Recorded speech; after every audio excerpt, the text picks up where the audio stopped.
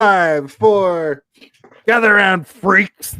It's Steve's birthday week, and we're going to get in our flying saucer and celebrate in the deep depths of space. Danger, Steve Waters. We have two guests again. So gather around the internet comms and gather around the internet robot disc, because it's time for another spine-tingling edition of, hey, did you see this one?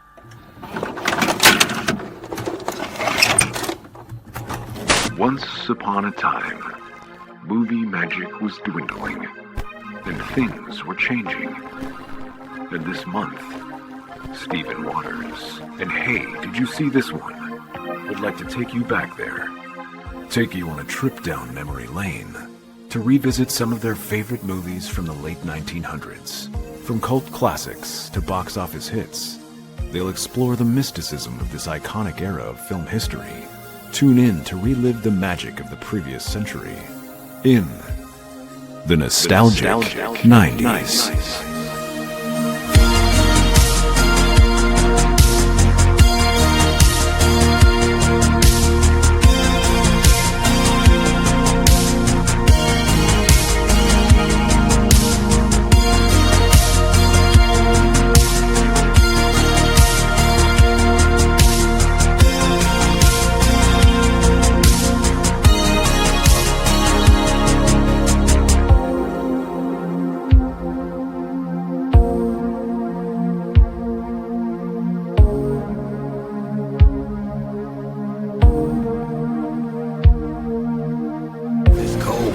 Just got hot. Shut the up and call me when she shows. Why the hell you want to be a cop in? Oh, forget her ass. Got milk? Yeah, I got the milk. Shit, you want some milk? I got a whole bunch of milk.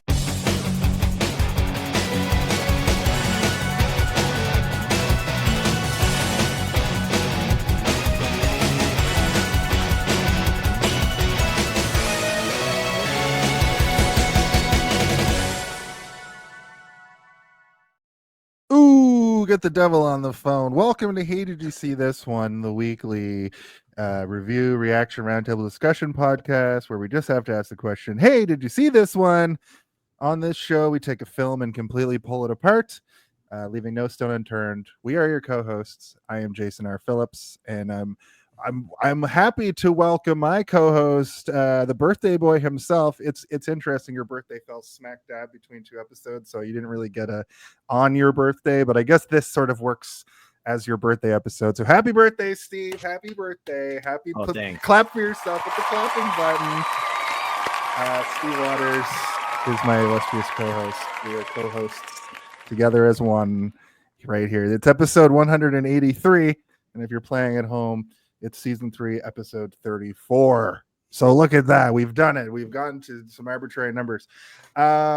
This week on the show, we have returning for the 7th or 8th or 9th time, I think. It's Alex Gaz back on the show. Welcome back. Welcome back. Lost in space. And returning back to the show from the United Finisher podcast, Hold Up a Movie podcast, coming soon to an internet near you. Hold Up, Did You See This One? Where we take 3 movies and do a full length, hey, did you see this one for each movie? Maybe for a streamathon or a subathon one day we could do that. It'll take exactly 24 hours. Yeah, world mind himself. Chris Murphy, welcome back to the show.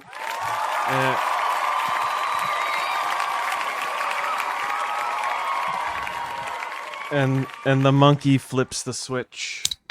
The monkey flips the switch.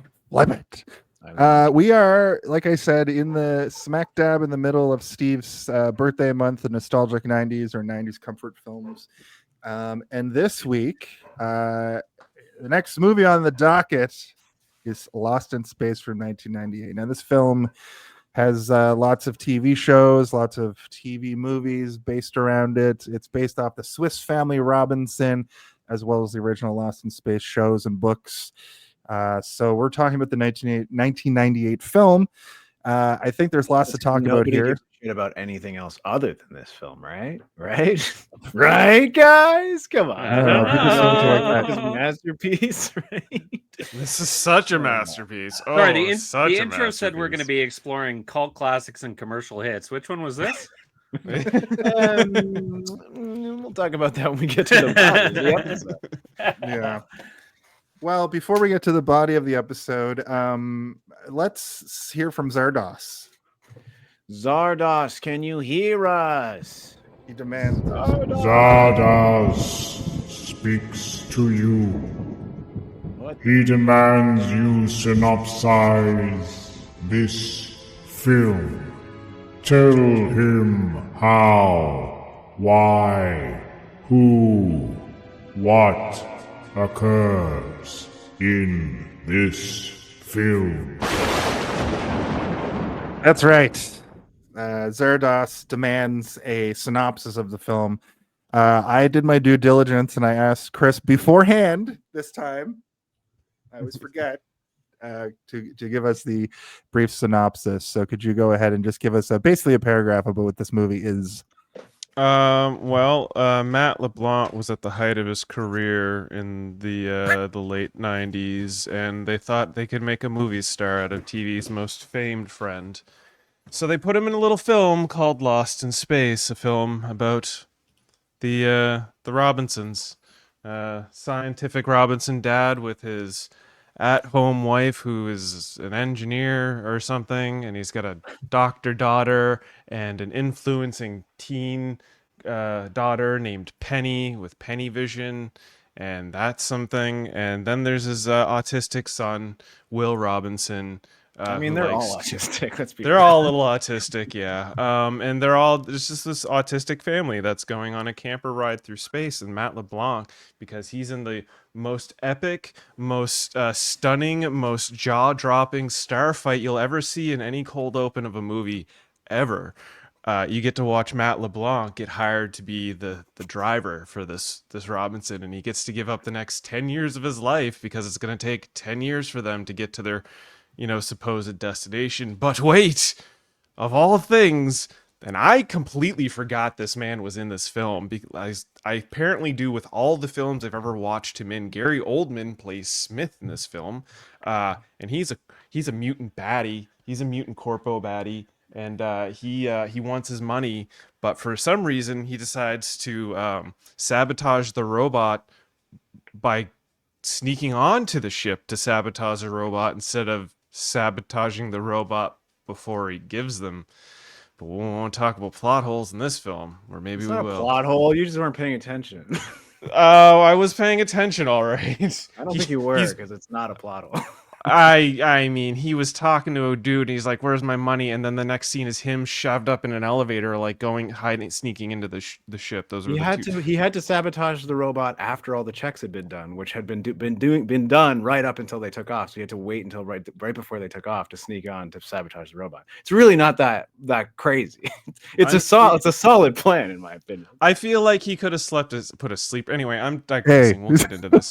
We'll get Rails. into this. Yeah. The Smith of Gary Oldman decides to hack the robot, put a 16-hour timer. When everything seems like it's going hunky-dory, 16 hours pass, the robot goes crazy, starts blowing shit up, and these guys get lost in space because the only thing that's going to save them is flying through the center of the sun at hyperdrive, because that makes all the sense in the world. And the movie... yeah, they get lost. You're already pissing me off, Chris. you're already. They lost navigation while slingshotting around the sun. Yeah, His they lost team is screaming in his head. Yeah. Yeah, Anyway. Well, you that know. was the They synopsis couldn't rip off They couldn't rip off Star Trek, so they had to go into the sun.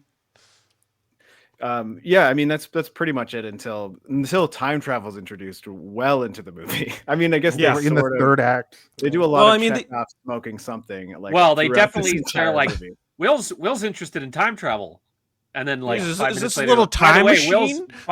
by the way, he's really interested in time travel. Yeah. He's We'll built get a to that time stuff machine when for we, his high school class. He beat out Ralph Wiggum. He just had a bunch of bent Wookiees. Yeah. But yeah, we'll get into the plot once we get to the body. But yeah, that's pretty accurate. Nothing and crazy. the most important part, they make it seem like there's going to be more. Oh, I thought that you were Yeah. gonna say they find a little cartoon monkey. Like, Oh yeah. God, I forgot about the monkey. So did They the movie. they could cut all the monkey scenes out of this film and save like 15 minutes, and none of it would. And $15 like, million. and like that monkey did not need. It applied nothing to the story. It didn't need to be They there. could have cut the They could- monkey, and they could have afforded Matthew Perry instead of Matt LeBlanc. Yeah, that's how I feel about this brief synopsis. Let's go on to our brief histories. Yeah. Hey, listen, I come from a podcast called Hold Up. I don't know. We just talk. That's the thing.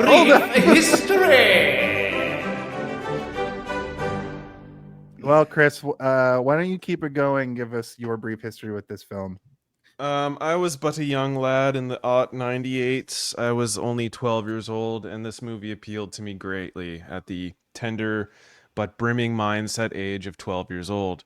There was space, there was cute girls, there was a robot that said danger, it seemed like cool effects at the time, but it's kind of like playing an N64 now, and you're just like, oh God, my brain was filling in a lot of the pieces. I think I even remember as a child being like, "Yikes, that monkey looks like shit." But It seems I like love a it video because game FMV. Yeah, Yeah, exactly.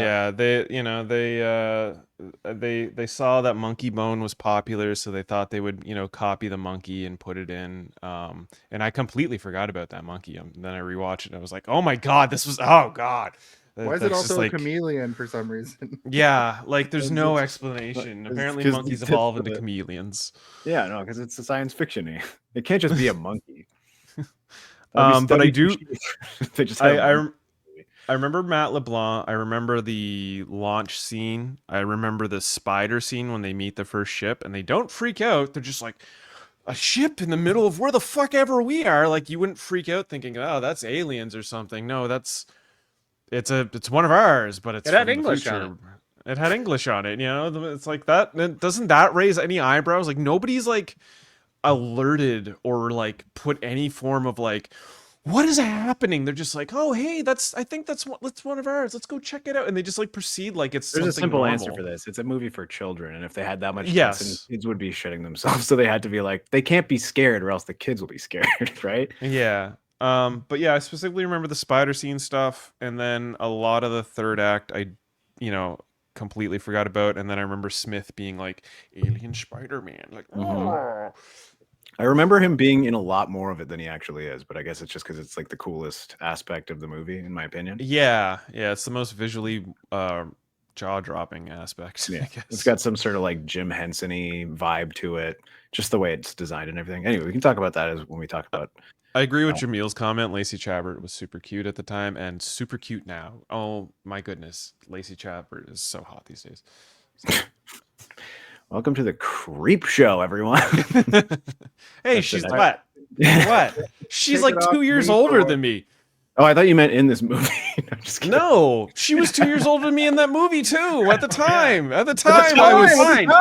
It's totally fine. At the time, Yeah. at the time.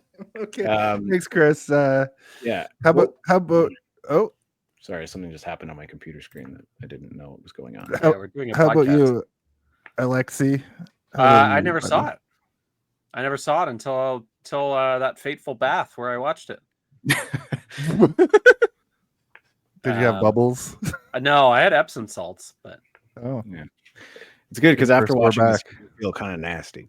So yeah, having a yeah. bath is It good. was like, yeah. But yeah, no, I'd never seen it. I watched the new show, like the Netflix show, Lost in Space. Really liked it. Right. I started watching that and fell off by episode 3 and never picked it up again. Yeah, it's a lot I was more, curious- a little bit more nuance to it than the 1998 film version. Turn your key at the same time as my key, and we'll launch aimlessly into space. Oh, I had a note. I'm about curious. that. Was it a similar story, or was this? Do we think this movie was pulled from a storyline from the original series? Do you guys have any insight on that? There seems to be a lot of narrative overlap. Obviously, with a show, it's fleshed out a lot more. Mhm. they do kind of the same. I would compare Smith to kind of like almost like a Gaius Baltar from Battlestar, where I think that the original Dr. Smith and then even this, like Gary Oldman's Dr. Smith, are like mustache twirling, like Speaking tie you to a Shakespeare train the whole track time. bad Yeah. guy, like really cartoonish bad guy. And then in Lost in Space, the show, or like even how they did with the new Battlestar Galactica with Baltar, give them a lot more like nuance in terms of like, oh, let's make an actual character instead of like, you know what I mean? Like a Hanna-Barbera bad guy Yeah. kind of thing. You know what I mean? But yeah. But yeah, I think it's a lot more mature, I guess, in the show as well. It feels. Yeah, I mean the original series, like I wasn't huge into it, but I was familiar enough with it to know what it was before going in. And also not even just through watching the show, but through so many other pop Yeah, just osmosis of media throughout the 90s, like The Simpsons. Pretty sure they use the exact same voice actor who does Robot's voice in The Simpsons a bunch to do that voice. So like it was inherently comedic to me every time he talked, because I'm like, that's like when he was on The Simpsons. It's so funny. Which I believe is the same person from the original series. I guess I can just slingshot right into mine, Jason. You want me to do? Of course. My first time watching this was also in theater. I was very excited for this. It was one of those sort of big summer blockbusters that's really pushed on kids through advertising, and you know, it's on every bus stop and side of buildings and stuff, and you're just kind of getting a little too hyped up for it. And this is pre-episode 1, so I was pretty on board for anything geared towards kids that was in space, because there wasn't really that much of it, specifically live action. So I was, you know, I had that Star Wars itch, and we knew that Star Wars was coming out. Episode 1 was coming out within a year's time, so we were all very excited about it. And this was kind of just sort of a thing to I'd say like tide us over until we got to see lightsabers again. And I think it did an adequate job. I did watch the hell out of it. I got it for VHS, and I just kept watching it over and over and over and over. I remember when I rented it, and I kept getting my parents to rent it. So they were like, all right, let's just buy this thing. We're spending a fortune on rentals over here. Same fucking movie. But the first time I rented it, I watched it beginning to end, and then I immediately just watched it again right afterwards, which is even something I wouldn't do as a child, but I did it for Lost in Space. And I don't really have a good reason why, because I know I didn't like love it, because after Star Wars came out, Lost in Space was lost in the VHS mess of whatever the house was. It's gone forever. I like never watched it again until recently. And it's one of the reasons I put it on the list is because like I haven't seen it in so long, but I remember loving it as a kid. Does it hold up? I guess we'll find out at the end of the episode. But yeah, it's definitely not one that I go back and rewatch a bunch. More or less because it's not on streaming service. I couldn't find it anywhere. I don't know about you guys, but it's a little bit tough to locate. Chris was saying it was on Prime, but only in French. One of those. I also found it on Prime in French and was like, no. Yeah, maybe not. Yeah. Cool. Yeah, I mean, I'm sure that I saw this in 1998, but it was probably watched at like a sleepover or like with a couple of friends, and I wasn't really paying attention because I'm more familiar with the TV show. To answer your question about the voice of Robot, Dick Tuffield did the Simpsons version of it, this one, and the original. So he's the guy that does Robot. And as far as that's a very old Dick the Robot. Yeah, that's a real 1960s name too. Dick Tuffield. Yeah. Yeah. Name's Dick. Yeah. Dick but My name is Richard Tuffield. Danger. Call me Dick. Dick Tuft. I honestly I didn't remember it as I was watching it, but I know that I saw it and I was aware of it and I've been aware of it. But I do remember watching old reruns of Lost in Space. Probably on like TBS at like 6 o'clock in the morning when they would show like old when it was that or the Smoggies. Or like I Love Lucy or the Beverly Hillbillies. or Astro Boy. Yeah, that's the other thing is like most of my friends of the era, like their parents were almost as excited to go see this as we were because it was one of their shows when they were kids or whatever. Just sort of like that weird 90s phase where they were making movies out of every property that existed when people who were in their 30s and 40s were kids. It was now becoming a movie. I think they made 2 Beverly Hillbillies movies. I think they made 2 fuck, what's that family? the Brady Bunch. Yeah, What's that family? They They were on TV. Flintstones. Hanna-Barbera Bunch. Yeah, the Flintstones. But yeah, that was this kind of falls that in line with that 90s stuff. syndrome of like weird properties that they were just trying to see what would stick and what would do well. And this one didn't financially flop, but it didn't do well enough. And I think that getting all the cast back would probably be pretty pricey because this is full of a lot of high price actors. Well, let's talk about that. Let's go into production talk. All right. Quiet on set. Are we rolling? Okay, let's shoot this piece of shit. Sound. Speed. Action! So, as Steve had mentioned, it did all right. But on a budget of 80 million, it made 136.2 mil, which is like, why didn't they? It's kind of like with Shaft last week. Why didn't they just churn a bunch of these out? Because the ending is kind of a cliffhanger. Did they make it home? Didn't they make it home? Will Dr. Smith turn into a spider? Yeah. Well, they resolved that. Yeah. All the actors were contracted for like 3 pictures, but it didn't make any money, so they just said fuck it.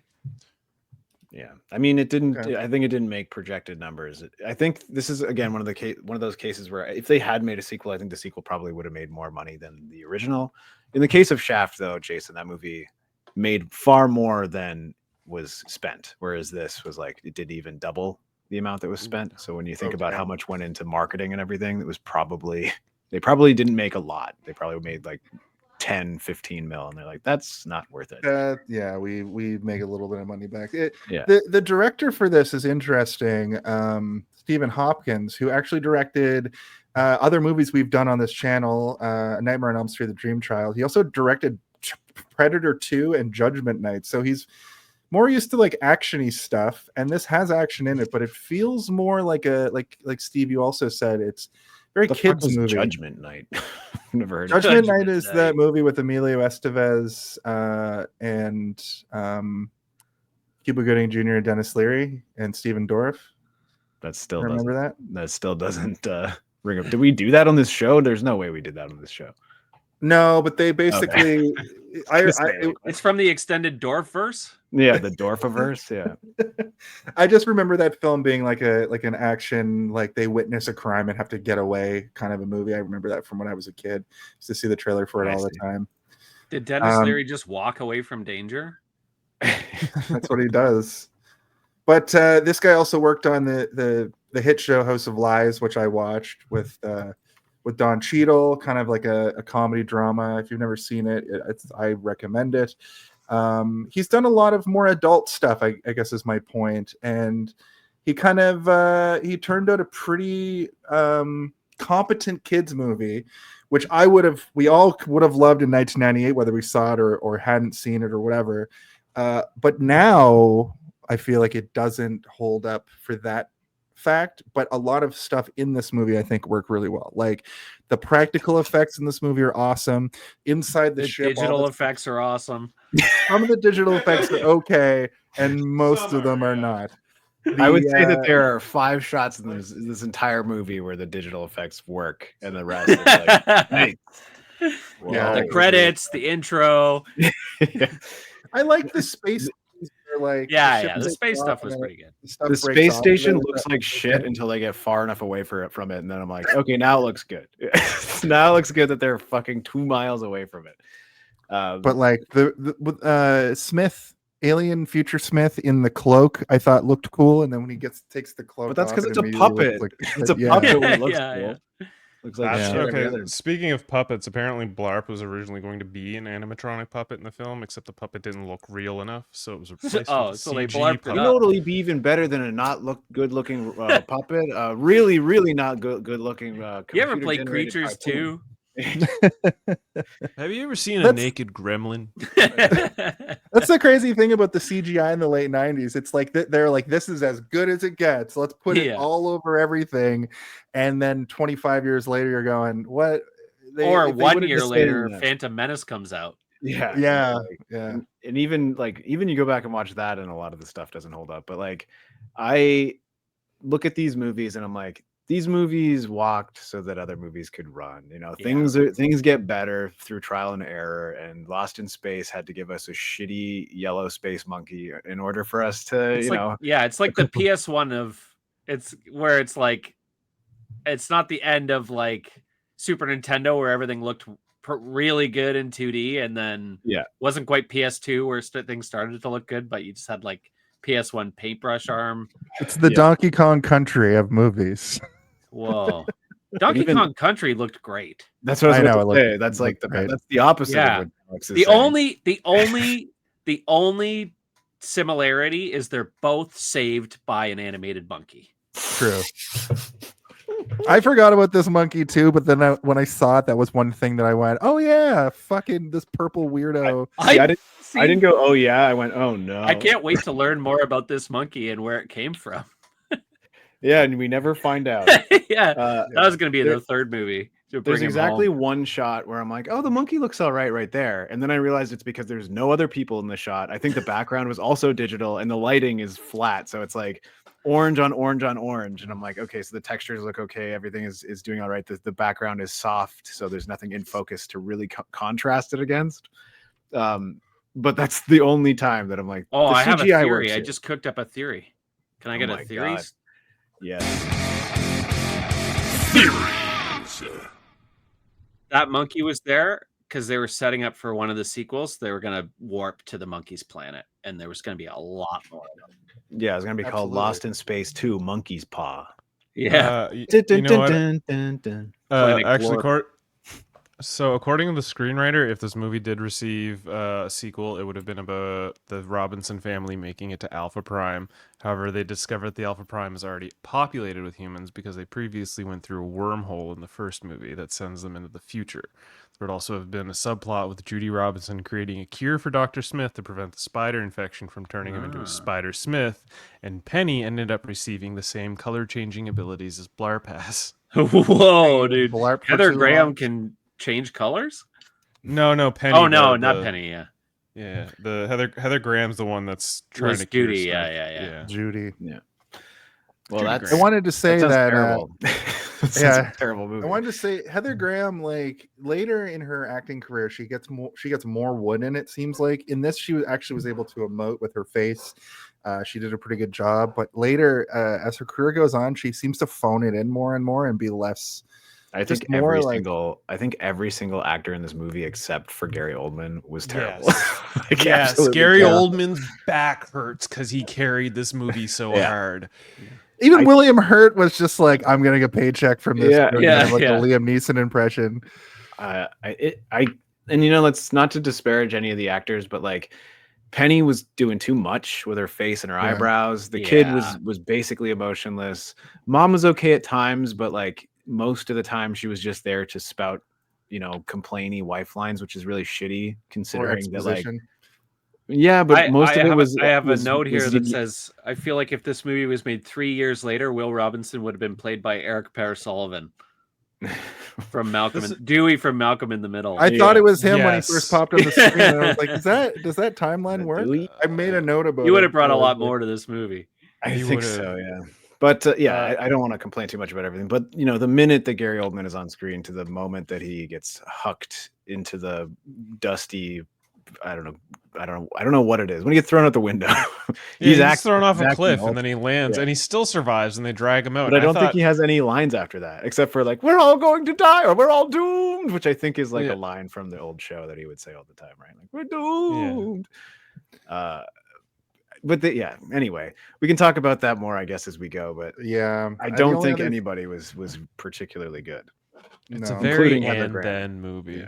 Yeah, even Morgan from Walking Dead, Lenny James, I think his name Yeah. is. He like was doing some weird voice in his scenes. Yeah, his I voice didn't was even very realize weird. that was him. Yeah. Yeah. It's my favorite line from the movie. That's why it's in the video at the There beginning. were where he's there like, were two "This people I had to cowboy Google just to make got sure out." they were who they were Yeah. due to Well, due to their voices being very unlike. Yeah, When I was Jared a kid, I Harris. thought that the implication Yeah, was that Jared that guy Harris. was like a robot because he talked so weird because he was doing that voice all the time. I'm like, is Lord he a Shax, robot? dude. Yeah. Yeah. Well, the future Well- Will's Jared Harris was entirely dubbed over. Like, Yeah. that Yeah, was not that's- Jared Was it Harris's actually voice at dubbed? all. I thought it was him Yeah. nailing it. No. Yeah, no, it was So did I. entirely But dubbed. Steve told me that it was dubbed over. Because Yeah. his voice was so weird, I'm like, it's not him. I have to double check who this is because it looks exactly like him, but it sounds nothing like Yeah, him. yeah. Then I There are realized, moments- oh, Yeah, there are moments when he's just not lining up with what he's saying. Like, his Yeah. mouth is not. so much so that I lining think the up. dialogue was changed because I'm like, that's not right. Yeah, that's I not didn't There's a lining know lot up of at all. just- ADR in this film. I was No, we I just was ADR watching it whatever on we an want. iPad in the bath though. It's not the highest quality and the low Yeah. quality of the movie anyway. On Flickster. Yeah. Before we move In through French. to the before we move through to the body, I just wanted to mention that the score for this movie kind of does a lot of work. It was good. It set the tone a lot for a lot of it. It was pretty by the numbers for the genre, but I thought that it was pretty good. And Bruce Boughton, who did the score, has done lots of stuff. I'm not going to list his discography, but he is What's something good that he did?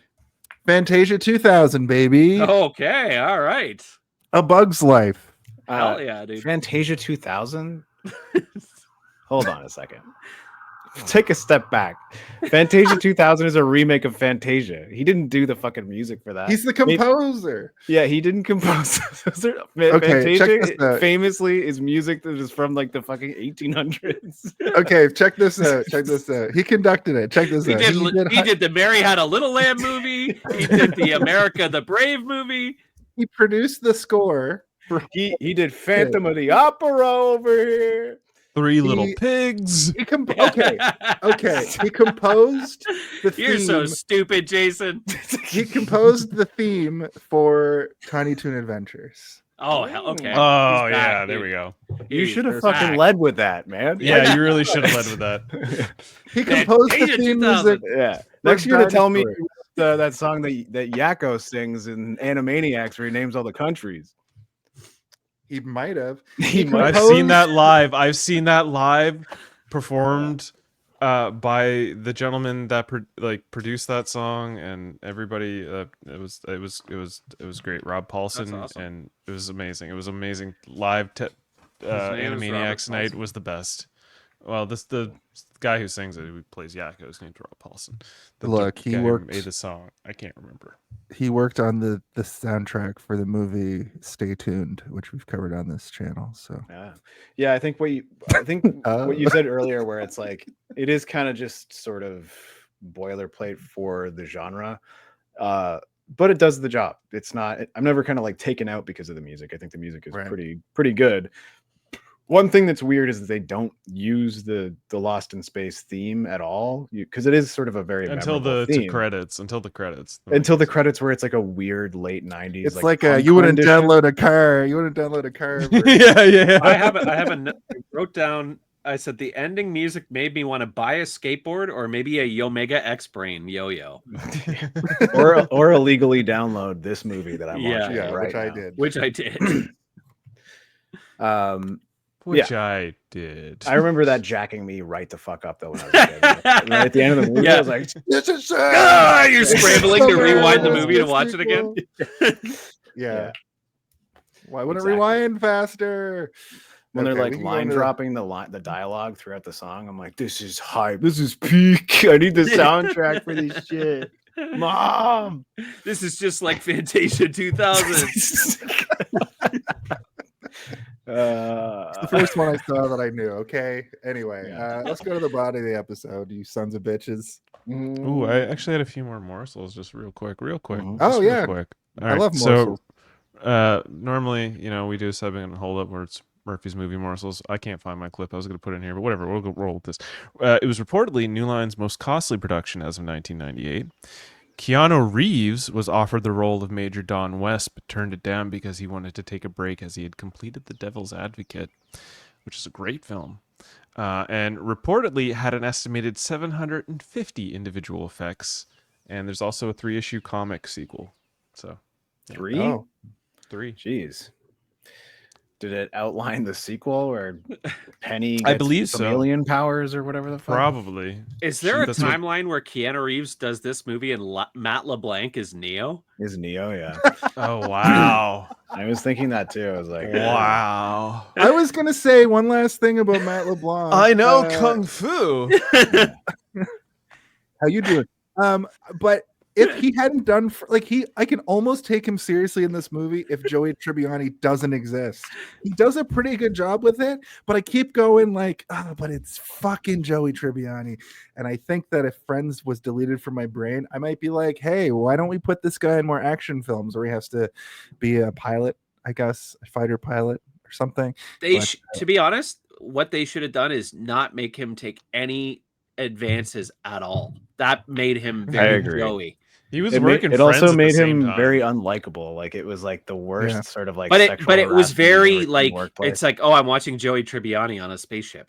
It's true. Well, yeah. he's not. It's going to be hard to break a character that you're working at the same time. He was literally flying between this set and that set to be they friends. didn't make him like, say stuff to Heather Graham, implying that he wanted to have sex with her every. Well, that's the other thing too.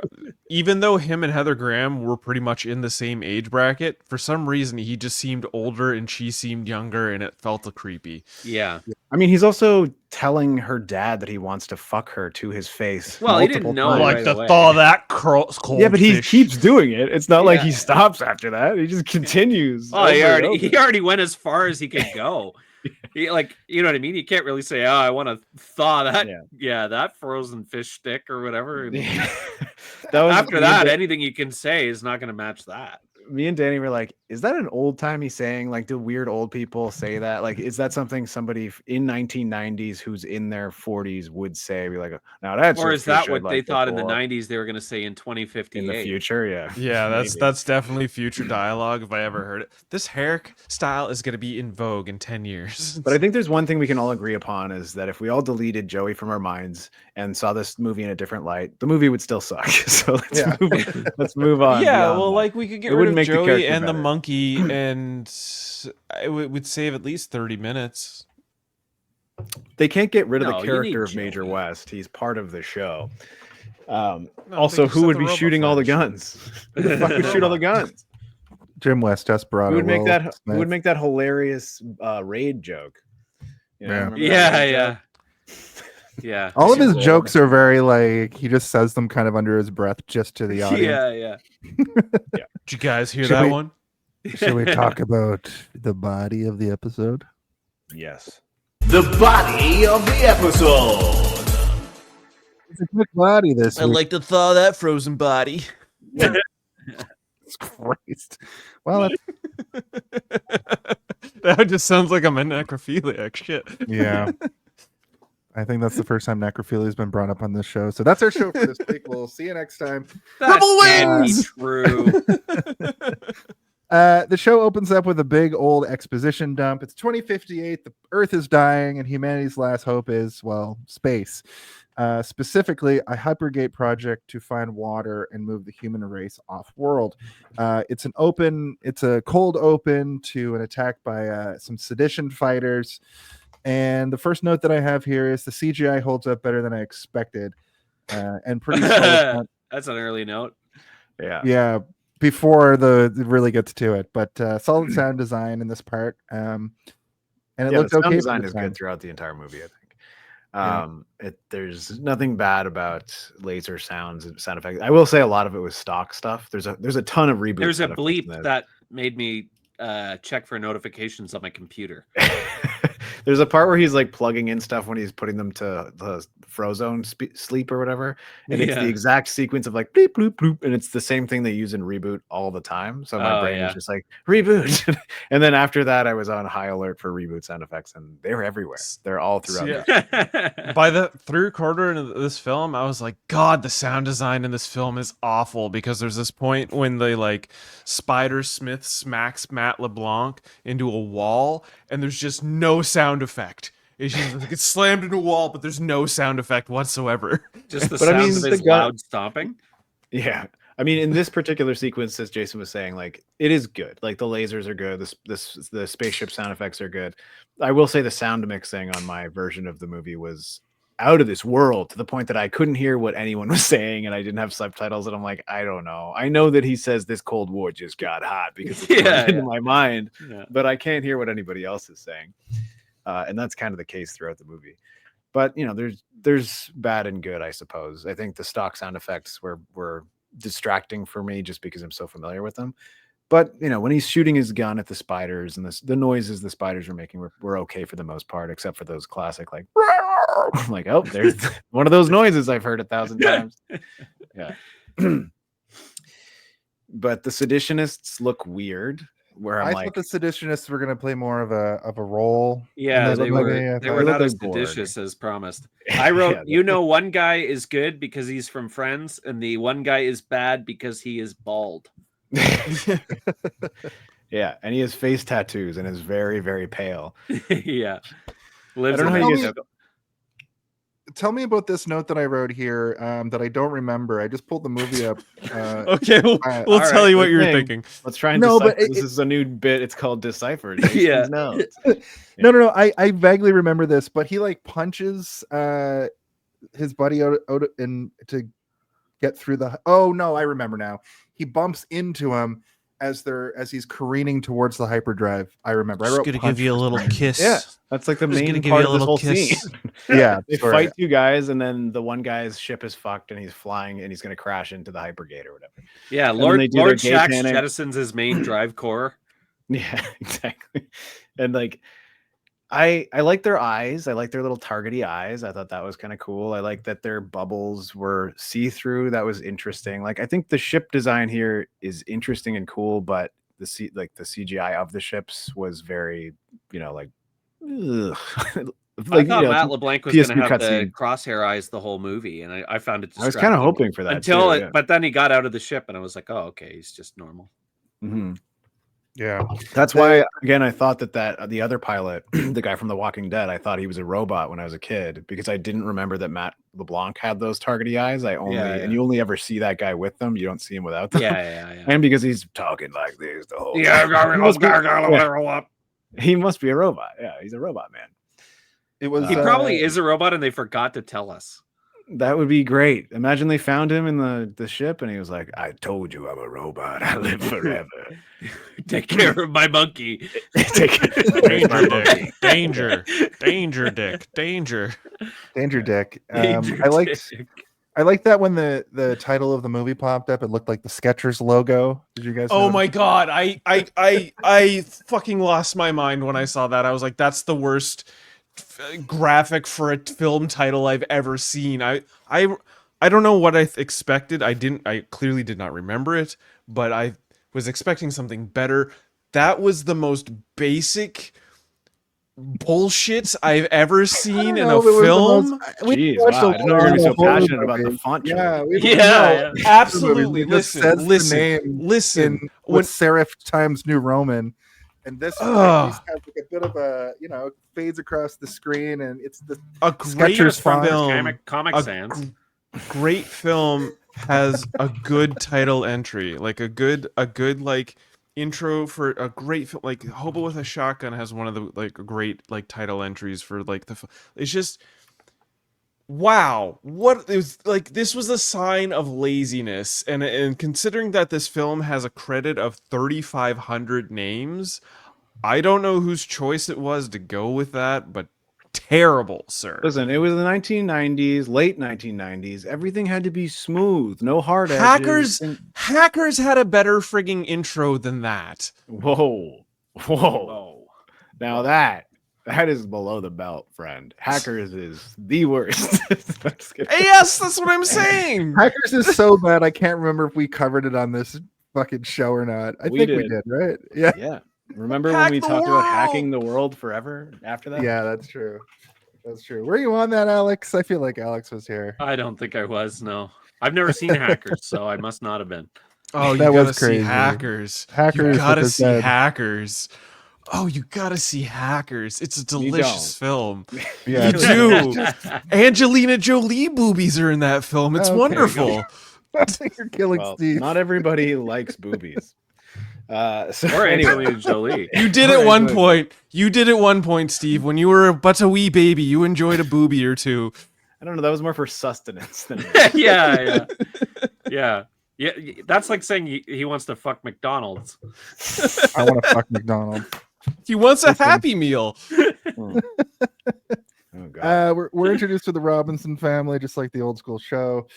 It's the kid in the closet fucking around with the hologram stuff. The dad is in charge of building the hypergate, as we find out, or he's part of it.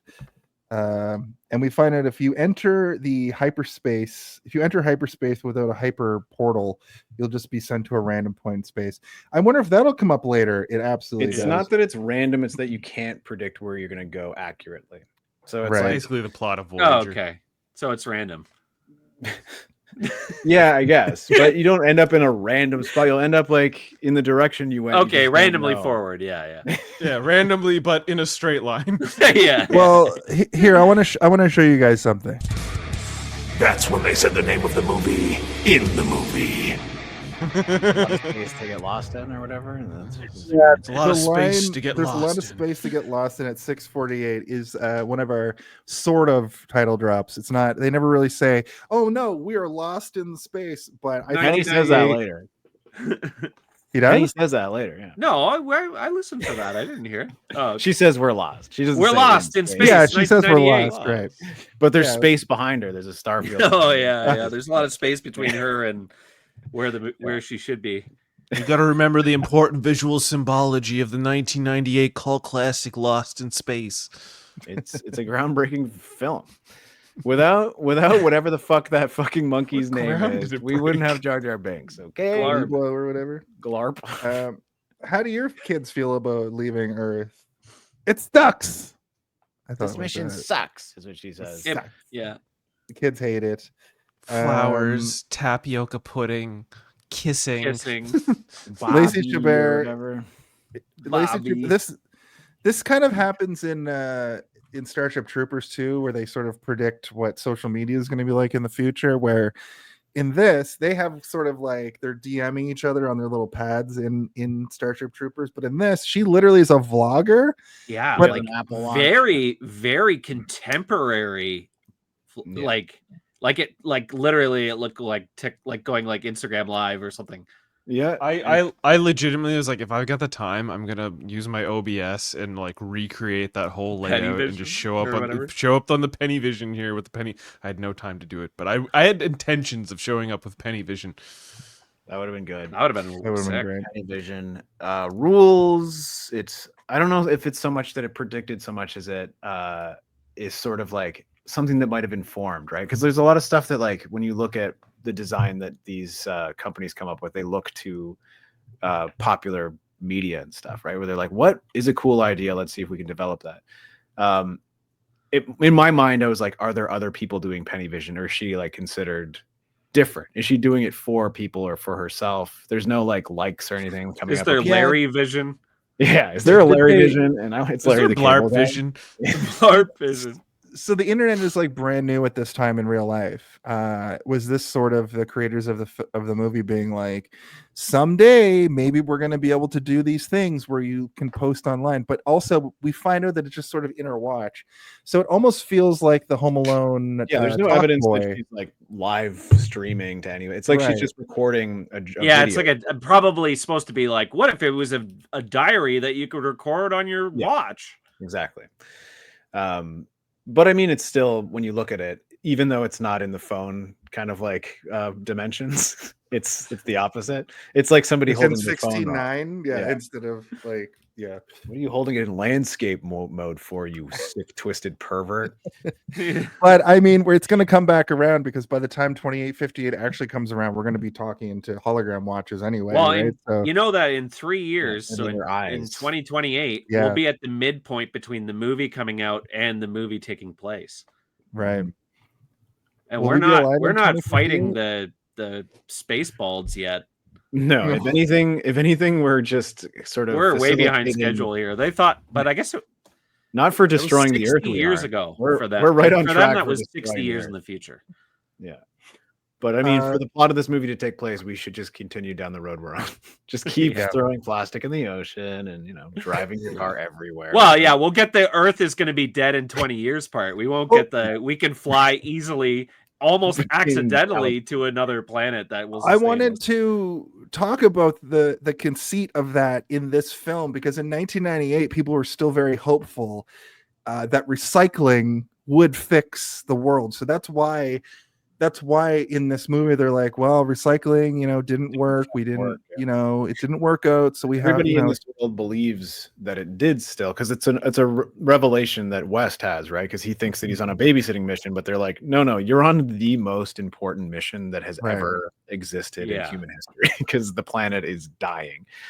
And because they're telling the public that, like, no, the missions that we're doing here on Earth are helping, and we're going to reverse the issues within this time frame, but they're just lying to the people. They're like, no, that planet's actually dying. We just can't tell anyone because we're going to start looting Yeah. and murdering each other if we don't. more than they are. Yeah. but they're like they're talking about how the ozone layer is down to 40%. There's no gas. There's the water's all fucked. Yeah, But like these are 30 all- When did we Just- fix the ozone layer? at some point in the late 90s, we stopped burning CFCs or whatever. But my point is like, now where we're at in history, we're not going to make it to 2058 the way things are going, and it's gotten so much worse from 1998 to now. It's been almost 30 years, and No, man, Zephram Cochrane's gonna make the warp drive in like the next 10 years, and the Vulcans are gonna save us. That's how it's gonna work. yeah. Can't wait for Cockman to show up. yeah. Has he been born yet? Yeah. But we didn't even get, we got the shoes that tie themselves. But we didn't get actual hoverboards. I saw somebody on one of those wheel hoverboards, and I still go, not quite. It's not what Not could have quite. been.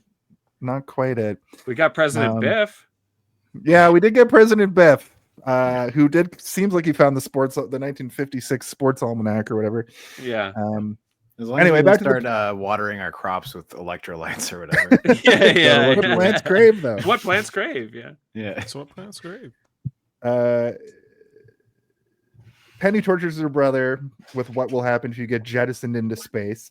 They also hate their dad for not being there, which I thought was just talked about and not really shown a lot during this movie. Yep. They did And, not feel like a family a lot of the time. They were just people sharing a space. And then, Well- what was the little like ladder thing that she pulls out when she's like making her great escape? It's a ladder to climb Yeah, out. it's a future ladder that you can just deploy to climb out of your bedroom window. It seemed like a weird, like, emergency escape ladder that is just in every children's bedroom, I guess, in the future. It's like, Because it's like a emergency. Not like a Jetsons, high and tech they all ladder. live- They're like, what if we invented ladder 2? Yeah, it was like a in a sort of like a sealed, air sealed bag, or like when she cuts it open, it's like Yeah. like, oh wow, keeps Wow. your ladder fresh. yeah. But I was Now you I have was to a pretty- throw it out after that because it biodegrades because they're trying yeah, it not gets to melt rust. the planet. It or rusts whatever. within 48 hours after using it. Yeah. It's Because of human. all the Yeah, lack the of oils on everything. human hands are extremely corrosive to these ladders, so you can only use it once and you have to buy a new one. Did you guys? After you use it once, it rusts and fall apart. When I was Yeah. a little kid, though, like, I was so fucking dumb. Like, I didn't know what it was either. Watching it now, I was like, oh, she's using it to get out of the house. I understand. It's a ladder. But when I was a kid, and because she wraps it around herself, I'm like, is that some sort of like weird futuristic jacket? Like, what is it doing? Is she gonna Batman out of the window? Yeah, is she gonna fly away? It's a And then she just futuristic walks scarf. off. You never see her use it. So my stupid brain was like, oh, it must have been like fashion. It's just a fashion object. Should like we an animate accessory this to her ladder? body. It's like, no, spend more on the monkey. Yeah, we need that Now monkey the money. monkey budget's going through the roof. We really can't spend any money on Penny going down a ladder. We can't. You know hire a how little realistic person we do need to this make this monkey's chameleon skin look like? 3 out of 10. Even though this was fully based off of obviously Lost in Space, I feel like there was a lot of Jetsons kind of jammed in here, because the original Lost in Space show was very much like almost like a Star Trek, where they were just on a sound stage and they like would go to a planet and be looking around. But this felt like, you know, it was a bigger budget. Obviously, it was a futuristic production, and I was getting like the people who made the movie were like pulling like character tropes from the Jetsons too. I was getting a lot of that, especially from this scene with the kids. The fact that when they show the cities, It's there's very a lot of gadgety. gadgets, really tall buildings on towers, much like the Jetsons. So I don't know. I want to ask you guys the if you planet is almost like Coruscant level at this point, because the Yeah. rocket launch is not in like a desert or a giant open Yeah, it's canyon on like we like a do now. pole. It's on top of a building inside the middle of a fucking giant city. So I'm like, I guess they're out of land. Like they've legitimately run out of space, so they have to go into space because there's no space left on Earth.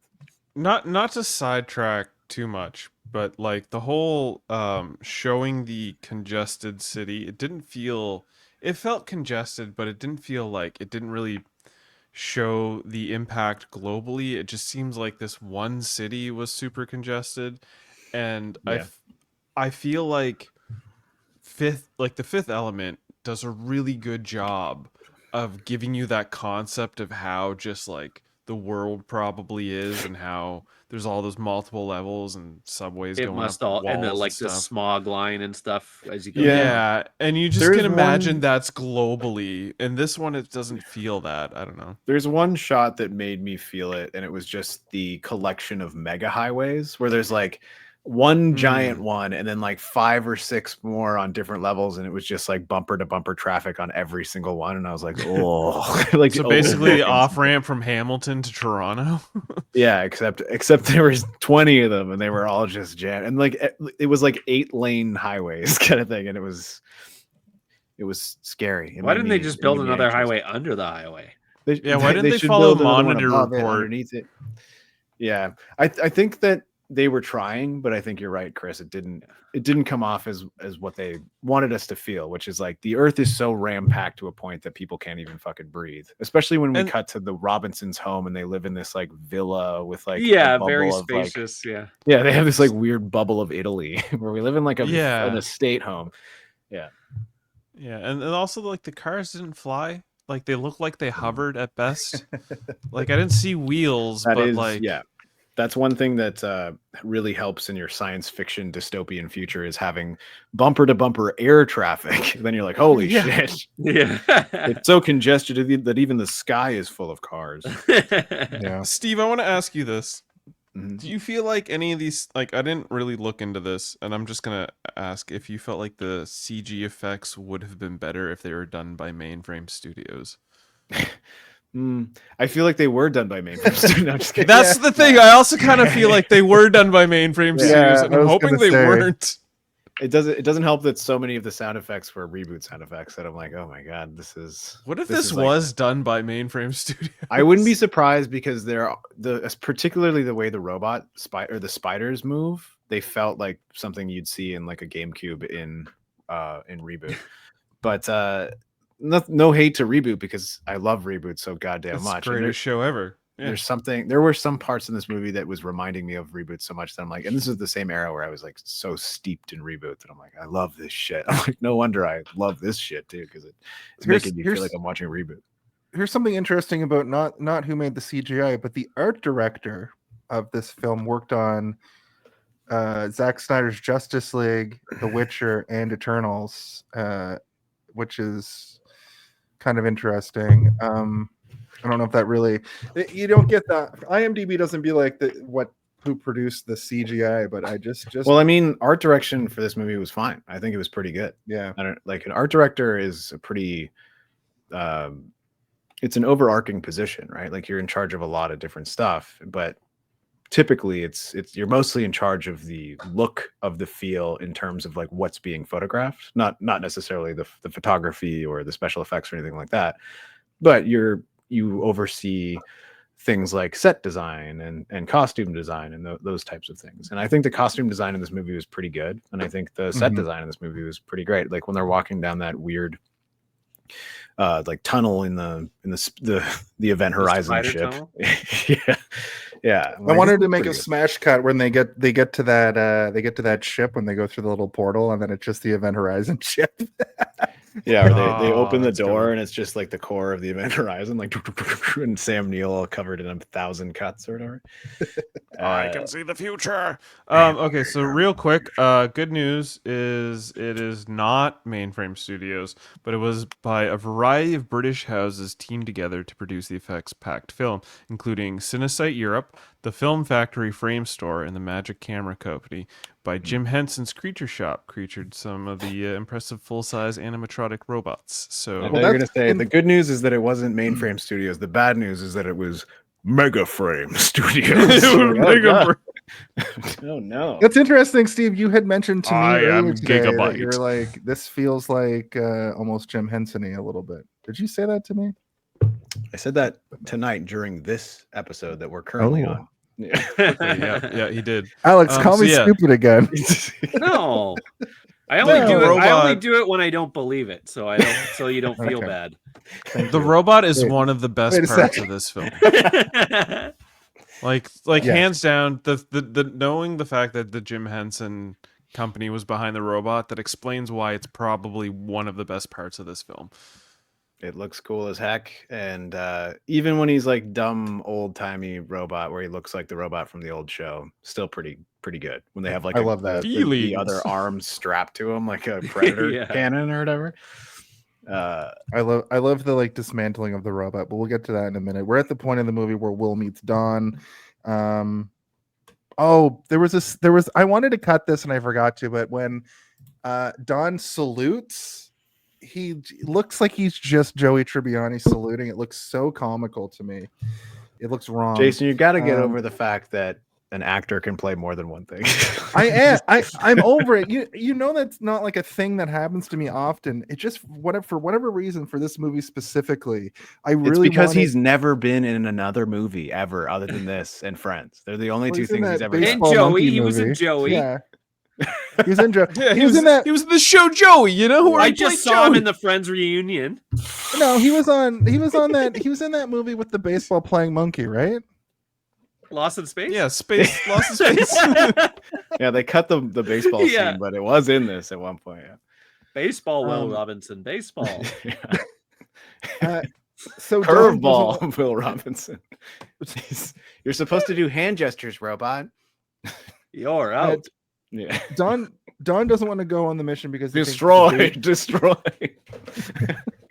That kind of happens actually. Yeah. Dawn doesn't want to go because he thinks it's a babysitting mission, and as we already discussed, Earth is running out of resources, and everybody. I have a note about that conversation, and it's major. Are you familiar with the concept of exposition? They do a lot of exposition dump explaining to him that the planet is doomed. I think that's one of my problems with this movie is the whole first act of this movie is just like information dumping, and the whole time I'm trying to go, is this like supposed to be all based off the original show and they're packing stuff in for the fans, or is this just like we get a world build? No, it's because you're 10 and you're watching it, and a 10-year-old needs to understand why things are happening a little more. The thing is that like a TV show with this many fucking characters, you can explore different characters in different episodes. So this movie, they're just trying to ram in a bunch of character development in the first 20-30 minutes, to arguably too much. Like, it takes them a really long time to get lost in space. And then there's like a whole chunk of them just running away from spiders. And then the third act is like a bunch of nonsense. So like so much nonsense. It's like, I don't think there's any episode of Lost in Space where they're like, what if we met Will and he was from the future? Like, I really don't think any of that happened in the original series. If it did, what if we crossed the Twilight Zone with Lost in Space? Well, it feels like an episode of, like you said, Chris, like an episode of Star Trek that they just didn't make into a movie. They took a script and reworked it so it's the Robinson family rather than it, being Geordi and Data. It's now Will and Robot have to fuck with Mr. Smith or Dr. Smith. I guess he's a doctor. We should give him Data, you have feelings. Remember me, I'm your friend, Data. Yeah, it's literally like that felt like a Star Trek thing to me. Where he's ripping his restraining bolt off. Remember that part in Star Wars where C-3PO rips his restraining bolt off and then tells him. You'd think a restraining bolt would like restrain him from doing that. Yeah, pretty sure like the first thing to work in. Yeah, he just got his brain got reassigned by one question that I have is like, so we meet the professor and and West and all that stuff, and we get the exposition as to why they're going on the quest. We understand it; it's pretty simple. But then we meet Will Robinson, who's hiding in a cupboard or whatever, while his mom is being not necessarily chastised by the principal, but just being like, he fucking hacked the fire extinguishers or some shit. He hacked the world. Yeah, what did he do? He hacked the world? No, that seems bad. He hacked the power mainframe or some shit. Yeah, he hacked the power mainframe to power his like science experiment. Oh, that's what it was. Yeah, and then it shut down the school power and all their systems. He did his whole. There were 300 kids died or whatever. Yeah, he did a whole Saved by the Bell episode on the side that we don't see of him hacking. Yeah, the robot nannies started choking the babies in third grade. Danger! Destroy Danger. Babies! Destroy infants.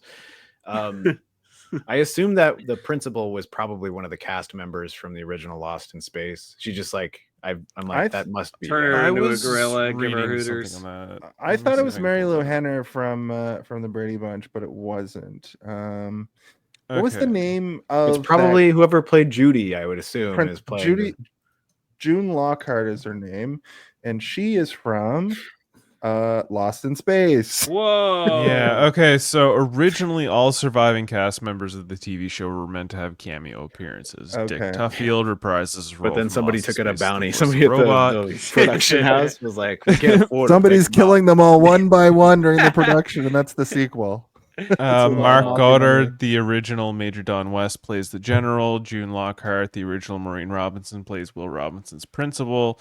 Marta Christine and Angela Cartwright, the original Robinson girls, play reporters. And ironically, Bill Mumy and Jonathan Harris, the two actors most supportive of the idea of a new movie, as well as the two most popular characters in the show, did not appear in it. Mumy wanted to play the older Will Robinson, but the director thought it would be too distracting from the plot to have... too distracting from the plot to have the original play the older Will. Harris was to have played the man who hired then betrayed Dr. Smith in an interview for TV Guide prior to the film's release. It was mentioned that Harris bluntly stated, "I will have you know I have never done a walk-on or a bit part in my life, and I do not intend to start." And he announced that if he could not play his own role in the movie, he wanted nothing to do with it, famously being quoted as saying, "Either I play Dr. Smith, or I do not play." And he did die return trying. as He's like shooting up a mall.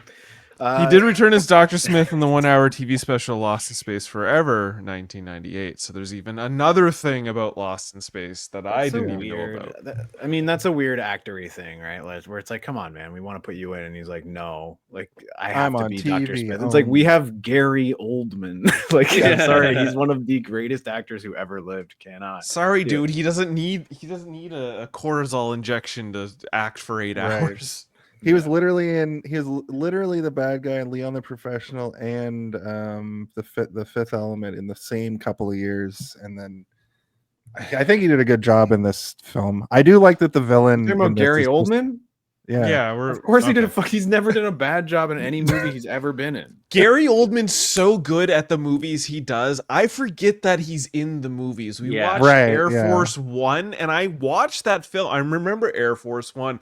I did not remember that Gary Oldman was in that film. I watched The Fifth Element 6 times before I realized that was Gary Oldman playing the role. You know, like there are I shit you not, there are amount of films that I've watched throughout my youth that Gary Oldman's been in, but he's so good at playing these character bit roles that I don't recognize or like. I like to call them take into the brain. Not supporting actor roles. But you know. I think the main villain in The Fifth Element. Vincent D'Onofrio. He's the main villain in a lot of films. Vincent D'Onofrio is another one where he's been in a bunch of stuff, and I don't remember him as being in anything. Like I Listen, don't we remember call him them as- chameleons, guys. They I- disappear I- into the role. We know. That happens. It's so weird watching old movies and seeing like when I the first time I watched Jurassic Park: The Lost World after like 2002, after like the Wedding Crashers Vince Vaughn meta, Vince Vaughn, yeah. and then I like watched it. I'm like, whoa, Vince Vaughn is Nick. Wait a minute. And he's good in it. Yeah, he like is, that but it's movie. like he wasn't Yeah. Vince Vaughn back then. Then like unless maybe I mean, he was cast as sort of a snarky weirdo in most movies, but he wasn't like people didn't recognize it comedically until much later. Where it's Yeah. like this is actually quite funny, even though they always kind of cast him as funny. It was like until it kind of morphed until into you, I guess like you old it was, school stuff. until it was demonstrated to you that Vince Vaughn is funny. Well, he Yeah. got typecast as his character from Made in like so much stuff throughout the early 2000s and late 90s. And then when you see him in something like Jurassic Park: The Lost World, where he's a pretty grounded character, and he's a little snarky. I think don't he's funny really as fucking that movie. Remember when she's like spit and he like spits in her hand? She's Yeah. like, "You're gum, you You're idiot." gum. Time and time again, Gary Oldman has proven to be probably my favorite actor in all of films, just because That's of fair. the amount of times that he has fooled me. And Yeah. Also not a thinking it shocking was thing him. because he is amazing. He's one of the best. But he's also one of those actors that's been in a ton of shit. Like, when I say shit, I mean like terrible movies. But he's still good in them. Like he's never bad, even in the worst He doesn't movies. he doesn't sink to the level of The Project. Exactly. In fact, he shows up and does the job exactly how he was meant to do. He's like Sam Jackson is the same way. I think we talked a little bit about this last week as well. Where like Sam Jackson will also show up and he'll He'll give never you the phone it same in. level of And he'll performance carry. that he'll get. Yeah, and he'll do exactly what he needs to do. Did Listen, you guys know? Sorry, did you guys know that Gary Oldman was the first member of the person that the first one to sign up for the cast of this film? Really, He probably was like, I loved need to the be in show. this. Yeah, He's he like, probably Yeah. would cut his teeth when he was a young actor watching this show and trying to do the Smith thing, because he So nails this role. You mean be like he- a creepy queer coded villain? Just Yeah. walking around like Just yeah. like he's not quoting Shakespeare, but every time he's talking, everybody else is like, let's go into space," and he's like doing Shakespeare reads. I'd like to as fuck that. What he's fish. doing is he's monologuing. He's Yeah. speaking to Yeah, he is himself very as much though monologuing. he's performing for an audience that isn't there, but there is an audience there. It's us, and we're loving it. Because we're like, good job. So good he job. jumped at the chance to appear in this family film because he wanted to take his son to it. And he later admitted that the paycheck was also a major reason, as he used the money to finance his acclaimed directorial debut, Nil by Mouth from 1997, which I've never heard of, and I'm Never probably going to look into. I have a note here that says that when Gary Oldman shows up, I said Gary Oldman is here to finance an Aston Martin or something.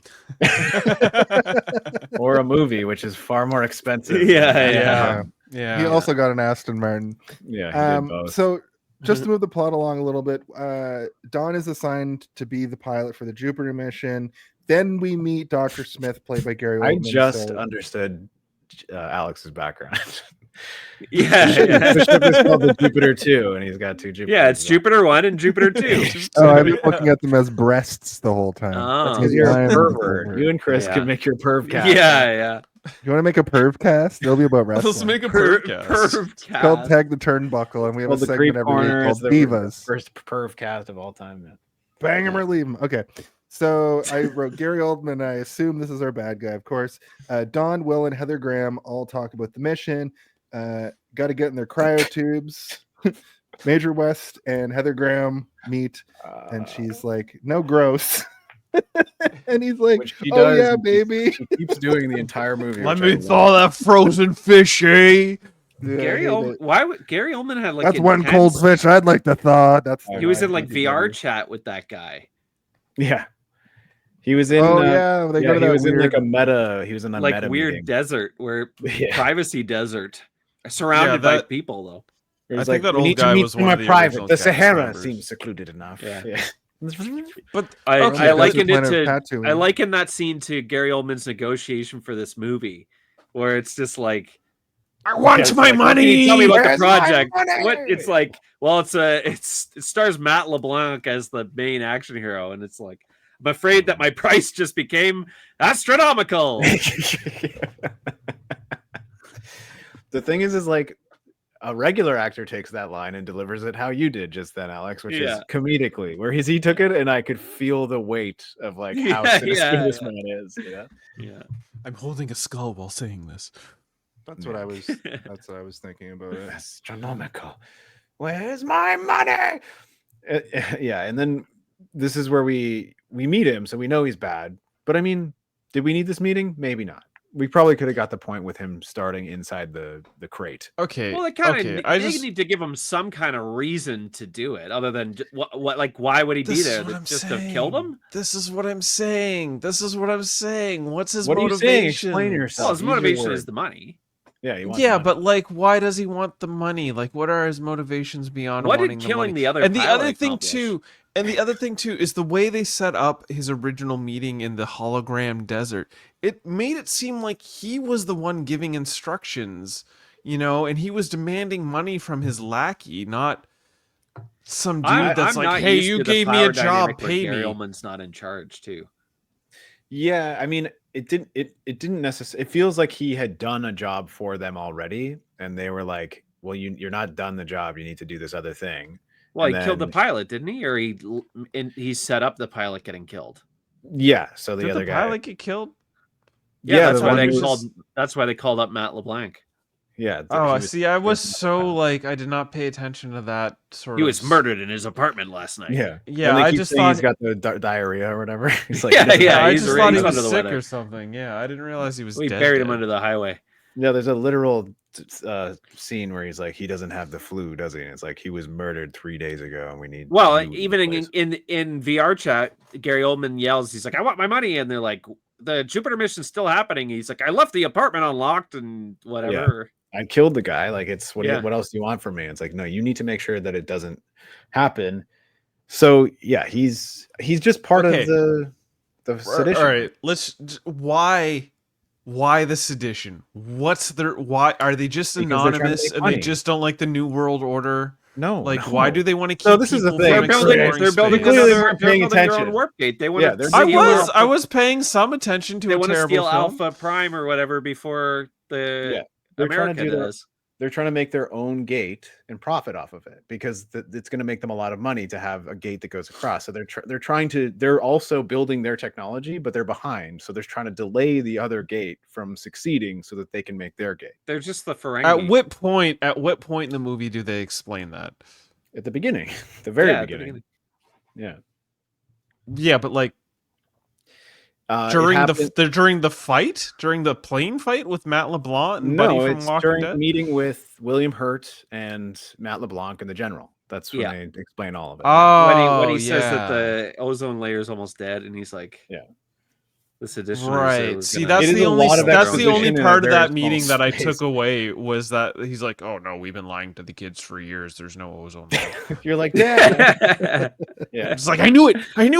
No, there's a lot of info in that one spot, and then the rest of the info you have to put together with the desert meeting. You got to watch it 6 or 7 times in a row.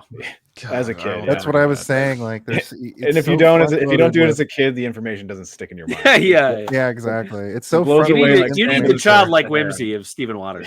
It's so front-loaded with information that I was trying to watch it like one time to talk about it on this, and I was like, I'm just gonna let Steve explain all of it because Steve has seen it 4,000 times, and I don't know how. I watched it a lot as a kid, but I hadn't seen it since I was a kid, so I was just as sort of grasping at like information as you guys were. I'm like, what is this edition? What are they doing? It's like, oh, they are like the Ferengi. You're right. They're just trying to profit off of the same thing by Steve just watched it to ogle Matt LeBlanc. Not my my man of meat of choice. Not your taste. Not your taste. I mean, he's not unattractive in this movie, but he's not. It was Will Robinson, wasn't it? John and the older one. Listen, John and Maureen find the kid's device that appears to be a time machine, and they discuss that Will and Judy. It's Gary Oldman. Let's be real, Dr. Smith. You know what? He was dashing in this film. Yeah, sorry, he's clearly evil, which is a turnoff most of the time. Listen, they find the time machine, which is sort of just a foreshadowing plot device. But they Looked like discuss. a super soaker. Yeah, it probably did. was a dismantled and re-put together super soaker with some like green Yeah, goo that in it. definitely looked like a He's 1000 like, is this series. his time machine Yeah, concept again? Why does he keep building super soakers when he's It'd be supposed funny to if he just dropped. Be funny if they like dropped it by accident and it caused like a time rift right there. Yeah. That'd be great. He took a CPS 1000 and made it into a time machine. Who would have thought? Yeah. You only have to What they pump call it CPS 14 times before Yeah, you can yeah. go back in time. Yeah. Yeah. They discuss that Will and Judy will be leaving to go on the space mission, and Mom doesn't want to go. She's like, well, these kids are, we have a family here on Earth, and John wants to literally save humanity with the Jupiter. Yeah, project. I'm really sick. I hate that trope where it's like you've been so distant these last 6 months. It's like you missed Will's science fair. It's like Will be dead in 20 years. That is a scientifically established fact. Yeah. And you know that because you're also a scientist. We're both Yeah, scientists. yeah. You got to stop Yeah. trauma dumping on me when I get home from work. I was just dealing with the press all Yeah. day. Yeah. The fucking pilot was murdered. Yeah. You missed Will. Yeah, you missed Will's science fair. The pilot who's taking us to save humanity was murdered. Yeah.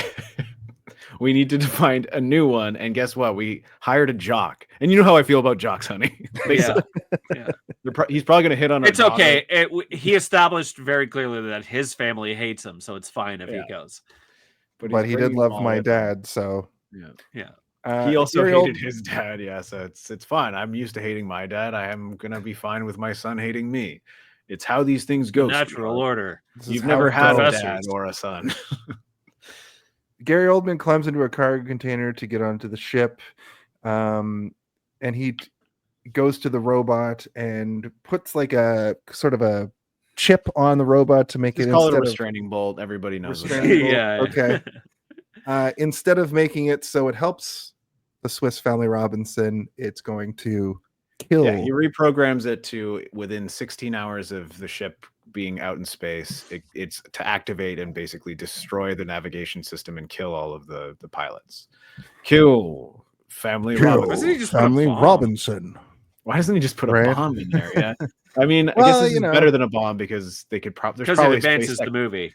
Yeah, and also, they could probably be like, somebody put a bomb off in there. We figured it out based on the explosion or whatever. Where it's like if it just drifts into Credits. the Oh yeah, just into the drifts sun. into Based on the sun, yeah. explosion that they've gone so far that they can't quite keep track of them. Like that's the thing.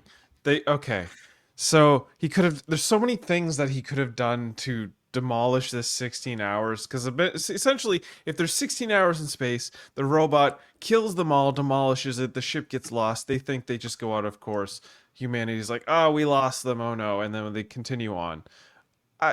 It's just like, But the seditioners don't want them to know. It really does They not want- bother they- me They at want all. the Like- they want the Jupiter to leave. So if they kill them and just let it go, then they're just waiting 10 years for nothing to happen. Yeah, they don't But if want it they to know look that it like, gets blown up, then I guess they would just send another Jupiter 3. why wouldn't they don't just want buy- it to they don't want it to look like a seditionist attack, so they sabotage the ship to make it look like the ship failed, which will then install a demoralization to Earth in the support behind it. They'll be Or like, it "You just failed." or they don't even know that it failed, and they're like, oh well, we in 2068 rolls around, and they're like, oh, they should open that portal any minute. Yeah, Okay, and it just but doesn't open. okay. So the higher ups of Earth and the seditionists both know that tops they've got 20 years left before the ecosystem just collapses and nobody can breathe anymore. Yes. Why would the seditionists sabotage the already half-built gate just so they can make more profit? Have you seen from the state of the remaining- United States right now? It's all You know what? capitalism all the time, all the way down and Whoa, all the way man. up. You've checkmated me, sir, and I will secede my point. Yeah, have you lived in reality? People are fucking idiot and they're full shoot of yourself greed. in the foot, cut your nose off to spite your face situation. But it's also like Um, they are making their own version of it, right? So they're not trying to destroy it so much as they're trying to slow them down. They're just trying to get there first. They're Yeah, trying to be right. first to market. Because then they'll be And able then- to charge people as they go through the gate. They'll be like $20 a head. Yeah, It's a paid high. It's the paid 20 space space highway. bucks. Yeah. The 402 or whatever. Oh no, these are Lost in Space bucks. You gotta go. Oh to the other no. game.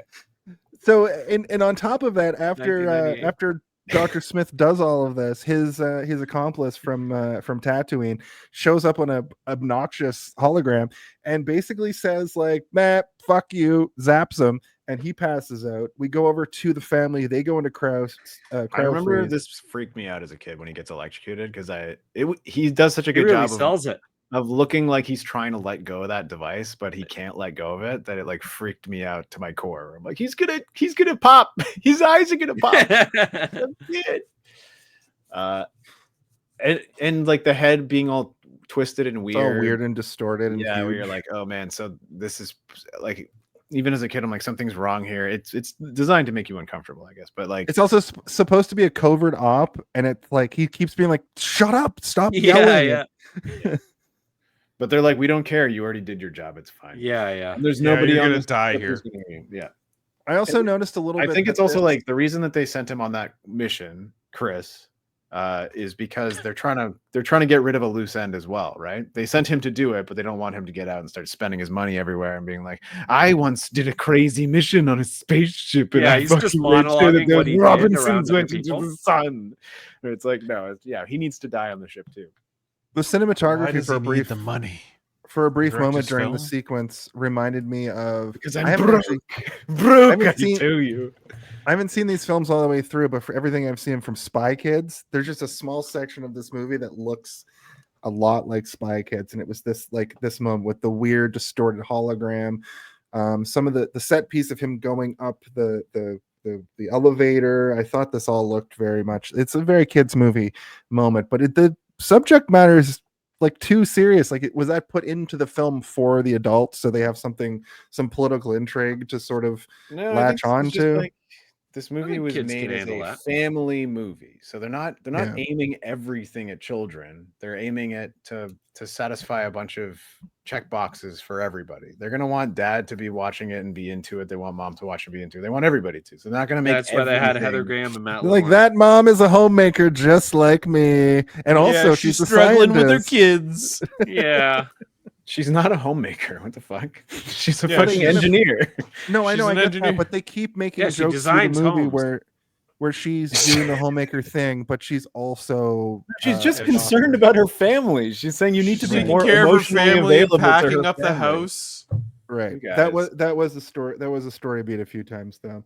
Don West during the crowd freeze, still being a pervert, continuously hitting on Heather in front of her own dad, but they do freeze themselves and they take off. And the rocket that blasts them into space is pretty. We should have cool made a looking. counter for every time he says something inappropriately horny to Heather Graham or to someone else. Because Who, he, me? he They sometimes invent he just that number says yet? he just says horny things sometimes to himself. Like he Yeah, doesn't say it yeah. to anybody. He'll just say Oh, it. yeah, I'm horny. yeah.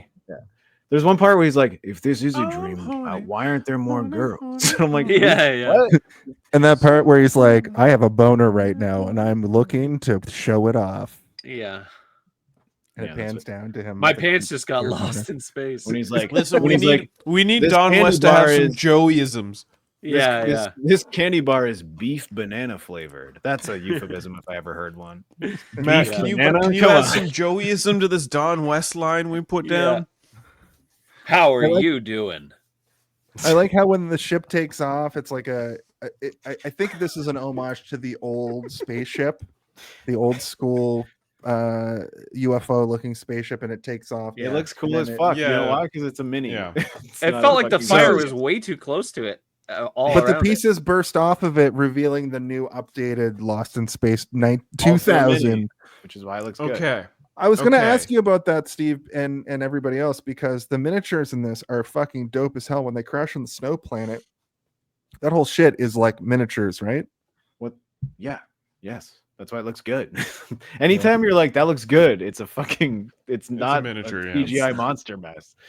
Anytime anything looks good, it's not a trick of your mind being like, is the CG good for a second? It's like, no, it's a real practical effect. That's why it looks fucking good.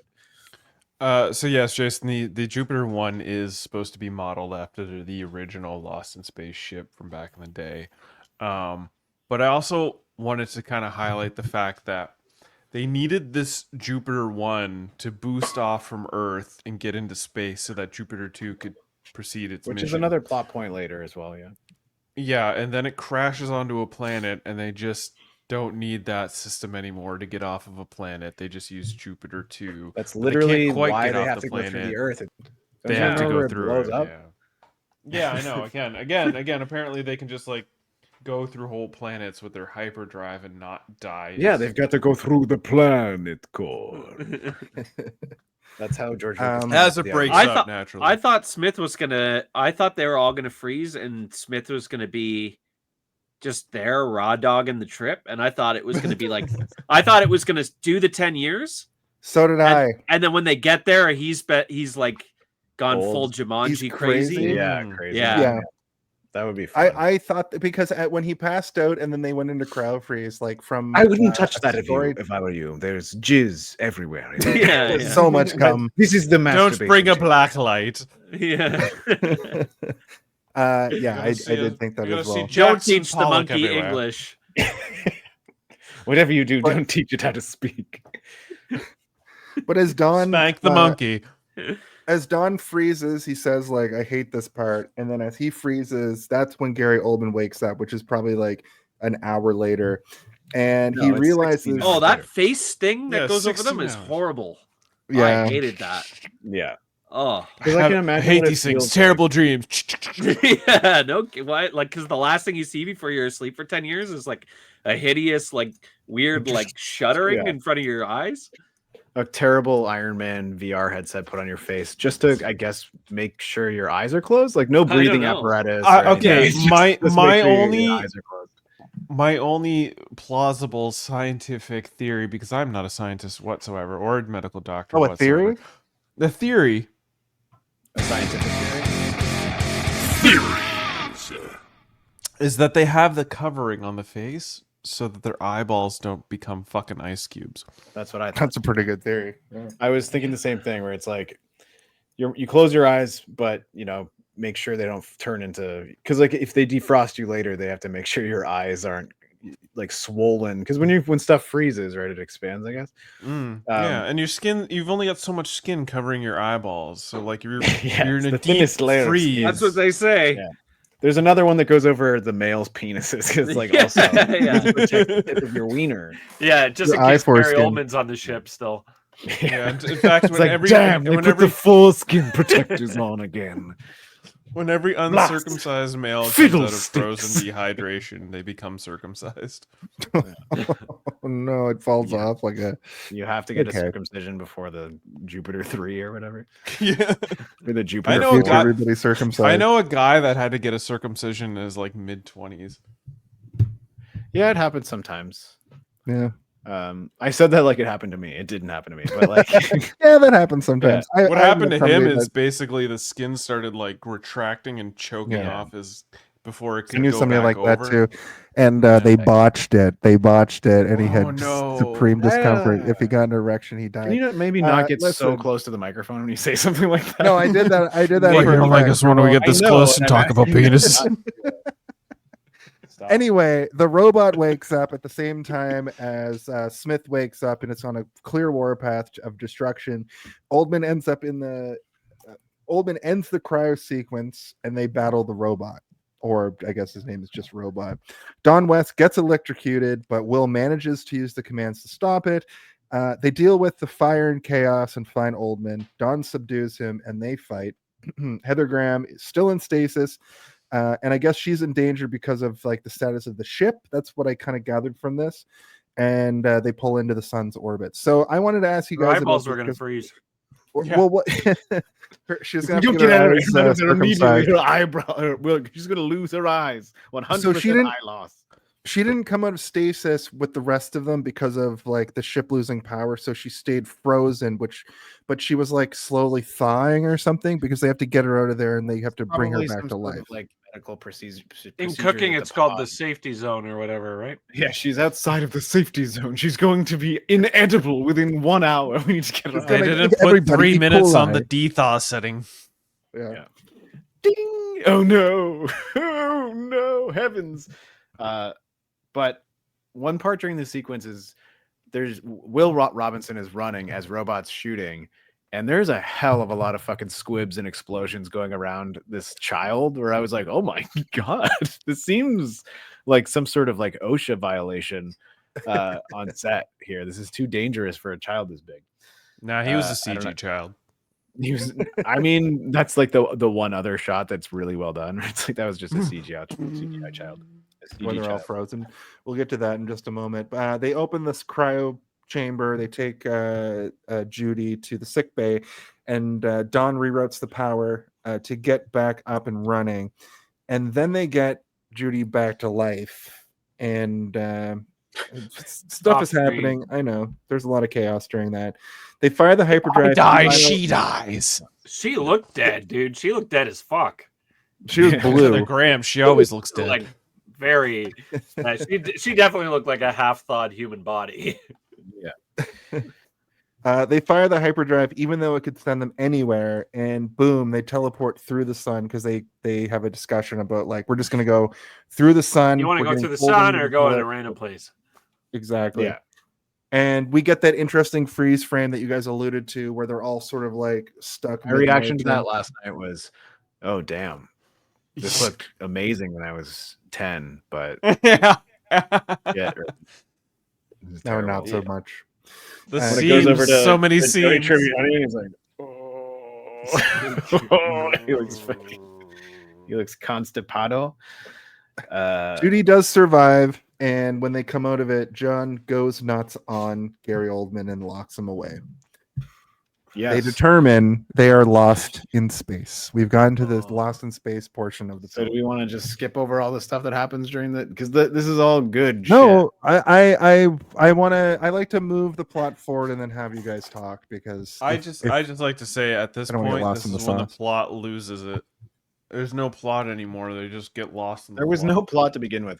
I think that this is when like the Lost in Space aspect of Lost in Space movie takes over, which is they become lost in space. But also we're now seeing all the elements of the movie that we've seen up to this point are now being thrown into the pot together. And you know, like Gary Oldman like smashes his head on a stool to like make it seem like meets his face. And then he doesn't even try to play that card at all. Well, he does, but then Matt Joey LeBlanc takes one look at him. He's like, "Yeah, I know you're evil. Look at your He looks look at at the the Indiana hand. Jones scar." Yeah, yeah, he immediately figures That's it out. sedation technology. yeah. Which is like You did this. which is so funny to me because he literally seconds earlier just smashed himself in the head to be Yeah. like, this looks pretty good, right? And then it's Why like, couldn't he no. just say, "Yeah, look what those bastards did to me" or something? Yeah, they made me do What it. bastards? Why would he be there? What is he doing there in the first place? But he also knows because he says, Smith, what are you doing here? So the implication is that Smith has also been working on this project. Yeah, for he's been years working on the as well, ship. He right? gave them like the all clear mini disc. Yeah, and I assume that he was there doing checks and stuff. So like he's part of the Jupiter mission as well. He just has betrayed them for money. Yeah. Where's my money? Anyone. Yeah. He just wants to live out the last 20 years of his life in style, Chris. That's what he's tired of working for the man. He wants to be the man for the last 20 years of his life. He just needs to run a corporation. I just think it's Sword, yeah. I think it's funny that he's Change his found last out name. instantly. It's like it's so satisfying. There's no sleeper cell time. No, like you But I think mean, that he's that's gonna in be line with the old show. Smith was always kind of like a half Muppet, you know, like he was. I know, but evil, the fun- he the was- They could've funniest given part him about 10 it- minutes where they think he's on their side. Yeah, like even 5 to 10 minutes of him just being like, "I'll help you, don't worry," but then them finding the burn mark. You think it's going to be a plot point, but within seconds of him picking him up off the ground, he's like, "What the fuck?" And then he's like about to He's kill like, him. "Oh, I He's smashed like, my head for no no." reason." There is, yeah, exactly. I wish that he said something because it sounds like something he would say. You know, like, "Damn it, I should have smashed my head for good goddamn reason." They He should have probably put him in a break, monologued like- about it after they locked him in there. He probably monologued about it for like 5 to 10 minutes on his own. You know? Yeah, but they weren't filming. The footage was lost in space. Demon smashed my skull across the table. the laser heart thing, the laser heart sort of like defibrillator thing was kind of cool. I'm like, okay, this is a cool thing that I don't think I've seen since or before. They had Like, to I don't do know. like the 3D chart on her. That was like it goes into when her they body lower and they the, can still like, see it. so they know where the heart is on a human body. But then he Which is still pretty has to cool. do the old fashioned, like, let me break Yeah, your yeah. ribs with my Live, fist. damn it, live. Yeah. Like just do Oh yeah, the opening it. just do CPR. This one's for my money, and then Yeah. he does CPR Where's my after. money? Yeah. And then he does the classic CPR, and he's again monologuing. He's like, "Live the life I save may be my own." Yeah. Seriously, acting his ass off in this whole film, dude. Yeah. He's good. We get the scene with Don and Judy sort of getting to know each other. She cuts his gear off, notices that he has had a tattoo removed, which is sort of an indication of his womanizing ways. They sort of discussed that a little bit. Yeah. And I then called her a there's piece of fish earlier. That was enough for me. Yeah. There's not a single moment in this movie. The line of the movie is like, "I'd like to thaw that frozen fish." I like to have and sex also- with that woman. Damn, I bet she fucks like a freaking yellow monkey, if you know what I'm talking about. Can chameleon real into any chameleon. fucking thing I want it though over here. She's a monkey in the streets, but she's a chameleon in the sheets, if you know what I'm saying. If her dad was how you here, doing? I would tell her, I would tell him sexually explicit things about her. Oh man. Will and Penny. He's right behind me, isn't he? Yes. And it's just William Hurt, like mad. You get William Hurt mad. You shot William from Hurt him. my Again, feelings. all of the Robinson family highly autistic, so he doesn't really know how to express his emotions properly. But nothing wrong with that. I like it. I like that they're all kind of weird, right? Like every single one of them is their own flavor, weird, I guess. Yeah, their own flavor. Of But it odd just, and I never felt like they were, like, especially I feel like if you haven't seen this movie or the Netflix series Lost in Space, do yourself a favor, watch this movie first, then watch the TV show Lost in Space, because I missed the family chemistry that I had previous to seeing this movie associated with the Robinson family. I feel like the show they really sell it. Like I feel like it's like, oh, like this is this person's the family, like teenage daughter. You know what I mean? Yeah, it's not weird. The Disjunct. Netflix show had promise. Yeah, it's weird. So like the other weird thing is like you never see a scene with Will and his mom, and you never see a scene with Will and Heather Graham. You only ever see like a couple scenes with Will and Judy, because I guess they're closer together in age, so they're gonna interact more. That makes sense. But like obviously this is a time restriction thing because there's no scene between a lot of this family on the road, right? And you can imagine versions of this script where every single one of them have very meaningful conversations with each other in some degree. But the majority of the scenes that we get with people interacting are fucking Joey Tribbiani wanting to fuck the scientist daughter, and failing.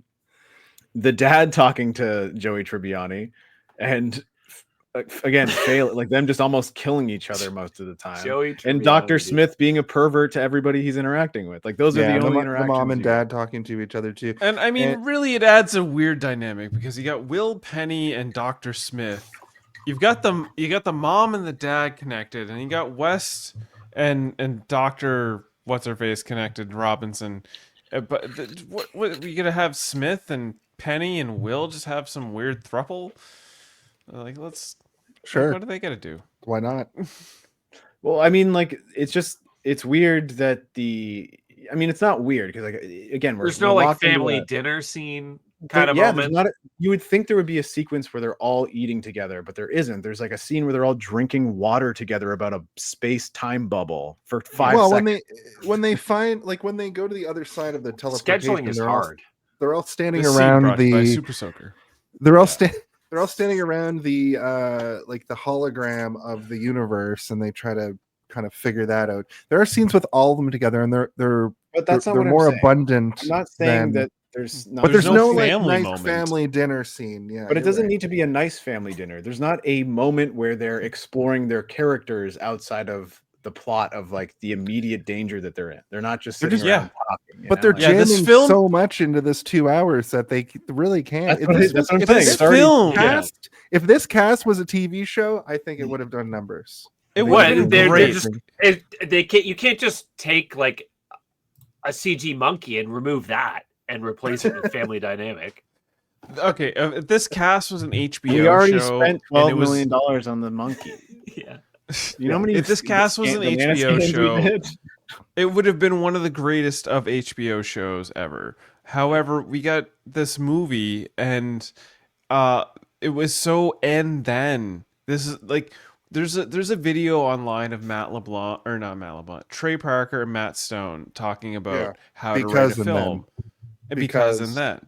and Yeah, and if you're in and then you're fucking writing yourself into a corner, and that's what they do with this film. This film is the epitome for anybody that wants to write a film. Watch this film and learn how to not write a film, because every scene in this film is because and then this happens, and then this happens, and then this happens, and this is how the whole film progresses. Yeah, but I guarantee you, there's a lot of stuff that was probably in a version of this script that worked well. Well, And that's they the thing. They had to rip it out, and they had to have Dr. Smith monologuing for 5 minutes. Some person at the studio was like, "We're doing the monkey. We're doing the CGI monkey." Yeah, someone's The cousin whole made thing- that monkey. Yeah, the Look whole at how much thing is money Monkey predicated Bone on made. this fucking monkey. Yeah, and also we need Joey Tribbiani from the most famous television we show find- going. I on. What if bet we you found out he that was the- about 60 million of the $80 million Yeah. budget. Probably. Like, I wouldn't be surprised if he was Matt 1/3 of the LeBlanc budget. cleared 60 Yeah. mil. for the 60 mil, just and half, then $2 million on acting. lasagna for him or whatever. Yeah. No, it like if I mean, I don't know what to say about this. And then it's true. we went to the next point. And So then- the next Will point, and Penny, they work on the robot. We get a reference to the OG robot here, where you see the clear disc for the first time that's pulled out of the Sentinel. The parents discuss what to do with Dr. Smith, and they see a strange spatial anomaly. Yep. Yeah. And then Yamami. Where Phenomena. does it lead? Phenomena. Banana. With no hesitation, don't do that. Phenomena. anomaly. Anomaly. Anomaly. They see this like pulsation in space that they can see through to, I guess, another dimension, and they punch it into it. They And just Joey go through Tribbiani before they- can leave no hole unfilled. yeah. No, He says, that's how I'm plowing. I'm plowing. I'm trowing. I'm plowing. I'm he says, how plowing you field, doing? buddy. And he flies this Yeah. thing immediately. No questions asked. Yeah, They're all he- like, we should, No, we should he study didn't this even for like a look at it. second. Just- Yeah, I'm he's not like, going Alien through it. ship. Let me find out. Yeah. Let me fuck it. Let me Yeah, but they go through. It looks like a space station. It Matt seems to be one of LeBlanc their glory ships. holes himself into another trouble. He's like, Oh, I've and never, what's this? I've never seen a glory hole that I didn't look into. Yeah. It's actually the We don't ship know what's from on the Event other side. Horizon. It's like, that's why you go. Isn't the ship from Event Horizon? It kind of seems Event Horizon-ish, doesn't it? really But- felt, or Sunshine. It Also, felt really The like ship in Event Horizon is called the Event Horizon, I believe. I Isn't it? believe Yeah. yes. Well, honestly, one of the few horror films that scarred me as a child. Yeah, it also scarred Sam Neill's character horribly. Did it? all over. Yeah, Yeah, his he gets body. all over his body. He's got- Million he's little got Yeah, some he's got a lot of million scars. cuts. He looks like a Hellraiser demon. I I thought never the watched same those thing. films. But I had seen her Event Horizon before I saw this movie. Poor decision making on my Yeah, parents' no, part. like in the 90s. Holy I shit! saw it, yeah. My parents were remember really seeing it. bad at gauging Yeah, when yeah. to let me watch something and when not to, and I- that movie kind of fucked me up. I don't know. little There's a spaceship in it. Let him watch My it. It's dad, just a my type. dad took me and my brother to the South Park movie when it came out. Listen, Another every guy. weekend, my grandfather and I, we would rent like 3 movies from VideoQuest on Chain Link Drive, and then we would go every know where that Sunday is. morning to a movie at Empire Theaters I know where that in is, too. Bedford Lake, right?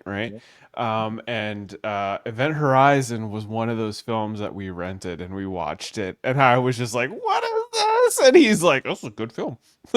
It's like, It was my great. grandfather was I love fucked. the It's not- themes. the of Yeah, thing is, because your it's- dad it wasn't was horribly based- scarred by how The other- horrible the it thing is. about Event- No, my Event Horizon is- grandfather. Yeah. My dad was like, I don't know, touching children in Ontario somewhere. My grandfather, though, he was sitting there watching movies with me like a proper man. Jesus Right. Christ. No, I don't What want a to go into revelation. Yeah, let's just move. Let's skip right over The that. thing about Event Sorry, Horizon did I is get that- too truthful? the thing about Yeah. Event Horizon as a kid is not even just that it's like obviously horrifying. It would also probably be very confusing to follow for a kid. For a kid, Event yeah. Horizon. I admit Yeah. it was a pretty confusing movie. I'm just like, what's happening? Why are there demons I all of a wouldn't sudden? know what the hell is happening. What happened in that I one? think that's where also it part looked of like a lot the. of people were punching each other. That's They didn't, also they didn't part of spend the first third of Event Horizon explaining to Joey Tribbiani what's happening. Yeah, where was the monkey in Event Horizon? Yeah. The monkey in Event Horizon is that frozen body that shatters immediately when they get onto the ship.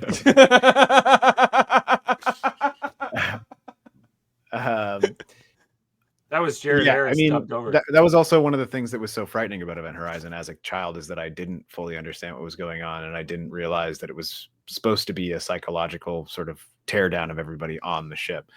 Anyway, we've done entering Event hell. Horizon on this show. This is the kid version This of is Event Lost in Horizon, Space where 1998. instead of them if- finding a log where it's the previous crew all fucking each other to death, they find a log where it's the guy being like, "I've been looking for my friend for that." I've been Yeah. looking for my friend. But before I'm gonna we go get into to this that, here jungle. they I've never fly been seen around. again. unacquainted boyfriend for 20 years. Yeah. They fly around the ship and they try to hail it. They don't get a response, much like Event Horizon. But they find another ship that isn't one of theirs either. It's all non-human, and we see Penny continue her vlog some more. Dawn enters to see Smith, who is smashing up his room, just freaking out on his room. Which I thought was Also, I hilarious. think human shit on the walls. Like it looks like there's shit all over. I think Yeah. it was like food, but yeah, he's just In the smearing cut shit. monologue, I like that it better. made a lot more sense if they left the monologue in. He's like, As "This food protest tastes of like my shit." incarceration, I've decided to smear my fecal matter upon the wall. If I was a lesser man, I would smear this shit on the walls like an animal. But I've Yeah, merely anyway. flung Yeah, it then later, to the yeah, wall. they opened the Yeah. doors and he Yeah. did, and you're like, yeah. Um, They do say shit quite a few times in this movie. Yeah, Like, that's they- true. They, Yeah, they get their I noticed allotment that. in. Yeah. They call me Mr. Shit. Don Shit, got a Mr. really Robinson, shit. we got a really gross and weird exchange between Don and Penny when he walks by, and he's like, "How you doing?" And she's like, "Ah," and then she's like, "Ah, and I didn't like any of that. And we'll just Yeah, skip my over note it. is Penny is too horny. Yeah. Why are you too horny like this? I don't like it. It's uncomfortable. Flowers, tapioca pudding, walks in the rain, kissing. How you doing? Yeah. How you Friends. doing again over here, friends? Sometimes gives Smith- Frasier. Don gives Smith a vest. Niles is weirdly hot. I don't understand it. Don gives Smith a vest to imply that he has to come on this excursion with them. The kid has fixed the robot. John starts to apologize for not being around and then leaves on the ship. He has that moment where he goes to try to talk to Will, and he's like, "So I know that I haven't been around a lot. Hey, you got to come with us now. We're Yeah. going. Sorry, we'll pick this up later." Yeah, he's like, Um, I cannot hug my boy. I'm not allowed to. There's Joey even a moment doesn't before- share emotional time. Take Yeah. 4 seconds and be like, literally finish your sentence, dude. Like, All right, I know but I haven't mean, been around a lot. And I'm a lot sorry of I'm trying to dads save have trouble with humanity. this even when they're not in a lost in space situation when they have unlimited time. But I do. There's also a moment like before the pod seal where like it's kind of like a blink and you'll miss it moment where he goes to Will and he's like, "Well, son, are you ready?" And he like touches him on the shoulders and then he like goes to hug him and then he puts his hand out like he's gonna shake his hand and then he puts his hand out like he's gonna shake his hand and I'm like, oh, this guy like has issues. He probably has only shaken his dad's hand ever, and his dad's about to give him a hug, so he doesn't realize that his dad's not going When for a he's born, handshake. nice to meet Yeah. you. Nice to meet you. I'm your father, William. My name's Jonathan Robinson.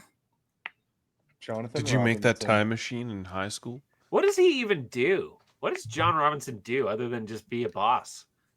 He's in charge of the Jupiter program. Yeah, but he doesn't do Yeah, but, anything. like, what His does he dad is like do? a storied general, and his son invents time travel, and his job he just fucks up being a passenger on a ship.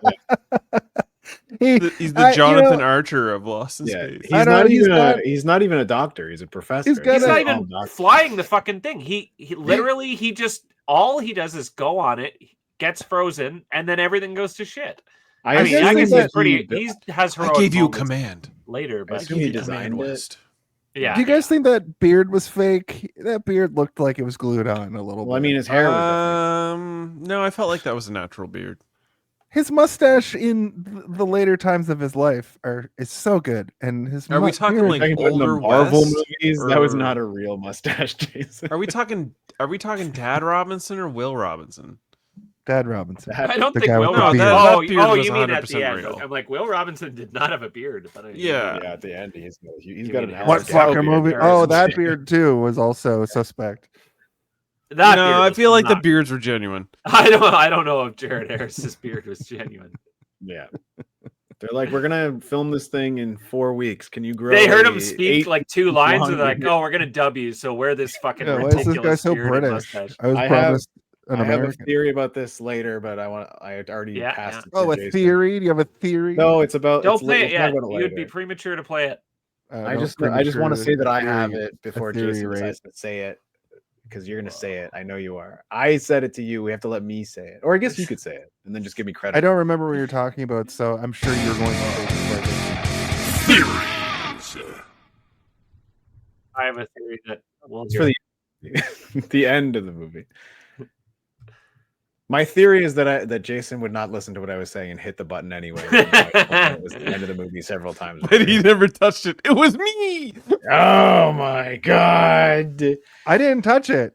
That's the crazy part. That's Turns out my theory was incorrect. I have Chucky's laughing at me. Oh my god! Oh Jesus Christ! I don't know who's in control anymore. Anyway, they get onto the ship and they find some mysterious goo, and then we find out that evil knows evil, says Smith. It feels a little bit like Aliens during the sequence. I wonder if that's by design. If they decided to make this creepy science fiction moment a little like Aliens. Are you you say Like how the opening calling me space battle was a stupid by lot saying like it the Death that, Star or one? are you actually asking that? I'm not calling you stupid. Right. I liked how much it was like Event Horizon for kids. Like that's what this made me. That kind of made me rub my hands together. I also love that I was going to call him Agent Smith. Dr. Smith is just constantly saying shit to get under people's skin the entire time they're on the spaceship, because they're like, "What's that sound?" And he's like, "Drip, drip, drip, like the drip of blood." They're like, "You need to shut the fuck up." Because I'm like, if I'm your captive, I'm absolutely going to do this to you as well. Yeah. They find some robots and evidence of a firefight. Don recognizes his buddy Jeb or Job. It didn't really capture his name, but when they get the captain's log back up and running, is it Jeb or Jeb? Is it Jeb? But they get the captain's log back up and running. It's too destroyed to see the whole thing. Basically, we get a small snippet of him basically explaining that they've been searching for the Robinson family, and they're like, "What?" Which I thought was great. They've been searching for them, but it's only been 1 day in their time, and I guess it's time travel or something. In the moment, it's kind of annoying because you're like, we get it as movie people, but also it's like children, maybe not. You need to let them sort of digest it before you can give them the information properly. So they wait until later for that breakfast sequence to sort of like place it down in front of you properly. But like we get it, right? Like as soon as it's happening, we understand. But like the fact that the characters aren't immediately getting it is frustrating. But I've never seen the movie, and they went through the portal and there was a ship, and I'm like, oh, okay, they've gone into the future because like as soon as that portal was there, I was like, oh, okay, that's the future. They've talked about Will a couple times in time travel. Will make a time machine eventually. There's so many like Chekhov smoking that one hole. Yeah, there's so many Chekhov smoking somethings in this movie. It's wild. Like it's everything that they show you in that first 35 minutes of the movie before we get to here in some way, it's like the person who wrote this, or I assume there was probably like 15 writers on this fucking movie at some point, right? Like it just Wallace feels and like Gromit level of like cause and effect. There's too many. There was one writer wrote this connecting movie. things. I mean, one credited writer. You have to assume that there was probably 40 versions of this script before it actually. Here's something: the same person that wrote this movie, Oh. the same person that wrote this movie wrote Batman and Robin. Batman and Robin also famously had 1,000 writers that are not credited. Did they get This is the same thing. It's like movies cinematographer? like this, these huge studio movies in the 90s often had like 30 writers where the script goes through like a milking machine, and then they refine it, then they throw out the whole formula, but they keep the filter that they use to refine it once and use that to refine a whole bunch of other scripts. It's just like too much, right? Like they show that the little first place badge at the beginning, and you're like, oh, and then he like attaches it to a thing later, and then it becomes the item that he uses to stab a guy at the very end, where you're like, okay, I like that, but at the same time, in no way is that thing important other than the first time you see it all the way up until the very end. But he says, Dad says not to bring them, and you're like, you know, if you have watched the movie before, you're going to be like, oh, he's bringing them, and that thing is pointy as fuck. We know because she uses it to cut open her ladder Ziploc bag or whatever, right? So you know it's sharp, and then it's used as a weapon later. But there's so many examples of that throughout the movie. It's and I think that when that technique is done, like there are obviously a million movies that do that, but it's like the glasses of water in Signs, where it's like you're not predicting the end because of it, but it's like whoa, like swing away, you know what I mean? And I mean, like it's there to be satisfying. In terms of narrative. But whereas this made it more, it was less something to be called back, and it was more like a call forward in the moment earlier. Because they're going through time. No, I'm just kidding. But you know what I mean? It's like I do. I mean, I can understand thematically, like his dad didn't even really see him get that first prize badge. You assume that's the newest one he got because he won first prize. That would be the newest one he's looking at. His dad says not bring them, but he brings them, and then he turns it into a weapon, and then his dad is the one who ends up saving the day by stabbing somebody with his first prize ribbon. Like there is like a level of poeticism there, but it's lost on fucking 8-year-olds who are watching this. They're not thinking about that, right? And like I don't think the Academy is watching this being like, oh yes, brilliant. This didn't win an Oscar? Prize. Was some deep meta. I loved it. It would be funny if Dr. Smith was like, as he's like wiping those spiders off his face. He's like, is that the first prize, Pat? Oh, I do deserve to die. Push me into the time vortex. This movie didn't even get the Oscar for Orange Monkey of the Year. That went to Dunstan Checks In. Was Matt LeBlanc in that? No. No, that was honestly... Jason Alexander. Jason Alexander was in that. Oh, yeah. He was but Matt LeBlanc was manager. in a monkey baseball movie. That I do remember. Listen, until you find proof of this, I'm going to imagine that it was a commercial or something that you saw him with a monkey, or it's the monkey from Friends just interacting with him. What is the monkey's name in Friends? Pierre or something, or Cecil, or I can't remember. You know, it's funny. I think I knew before you started saying things. It was called Ed in 1996, and he was a baseball. Oh, Ed! He was a baseball. Wasn't Smelly Cat? I thought it was Smelly Cat. Smelly Cat. Yeah. Yeah. They tried to make the Smelly Cat universe happen, but they couldn't get it going. It was the new Garfield, guys. Come on. Yeah. The SCU. Judy determines it's an egg sac of some sort. Smith points out more, and they enter a hydroponic area. There seems to be something coming. Well, you missed that he's pointing out more, but he's actually sneaking off to steal technology from the newer models of the robots. And he does have a line where he's like, "Oh, aren't we the poor cousin or whatever?" I'm like, this is like old school weirdo shit, right? Where it's like in the year 2058 or whatever, a British boy who was born in 2020 is not going to be saying, "Aren't we the poor cousin?" Like he's going to be saying, like, "Oi, mate, you fucking Shabby McBabby," or whatever. You know, like, thanks for your dick, mate. But there's now a CGI monkey thing, and Don says, looks like it could be a child. And Judy likes that, and now we get that turn where Judy is full on getting into Don as he feeds the nightmare monkey, is what I wrote. Yeah, that's when he says his famous Joey Tribbiani line in this, where he's like, yeah, I'll give you some of my chocolate bar. It's beef banana flavored. And I'm like, no, come on. Beef banana. That? We all know what a beef banana is, right? It's a penis. That's what I call my penis. You said it. You said it, not me, brother. They find a route to they Alpha say Prime. the name of the penis in the penis. They find a road to Alpha Prime, and the egg sacs start to stir. They also see some sort of spider outside the ship, and the egg sacs hatch, and now they have to fight spiders. They seem impervious to the lasers. Will gets into the attack mode in the hologram, which I thought was great. They get sealed in a hallway, and Dawn gets a better, like an assault rifle version of the laser cannon.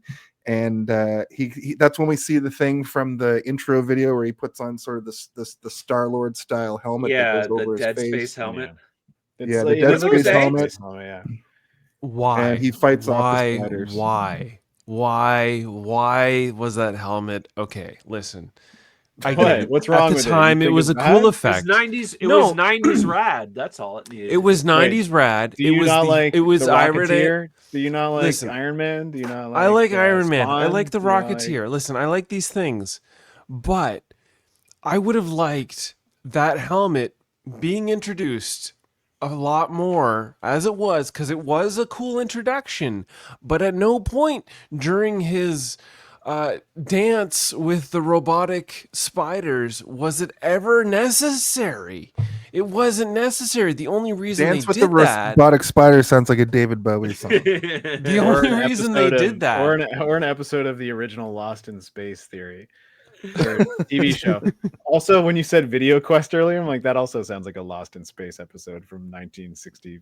that was a real store. I love Video Quest. It was better than Blockbuster. I know, but can you imagine like Will being like, I made this new thing, it's called Video Quest, and Dr. Smith is like, Video Quest, let me take a look. What's in the Video Quest? The dance Boy, with take a step robotic back. I am spiders. the new champion of Video Quest. It looks cool. Like there's nothing else beyond it other than it looks cool. And sure, it would have been great. It looks cool, sure, but okay. I was waiting for it to be necessary, and at no point was it necessary. He's being attacked by crazy spiders. Why would he not? But at no point was his head attacked. Like I want him to bite he at was his head. he was a crack shot. Yeah, but that visor probably had like targeting, I would assume. Maybe, okay, sure. It had some Iron Man targeting, but like I want to see it protect his fucking head, He gets goo all over it at one point when he shoots. Yeah, he didn't want goo on his face, so they had to invent a helmet. Listen, for the record, I'm flipping my fourth switch right here. All right. The family Robinson escapes, but they leave the robot behind, and there's this interesting scene. How'd you guys feel about when he's like, "Robot, activate video game mode," and he's like, "Oh yeah, that was cool, dude." I remember that as a kid. I thought that shit was dope, dude. Yeah, I love that he's like when he's talking and he's like, "Get behind me," and then the robot's like, "Get behind me." Like, yeah, I thought his whole interface was actually looked good, but I don't know if it looked good because it was supposed to look like a video game and all the CG looks like a video game. It definitely it definitely looked like if they were going to make it now, it would still look like that. This is what I would argue it was an introduction to that concept. I wanted to bring this up a little bit later, but I'm going to bring it up now just because we're already talking about it. But like movies now feel like the end of every Marvel movie or whatever feels like a video game, right? Where like the heroes are fighting each other and they're spamming their super moves, hitting each other and stuff as you would as a powerful character in a video game.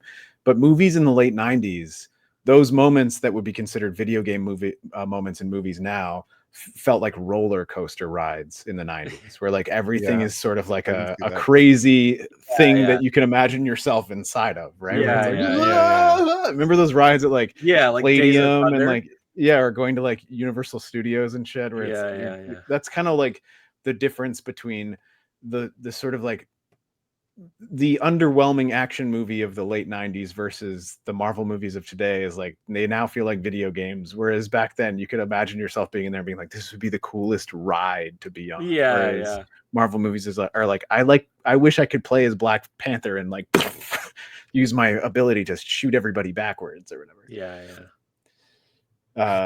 I liked I liked the idea that when he's in that mode, his voice is coming through as the voice of the robot. Like he bumps into John at one point, and it's like, oh, sorry. Yeah. I thought that was a fun little thing. Mom says to get the hell out of here. Mom says dinner is ready. Why do I sound like Dick? When they escape, I had to rewind this a couple times to like see what was happening, but the monkey. The Star Fox team has been called because the Corneria system is in danger. Do a barrel roll. And Ross retreated to the planet Venom. The monkey jumps onto Agent Smith, to Dr. Smith's shoulder and jumps off. And in that moment, a spider thing like lances him. And I had to watch this over because it's in a weird, like there's no slow-mo in this movie, but for some reason in this moment it goes like slow-mo for a second to show this. Like everybody has to see. I can answer the question for you, Jason. It's in slow motion, but it's that shitty 90s slow motion where they didn't film it at a high frame rate, so it's so clearly slow motion because it's like blinking, blinking, blinking, blinking, where you're like, oh, because they shot it at 24 frames per second and slowed it down to 60 frames per second. Okay.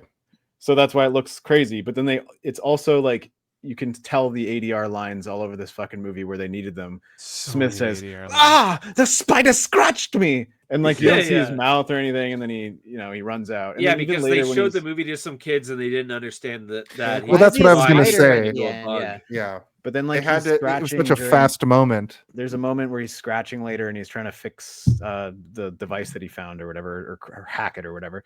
And he's like scratching. And that would have been enough for, intelligent audiences to figure out what's going on. But they had to like show his hand literally scratching it and then him going, damn bug bite. We get it. Yeah, we understand now.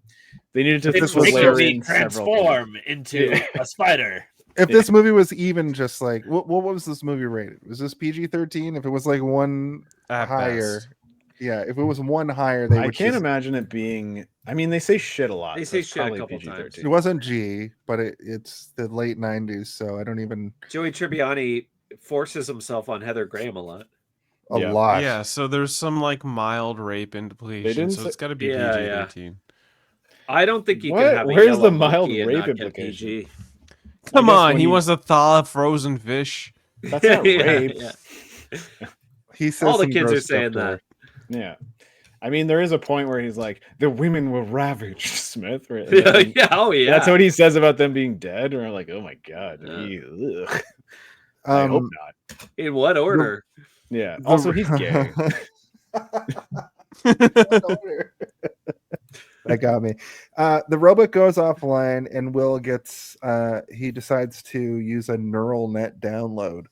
Which I thought was interesting, and when I'm watching, I'm like, "What are you gonna do?" And it turns out I thought this was so stupid because he's like, "What is it? You couldn't have saved him, right?" That's what the line is, and then he's like, "But I save can. him, of course!"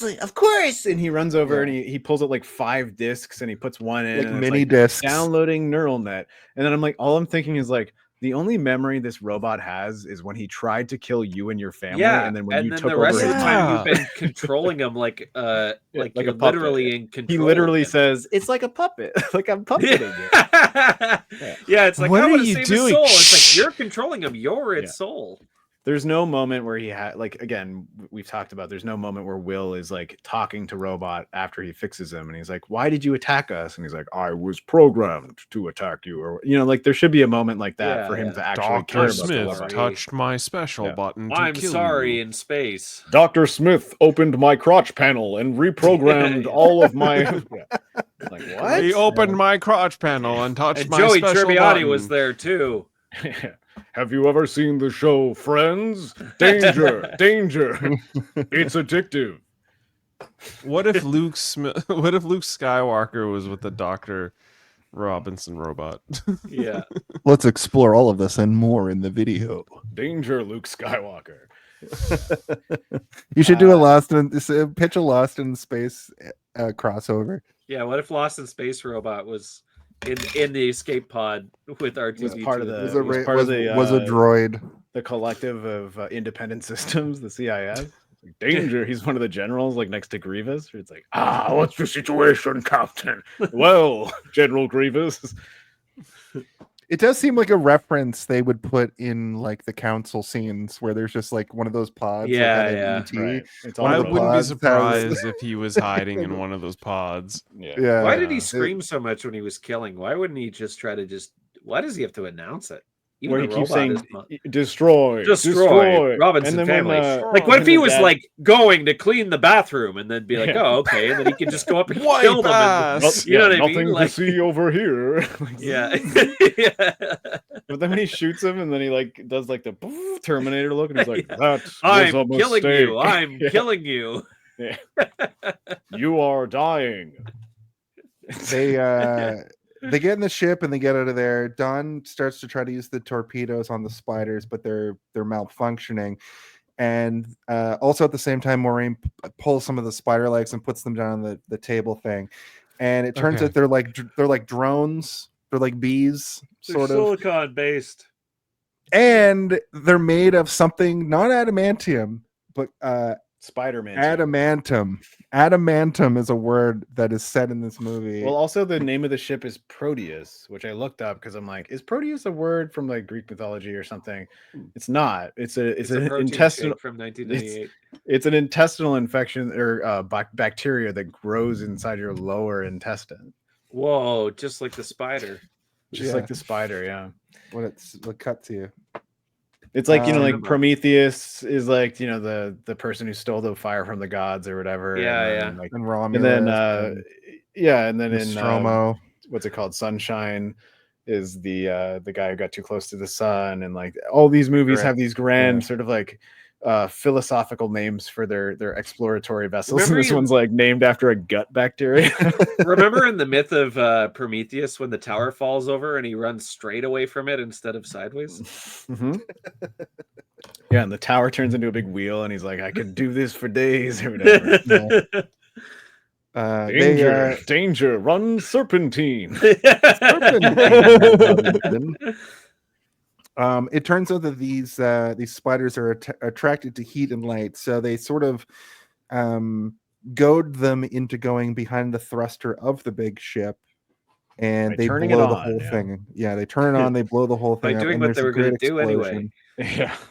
And and the whole time, John Robinson is like, "Do not do this," and Don West is like, "I'm doing it. I'll show these fucking bugs."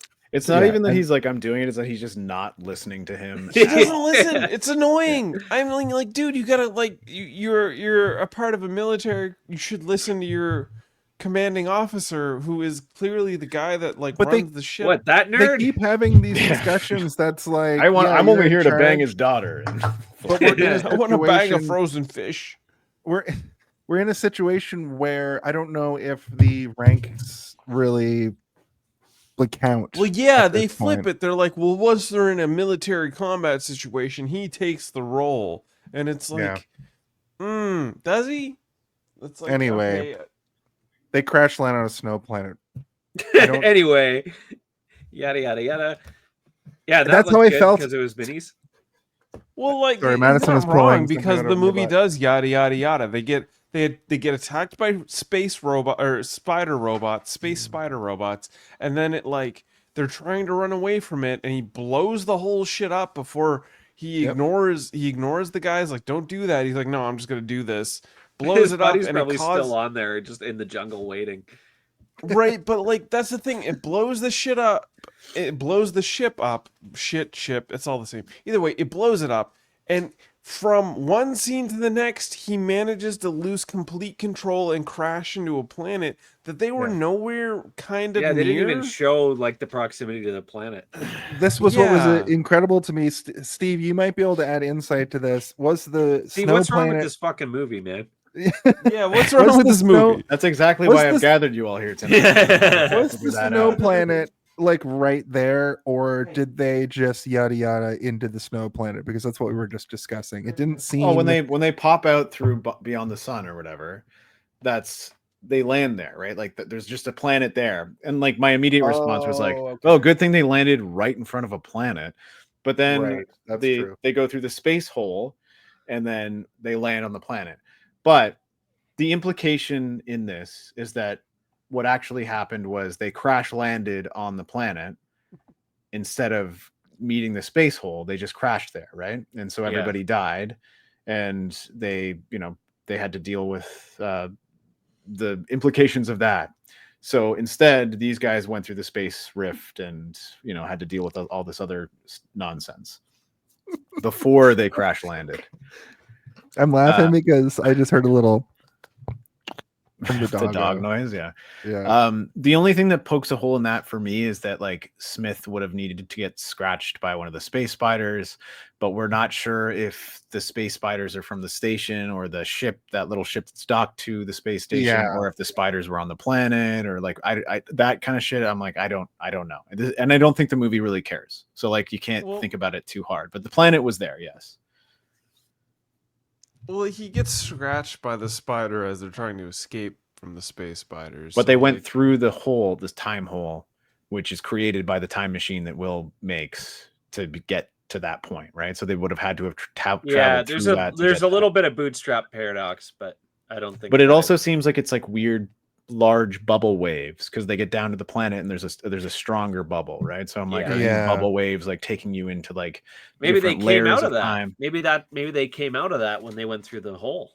And also maybe the they're already perspective inside the of hole one. is like we're coming out of the asshole of the planet into the space. What if they just actually died? The robot completed his job. He killed them, and this is just purgatory. Whoa, my least favorite theory of all movie theater experiences that I get all the time. What if they're all dead? This It's is probably limbo. What if they're just limbo? It's all in limbo. Shut your mouth. Yeah, that's excellent insight. My two least favorite theories that I hear about most things are: what if they're all dead? Dead the whole time. Limbo, and what if the devil did it? I'm like, okay, that makes me have to believe that the devil exists, which whatever, pretty dicey theory on its own. When are we gonna review Angel's Hearts, fellas? When are we gonna do Angel's Heart? Oh, I thought it was. When are we gonna do the Devil Wears Prada? Yeah. When are we gonna do the Devil's Rejects? All great films. Well, some better than others. Yeah. They crash Devil's land in on the a details, if you know what I'm talking about. For most They crash land on a snow planet. I loved this sequence because it's very obviously a really cool miniature. There's I thought this was really awesome. There's nothing that I love more in a movie than a miniature crashing into fake miniature snow, because you can tell, but it's always slowed down to a point that you can tell that it's mini snow. What a niche. Yeah. And I know, but it's in so many things. And like once you see it, you can't unsee With it. like My styrofoam favorite thing is rock when Bruce falling Willis all goes around it. through an air duct. There's so few movies that it happens in, but when you know. When you see it, you can't unsee it. Down. There's like 1 to 2 of them where that happens. Yeah. You don't want to say there's only one, even though you can't think of a second one. Yeah. It's probably no. I think there's lots of I movies where mean- people go through air ducts. Oh, he but probably there's not a does lot of in movies development. where Bruce Willis goes through air ducts, and he probably reprises that moment because there's like 6 diehards. So they probably do it again in that. And he keeps doing it now because he doesn't know where he is. I Yeah, mean, that's let's sad. let's be He's honest, definitely guys. Star Trek Generations, they're the ones that bona fide the ship crashing into like a landscape scene, and that was in like '94. So ever since that point, anyone wanted to try and recreate it. So we got. I mean, lost in I'm pretty space sure I doing recall it. a little movie called Star Wars Empire Strikes Back where a No, snowspeeder crashes into the ground. No. Just Star Trek. We don't. Oh, no. okay. Just Star Trek. I mean, that's a large scale ship, which is different. I will give you that, but I've seen it before. not in your precious Star Treks. It's but your also precious Star Treks too, Steven. Don't you lie to me. I do love Star Trek as well. I think me and Alex grew up in a weird era where like you had to like one or the other. And you weren't allowed I to- could not like two things. I didn't like Star Trek because I like Star Wars, and I thought to like Star Trek if you like Star Wars was betrayal to Star Wars. The same reason I didn't watch Harry Potter because I liked Lord of the Rings, and I did not watch Digimon because I liked Pokemon. So the difference between me and Alex though is that I would secretly still love the other thing. I found out when I was 15 that I was the only one of my friends who didn't watch Sailor Moon, and everyone pretended to not like Sailor Moon.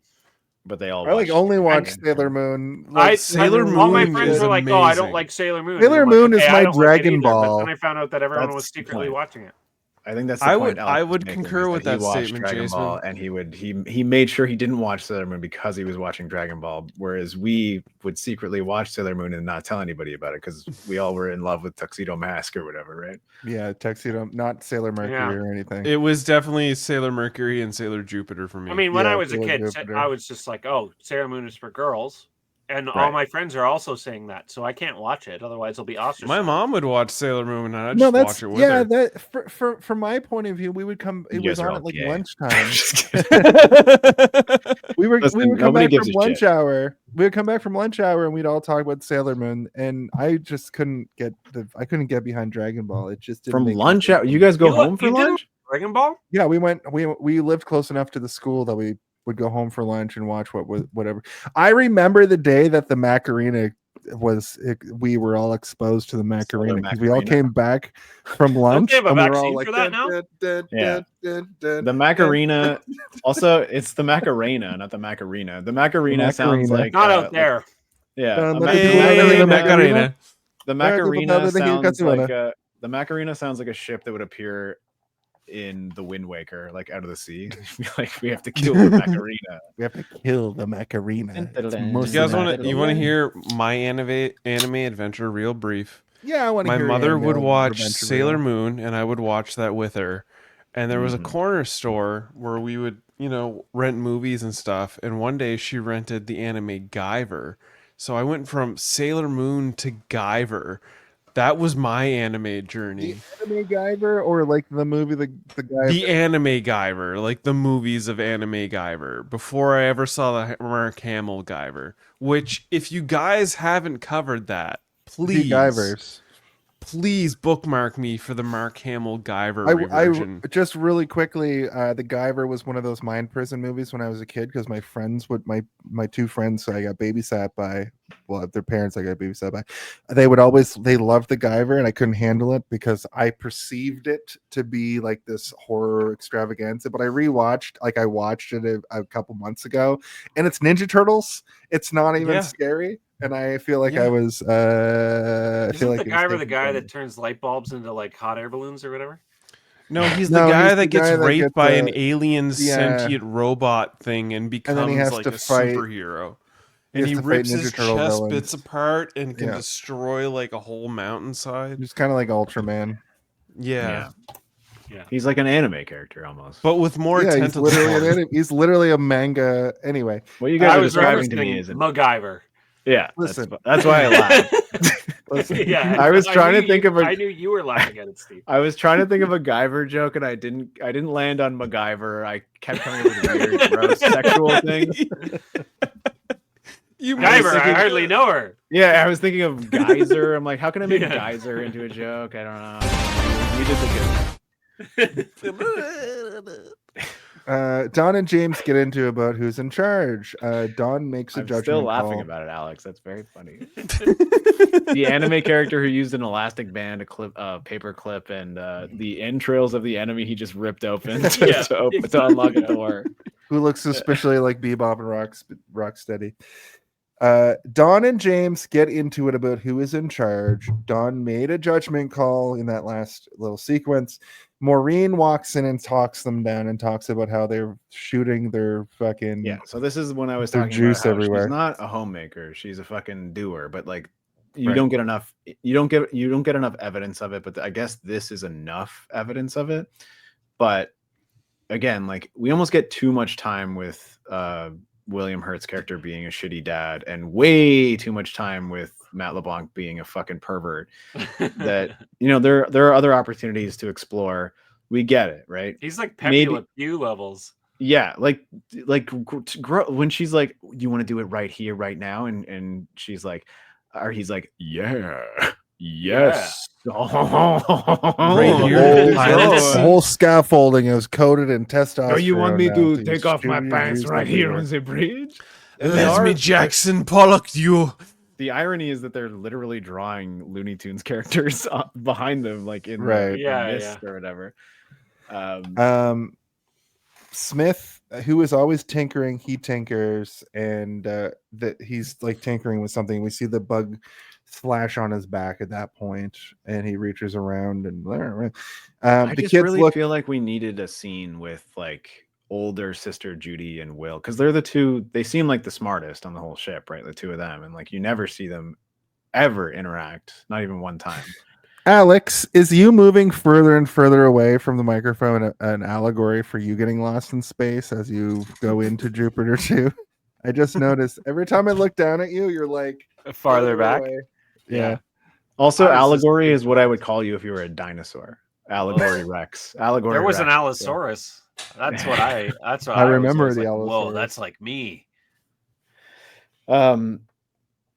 Yeah, anyway, like this is the montage of moments where it's not even a montage, it's just a collection of small scenes just of a bunch of stuff all the happening. actors talking to each other, but it's like it doesn't open up any new context other than the relationship between Matt LeBlanc and William Hurt's character.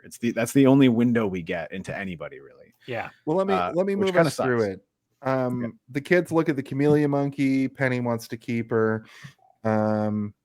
How The do worst they- scene in the well, entire what movie, else are they by gonna the do? way. I Just made a note. eject I it? made a note here though that was like, how do they know that they're not going to get a disease from this monkey or disease the monkey? There's no like when they go down onto the snow planet, they don't even bother being like, oh, Where maybe was the Mason, monkey can't from? breathe the air. Where was the monkey from? I assume it's from the other spaceship, the one that was docked on the Proteus. But it popped out of the like forest, like It the just lived but in the Proteus. It's just been living in just there. chilling. These are plot holes in the movie that we consider. They're not plot holes though. They don't pierce the plot. They're just there. They're not plot holes. They just are things that exist. There that was a don't plot hole, necessarily Steve. serve the plus. What's the There plot was hole? a plot hole. The one they went through to get to the fucking Proteus, dude. Oh, that's the literal plot hole. Yeah, that's the big one. Did you even like? Am I the only one who paid attention to this fucking movie, or what? So, shit. I had a thing I was gonna say and I can't remember because Alex, you rattled my brain. Yeah. What was I gonna say? Okay, just Jason, keep going. Smith tries to convince Dawn to help him, which was a little moment. Which is Dawn a and moment that I Judy- could not hear anything. I turned the volume up so loud and he was so Britishly whispering that I couldn't understand what he was saying. Dawn and Judy chat again. They discuss being lost. This is the part where they're Oh, talking it was to because a ancient motorcycle was sailors. going by outside, like outside Oh, my house. I was like, as is I'm like, I'm tradition, turning as it up, I'm Steve like, says. fuck, I can't. I thought that this scene was kind of sweet. It sort of solidified that I think that she could fall for a guy like this because I know he's clearly done this this Bugs Bunny Porky Pig bullshit before, but they sort of bond over that, and also the idea that They the do ancient not, though. explorers. Well, I know. sort of. I'll They get to that in a do- second. They do, But but I like he that. fucks I it up. like the conceit of the ancient explorers used to use the stars and the constellations. I did Yeah, it like was that nice element. until he pushed his luck. He was having a Yeah, genuine she's moment, like, and then "Oh, he's like, where do you want wait, to I fuck forgot I me have on a this boner all desk the right time." here?" And he's like, "Yeah, this desk will do to fuck you on." And she pours Yeah. water over his head, which leads directly to in the next scene. And then she looked right at she the puts camera a glass. and said, "Dee-ba-dee-ba-dee-ba-dee-ba-dee, that's all, folks." I like that when like in the next scene where she puts the water down next to him and he pushes it like out of frame to be like, "Ooh, I'm gonna get Oh watered my again." god! So I didn't put that together. That he was taking the water away from her because she poured the water. Yeah. I put that didn't pick up on that, but I didn't watch it 'cause every I was day like- as a kid. But I was like, why did he just steal her water and he didn't even drink it? Like is my thought. I was like, what? But that makes sense. Yeah, that she poured the water on him. He's the night disarming before. her. And he's like, I don't want you to do that again. Yeah. That's good. Um, I didn't you know. There you go, Jason. You did once it. in a while, I get you. Yeah, you Once got in it. a while, Because that's one in happened to 10. Jason 1,000 times in his real Nope, life. never. Not He even. charms somebody and then he says like some gross horn dog shit. I don't know. I don't know why you have to waylay it into discrediting me, but you know what? You do you, brother. Maureen and James discuss the kids and being lost. This narrative that James has been away and now they're all under one roof feels kind of shoved in. I know you guys were saying that they keep prattling on about it, but I thought the whole idea that this is my opinion, the whole idea that James hasn't been around for his family, I don't think it was actually hit home enough. I feel like it was it was floating above everything. I feel like it was this additional layer they added on. They didn't need to have all of this, in my opinion. They didn't establish James being away well enough. I know it was literally in the story. I feel like it was just a weird, like, it's there. They could have done through more dialogue. It's there through dialogue only, which is, and they have tools to make it more emotionally compelling, which they don't use, which is they have literally all of his children on the ship, and instead of establishing all of that trauma or sort of disconnect, they just have them really trying to reinforce what the characters are. But I think they did a good enough job of that at the beginning of the movie, with him digitally hacking into the principal's call and like changing her into like an army man and like a sexy lady and an ape with a bikini or whatever. Like that's, we understand who he is at that point. We don't need to keep understanding that he's a fucking technological genius. We get it. And I would say through discussing it with you guys, my idea of that may have even changed through this film. But what I'm trying to say is you're right. And like they had so many opportunities to be able to have these characters express how lonely or scared or disconnected they are from at least their dad, but they don't seem connected to their mom either, because we don't ever fucking see any moments where they're talking to their mom either. Where like Will talks to the mom one time in a closet where she's like, no more monkey business, and then you don't see them talk for the rest of the fucking movie. On that note too, I like Penny and Maureen like never really interact either. Penny like, seems disconnected from every character. She's just not even. Yeah, she has like one moment with Judy during the monkey thing where she's like, can I keep her? I think she needs me or whatever. And then she's like more connected to this digital monstrosity than she is to anybody else in the film. Well, I mean that lines up with her career. She's been a voice actor for she's been a voice actor for basically her entire career for a lot of like shows and cartoons and stuff. So yeah, and she has a very cartoony voice for sure, which is like Mimi Rogers. So it's so distracting. Yeah, for me at least. When I was watching the movie, I was like, "Oh, I wish that she wasn't talking this way." Yeah, it sounds like she's doing a voice, like a cartoony voice, right? Like, like she sounds like one of the Looney Tunes that they're drawing on the window. Yeah. But then when you see her acting, she's also sort of like acting that way as well. Yeah, exactly. And you're like, what the fuck is going on here? And then like Will's like, I'm building a time machine right now. Yeah. Like every 2 seconds, and then she's like, yeah, like the kid, the boy is acting doing her eyeball thing. He's like, let me see if I can fix your device. And she's like, why aren't you up on the top deck with mom and dad? And he's like, have you met our parents? And then he's like just acting very normally and like naturally. And she's like, and yeah, she's doing like she's turning into the fucking Mask or whatever, like Jim Carrey. Like, can you relax? What the hell's going on here? It didn't feel like Judy and Maureen were related. Yeah, like I felt like they did a good job of like, okay, Judy is John's daughter. Like that's at least like shown in the movie, other than just stated. But it's like I feel like the mom and Judy don't really have that same kind of. I think they were trying to go for that vibe of like Penny looks a lot like mom, and then Will. I was doing Judy. I was doing that thing during this that I do a lot of times when they cast people as somebody's daughter or son, and in this movie I was doing exactly what Steve was talking about, where I was like, oh well, she gets more of her looks from her mom or whatever. And I thought that Judy looked kind of like William Hurt. I believed that. But also their interactions with one another, as we've talked about a lot during this episode, don't indicate that these people know each other, let alone in a family. Yeah. I do remember who are when I was a kid, loving though, like, family for all intents and purposes, right? Like that's the vibe we're supposed to be. Yeah, they're sort of close. following. I think the movie does a lot of reliance on you as a viewer to like have a family experience or whatever, right? To Okay, yeah. because I remember watching this and family like movie, I had a mom and I had a dad and I had a sister, and like so when I went in there, I'm already supposed to believe that these people are a family, so they're like, just superimpose your existence that you have with your siblings and your parents on this, and that'll do the lifting for you. Yeah. But watching it now as like a critical adult, you're looking at it and being like, I don't really believe that any of these people actually care about each other. They only care about their own characters, and it makes it all feel very stilted and weird. And that's why I said earlier the performances are really bad, because like nothing feels natural or normal. Yeah. The only person who's fucking chewing on scenery and making it seem like a scene is happening is Gary Oldman, and everybody else is just delivering their dialogue. And Blarg. And Blarg, yeah. I mean, And he's Blarg, yeah. There's a reason that Blarg has been signed for a 10-picture deal by Marvel. Yeah, 3 pictures. Yeah, I think he's gonna. I think he's playing Galactus, isn't he? Yeah. He's like Blarg was in the Fifth Element. Yeah. Just really quickly, he's Chris, also in the Sixth Element. Your video's breaking up a little bit. Do you want to just leave and come back right quick? Who, me? Yeah. Yes. Is anybody else seeing that right now? Yeah. Blarg is the Sixth Element.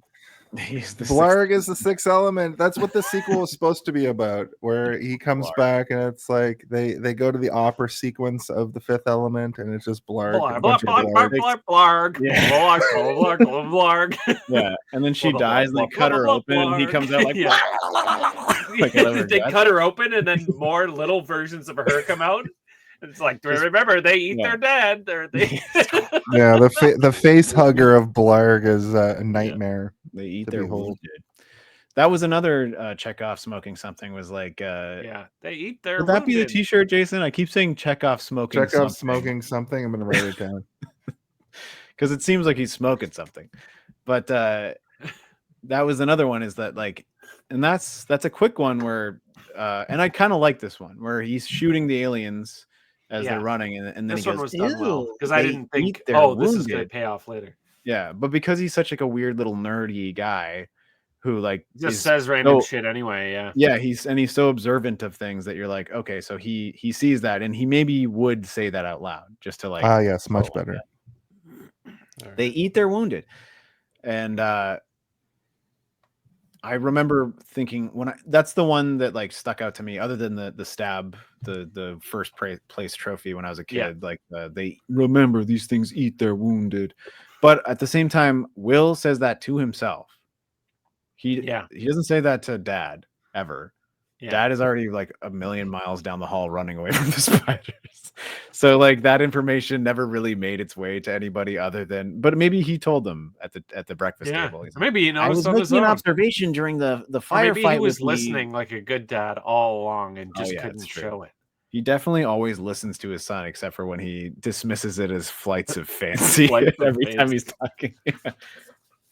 I need to use the bathroom. Enough of your flights of fancy. It's like, Dad, I gotta pee.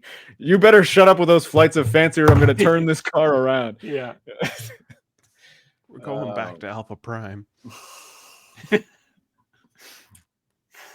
Yeah, that's another one of those like tropey. There's a lot of tropey stuff in this movie that makes me like roll my eyes so hard that I want to die. But like, that's another one where it's like, okay, so you know that it's going to end in a way that's satisfying, or is it? I don't know. And I can't really tell. I can't telegraph where it's going to go, but I didn't expect it to be like a British actor is going to show up with his voice dubbed by like a California raisin or whatever.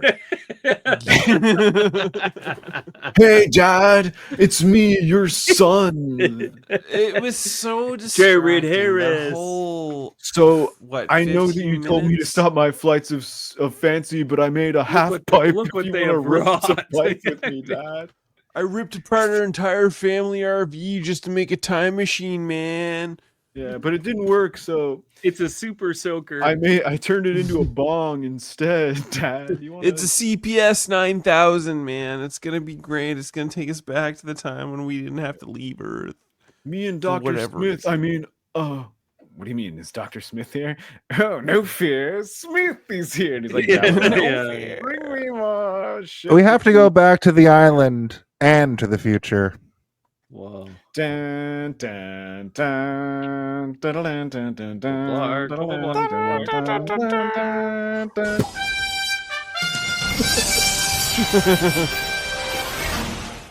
Forward a little bit. The next morning, they see the bubble on the planet. They need the energy core from. Can I ask you before you get too far?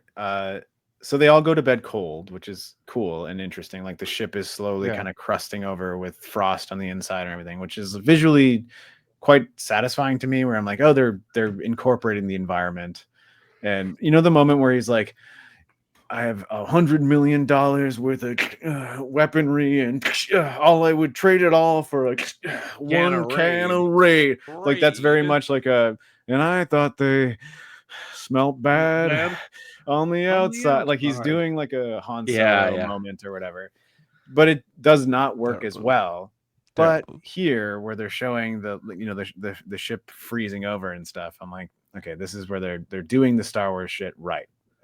There's a lot of Star Wars in this movie that is god awful. Much like video games of this era figured out water physics and the look of water. I think a lot of movies figure out ice in a similar way, where ice baby, where you just make it bluer. I hardly knew her. Bluer. But as they're freezing over, we do get the scene too where the parents are hey, how you doing? But yeah, the next morning they discover the bubble. They need to get this is what I wanted to say. I got jogged Steve. I'll think of something good to say the next time he gets to that part. Where it's like the ding, good morning, Will Robinson, and then like he's like he gets up and he's like bleep, bloop, bleep, bleep, bleep, bleep, bleep, and then he opens the like, and it's clearly like sunrise, and you can see that the bubble is there, which wasn't there when they crashed the night before or whatever, right? And he's like, oh, cool. And it made me feel in much like the way that I think we all feel about the original Lost in Space TV show. The only time you could ever see it is if you woke up like 4 hours before your parents on a Saturday and it was playing in the morning. I think that's what Jason said, right? He's like, the only time I saw it was I Love Lucy at 4:30 and then Lost in Space at 5. Lost in Space, and then Beverly Hillbillies, and then Maya the Bee. Yeah. There was a time when your parents like they didn't realize that you could sleep longer, so they would you could sleep shorter or whatever. So they kept putting you in bed at the same time they would when you were like an infant, but then you would stop needing as much sleep, so you'd wake up at like fucking 4 a.m. Well, just like my hang parents out would for 3 hours before they woke up. My parents would also party so hard that like they were like put the kid to bed as soon as possible at like 9 p.m. And I would go to sleep at 9 p.m. and like if you go to sleep today at 9 p.m., you're gonna be red and bushy tailed at 7 a.m. And the assumption there is that your parents are also hungover, so you're like exactly, My parents fucked up when they put a TV in my bedroom.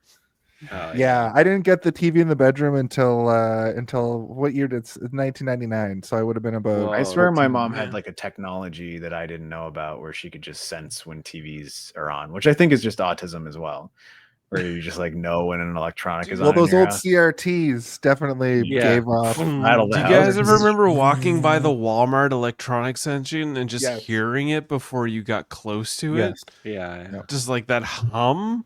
Hum of the Walmart electronics The hum of the N64 display. It was the hum of the gods. We would be drawn to it as autistics. Be like, ooh, video games. I bet you that they have an N64 set up where I can play Star Fox or Ocarina of Time. Or Mario 64.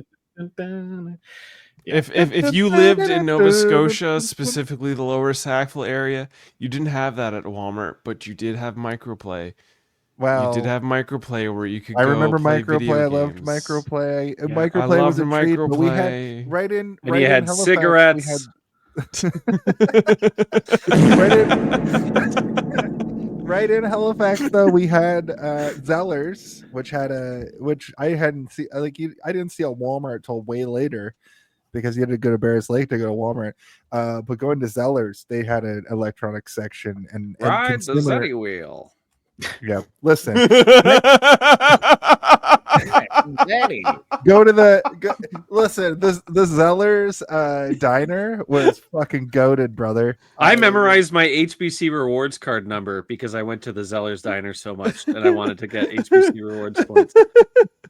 We had to get the discounts on the video games, man. Guys, we should pool our money together and open a Zellers. Like just Yeah. Well, the franchise is active, I'm pretty sure, because they opened one for Canadian Tire just bought the rights to all HBC properties. They bought it like today. So I heard they're Canadian making, Tire now owns Zellers, I guess, technically. Yeah, I heard Canadian Tire is making a 10-part series about Zellers. Yeah. The extended Zeddy universe. Yeah, it's gonna be Rise and fall of it's gonna be Zeddy. it's gonna be a 10-part The Zeddy series. Wheel Snyder cut.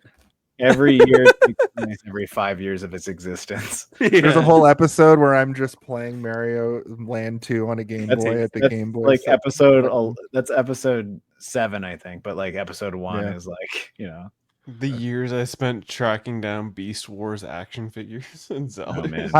You know how they used to have in the like clothing sections, there used to be like a circle of like the clothes. Now it's more like a hanger. I used to hide in there away from my mom and wait for her to leave. I did that And shit then I'd be like, I'm lost, and go to like the In person and be space. like, I'm lost, and they had to could Jason Phillips' mom please come collect your child? And then she'd come find me, and then I go to the magazine store and just sit down and read video game magazines. Yeah, I didn't get that far. It was the dad's admitted view hiding in the Walmart. freaking clothing. Yeah. No, I mean, Yeah, you could only do it. I in hit the 1997 clothing Zellers section and of wild. Walmart.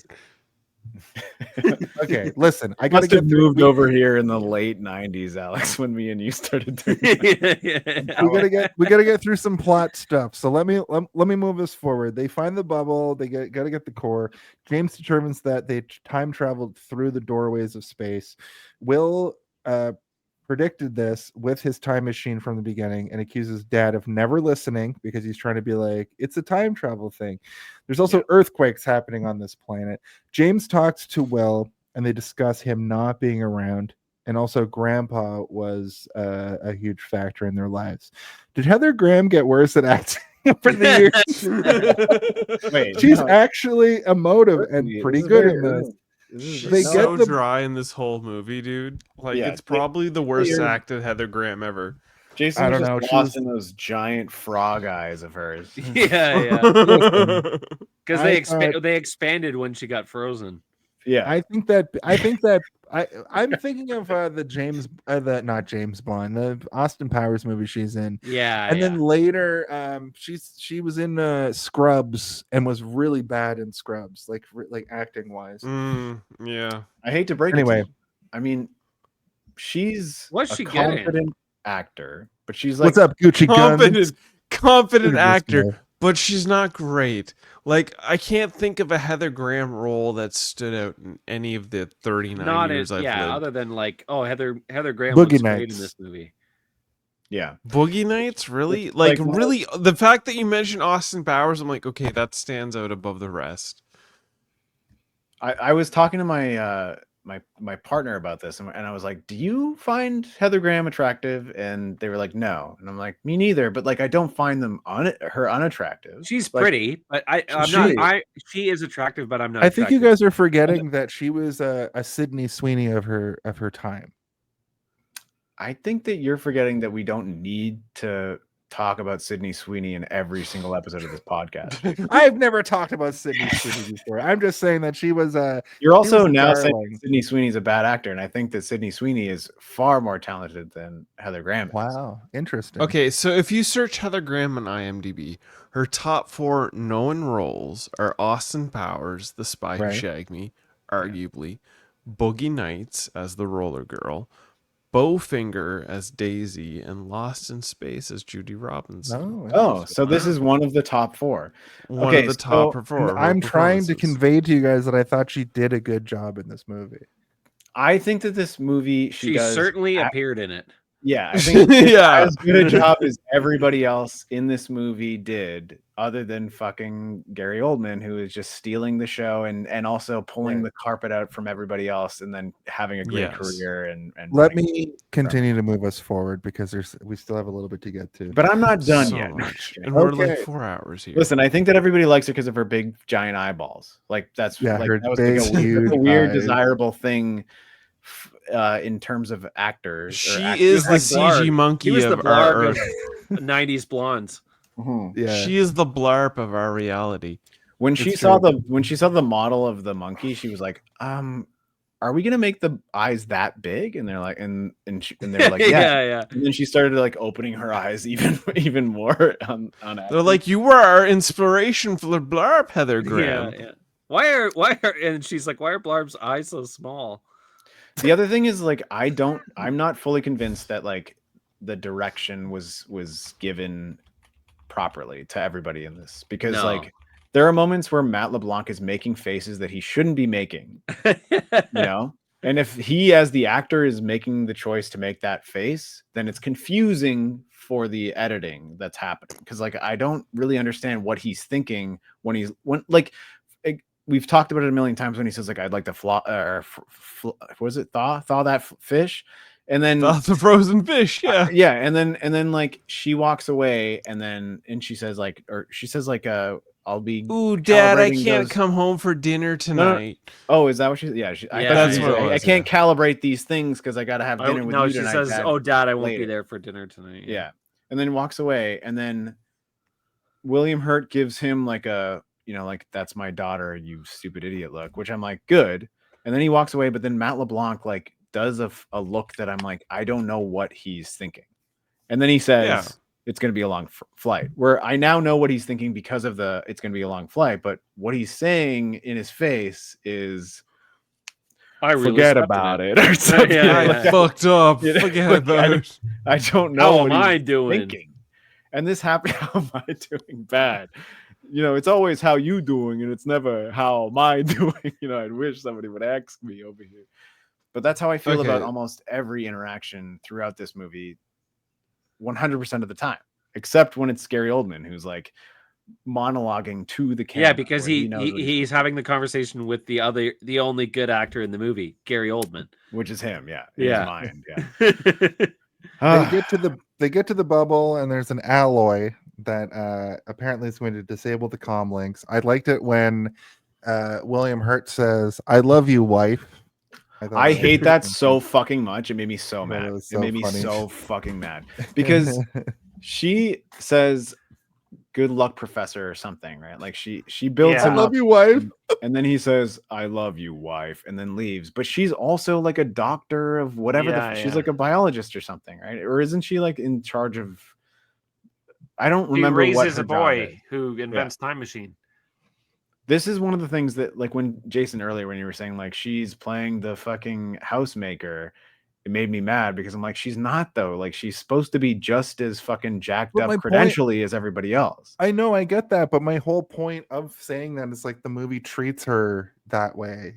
They keep making references. I know, and this is the thing that made me the most mad because I love you, wife. Yeah, he has all the opportunity to like say like doctor, like he could just say like doctor, and like that would be so much better than I love you. What? That's like a caveman thing to say. I agree. That's like I fully agree. What's the actor's name? The Duke or whatever, the guy from all those cowboy movies who would kick open doors or whatever. Like not Charles Bronson, John but Marston? like no, John Wayne. It's like a John Wayne thing to say, where he's like, I don't believe that women have thoughts, but if they do, they probably want to hear something. That's how like they this. treat Maureen. I love you, movie. I know.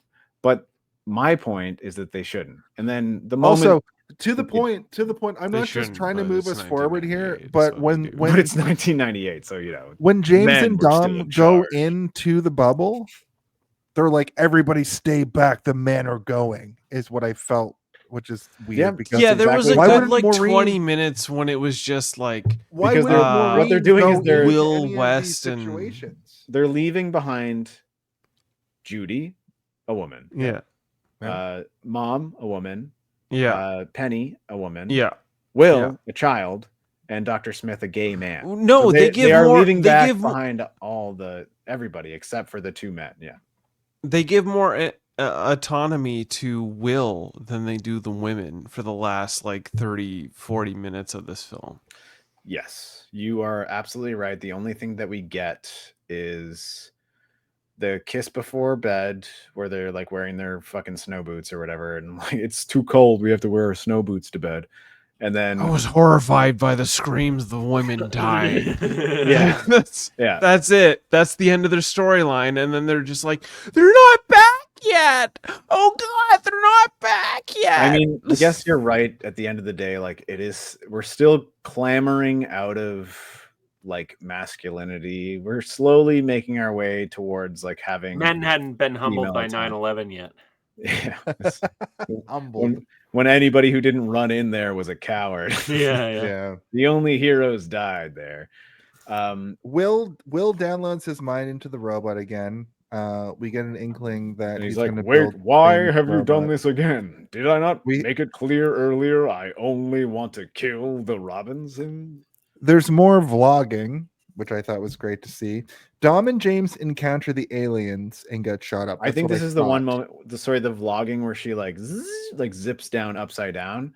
That's like the Yeah. one moment where you realize like, oh, Penny is also like pretty, like she knows how to fucking deal with like repairing the ship and stuff too. Like she's not an idiot. She just kind of plays the victim, or she's like the captive of the mission. Yeah, but she also knows what she's doing. Like she probably also got a couple of first place science whatever. I never won one. What's it called, Alex? Did you? Science fair Award? Quests or whatever. Video quests. Science vaginas. Science vaginas. Dom and James. You get the idea that she probably won at least one or two of those in her time as well. Like she's not an idiot. She's smart. She's part of the Robinsons. They're all geniuses. I thought the sedationists were coming back here because when Dom and James get knocked out, I thought it was them. It wasn't. We'll find out why in a second. Back over to the robot. Says the famous line for the first time. Danger Will Robinson. We get some Morse code. It says Danger Will Robinson. It's Smith doing the Morse code. He goes down to talk to Smith and appeals to Will's imagination, and of course convinces Will to take him outside. The bubble glows, acting, baby. and they go into it. This is getting out of hand, I wrote. Smith loathes children, and I wrote, holy, Smith finds a graveyard with their names on it, the Robinsons' names. Just the women. Yeah, just the women. Yeah. Maureen, Penny, and Judy. James and Dom wake up in a ship. Smith killed them. With future James. It's their ship, not the aliens from the start. But it's Will grown up, not even James. The ship has been built into the time machine that Will wanted to make. He also seems crazy at this point because obviously he's been crazy. The time machine is stable enough for one person to move through. It's been 20 years. He also never seems came crazy because he's crazy. Yeah, because he is. Yeah. Lost in He time. seems crazy. older because time has passed. I also wrote down here Will and Smith. Wait a second. Whoa. There's a whole bunch of this. Yes. And also, Dr. Smith Don says, Smith- keep that thing out of your mouth. And he slaps somebody. Don Smith, Getting jiggy Desperado. with it. I know it's. How dare not you get Don jiggy in front of me? You know I can no longer get jiggy with Robinson, Will these Robinson, 8 legs. Desperado. Smith tricks Will into getting the gun outside. He takes over the robot and holds everyone up. Damn, you went through that whole bubble experience. Well, I just wanted to move us forward. So if you guys want to discuss what happens during this, it's mostly just like them moving towards the ship. I don't know if there's anything really. It's to good discuss. though. I think this is like, it's weird because it feels like a separate movie, and I'm like, in another Yeah. movie. So have you guys ever seen Annihilation? Yeah. I have, yes. Yeah. I loved Annihilation. Yeah. So like this whole thing feels like Annihilation, Yeah, but it like does. a weird sort of like You go through those juvenile shimmering version of it. wall and things are Yeah. scary and you're supposed to be confused, but at the same time, There's you're different animals that are exploded back onto a wall, Yeah, and yeah. you see their whole guts, and it's awesome. but you're like, you're scared, but you sort of know what's going on, but at the same time, you absolutely need more information to be able to confirm what your thoughts are. And like, yeah. I like that kind of shit. This is like good science fiction. But again, we're in a kids movie, so you can't get too grim with it. But they get Yeah. grim enough. They get like Nightmare Before Christmas level grim, where Yeah, like yeah. even as Yeah. an 8-year-old, when I see the grave, like I recognize that they're graves and I see the names and I'm like, oh my That's God. a bit- And I remember that's scary, yeah. Yeah, I remember being like, what the fuck? And especially the one that's like repeating the voice or whatever, like when she's like Oh, yeah, that kissing and kissing boings and I fucking remember like Fingers. I remember like as a kid, like kissing. when it's like sort of reverberating through this time bubble, like having this sinking feeling in my chest, being like, oh my God, Penny's They're all dead. Penny was my favorite. I wanted to know what was going to happen in Penny Vision episode 13 or whatever. But then you see the other two and you're like, oh, all of the women are dead. And I remember like making a pretty big connection with that as a kid, being like, why only the women have tombstones? And then so then my brain is like, well, I guess the men are alive still. And then when we go into this world, we realize like the men are gone too, but they died before. And that is like, it's pretty scary. Especially if you're a little boy, like, because I mean, when I was watching this movie, I was watching it through the eyes of Will, being like the one who's like, activate video game mode. Yeah, Like yeah. I'm not Matt LeBlanc watching this movie. This will I'm eventually the be kid. pod racing. Yeah, exactly. One of these days, someone's gonna say, "Now this is a good video game podcast." A pod race is a podcast at the end of the day. You know what I'm saying? Yeah. We need to make a pod racing podcast. Imagine we did like, you know, like the N64 Quadranero. Yeah, Ben Quadranero. Oh God, he lost all his engines again. Cha-cha, Annie. I don't care what universe you're from. That's gotta hurt. That's gotta hurt. Yeah.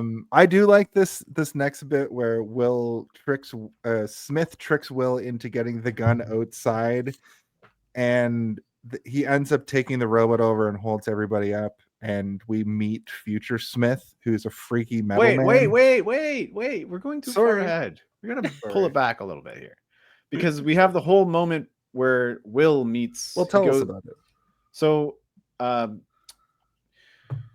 West and Dad, they go down into like a little ditch or whatever after they get through, and they find metal bits everywhere, and they brush them off with their hands, and then West is like, holy shit, it says Jupiter 2 on it, what the heck's going on? And then he gets blasted, like to the point that you're like, he's dead, right? Like that was a Star Wars level, like, yeah, he if got you get blasted super by that, blasted. you're dead. Yeah, even in Star Trek world, man, you admit if you get hit with something like that, you're dead. Especially if it creates like a blast in your clothes in the way it did. Yeah, he's dead, but he didn't die. And then he was actually completely fine. He was totally fine. So we don't know what it was. Unconscious, But then rendered unconscious. Dad runs behind several gravestones and fights with danger. You are the danger. I will destroy. And he, gets him. And then, but he just gets knocked unconscious. And then it's like, dun, dun, dun, dun, dun. Like the camera pans up and it's revealed that it's Robot. And you're like, wait a minute. He was just working on Robot. Robot's here. And this is like the first indication, other than the fact that the Jupiter 2 insignia is in the dirt, that this is like not just a time anomaly. They've been here before. Danger. And it's, I mean, can I get a rating from all of you? Is that good? Do you like that? It made me feel fucking good. Even when I was an old man watching it, I was like, this is pretty cool. Like, this is scary and weird. I think it's good. Yeah. World Mind, you're the only one that I'm worried about. You're like, it's stupidity. I hate it. I was so checked out in the last 3/4 of this film. I could not ride with anything that was going on. No. Right. All right. So he hates it no matter what at this point. I'm still on board and I'm kind of liking it. Which is, I'm not gonna lie, when I was rewatching it, I was surprised at how much I despise this film. Because when I watched it at 12 years old, I loved this film. It was one of my favorites, and I was excited to rewatch it. But when I watched it again, I was like, wow, this really is a terrible film. Yeah, but do you ever sometimes watch a movie and think that like maybe you are sometimes thinking you're too smart for the movie and not just like watching the movie for what it is? No, because this film has the most obvious seams in a lot of its portrayed actions and its acts. It's just like, again, the monkey did not need to be in this film.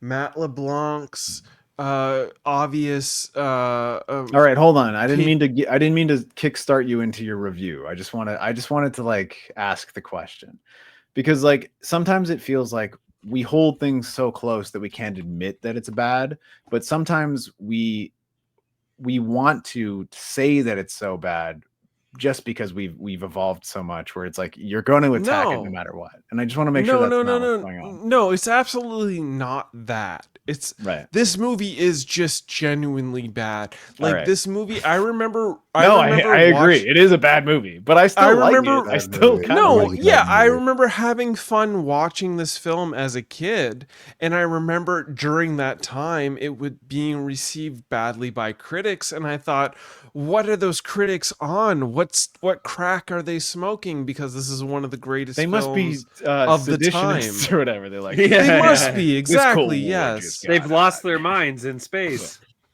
But like, now that I'm of the age of 39 and I know how films are produced and how things are made, I rewatch this film, watching it like, oh my God, how fucked were they to just let a lot of these seams just blatantly open out. Right. I just knocked something over on my desk. Open just for everyone to bear witness to, because they were too lazy to. All right. Hold on. You're getting into your final thoughts. I don't want to get you too close to that yet, because we're gonna get there eventually. You want to edge me? I get it. Don't edge him.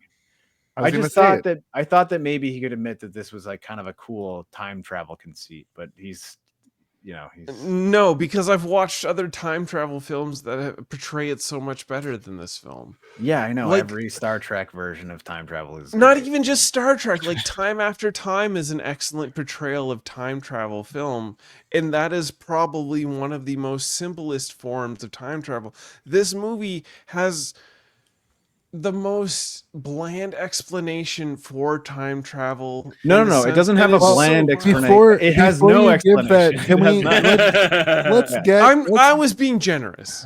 Let's get to the end of the movie and then talk about it, because I think that so we need to get through this last segment. What I wanted to say was that whole thing is kind of happening as a montage-y moment, because then we go back to Smith and Will, where he convinces Will to join him, but he does it in a very like stupid way, where he's like, ding ding, he's like, I know if I hit Morse code inside the ship, that little stupid boy will think that he's solving a puzzle, because he loves solving puzzles.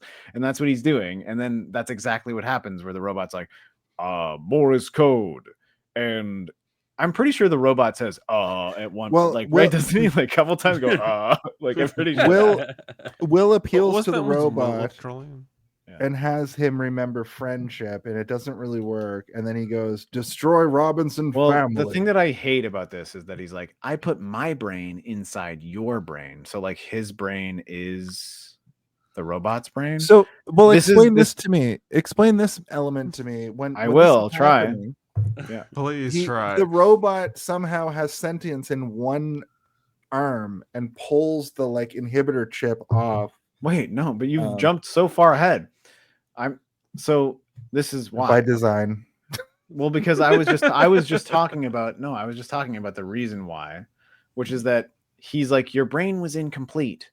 And like we were talking earlier about like how he's like, I'll save his brain. And like, but we all were like, but the only brain he had was like, destroy Robinson family. Yeah. And then like, you're like, well, okay, so why does he want to save the brain? Because the only thing that existed was destroy Robinson family. And then him being the brain of Robot and then being like, goodbye, Robot.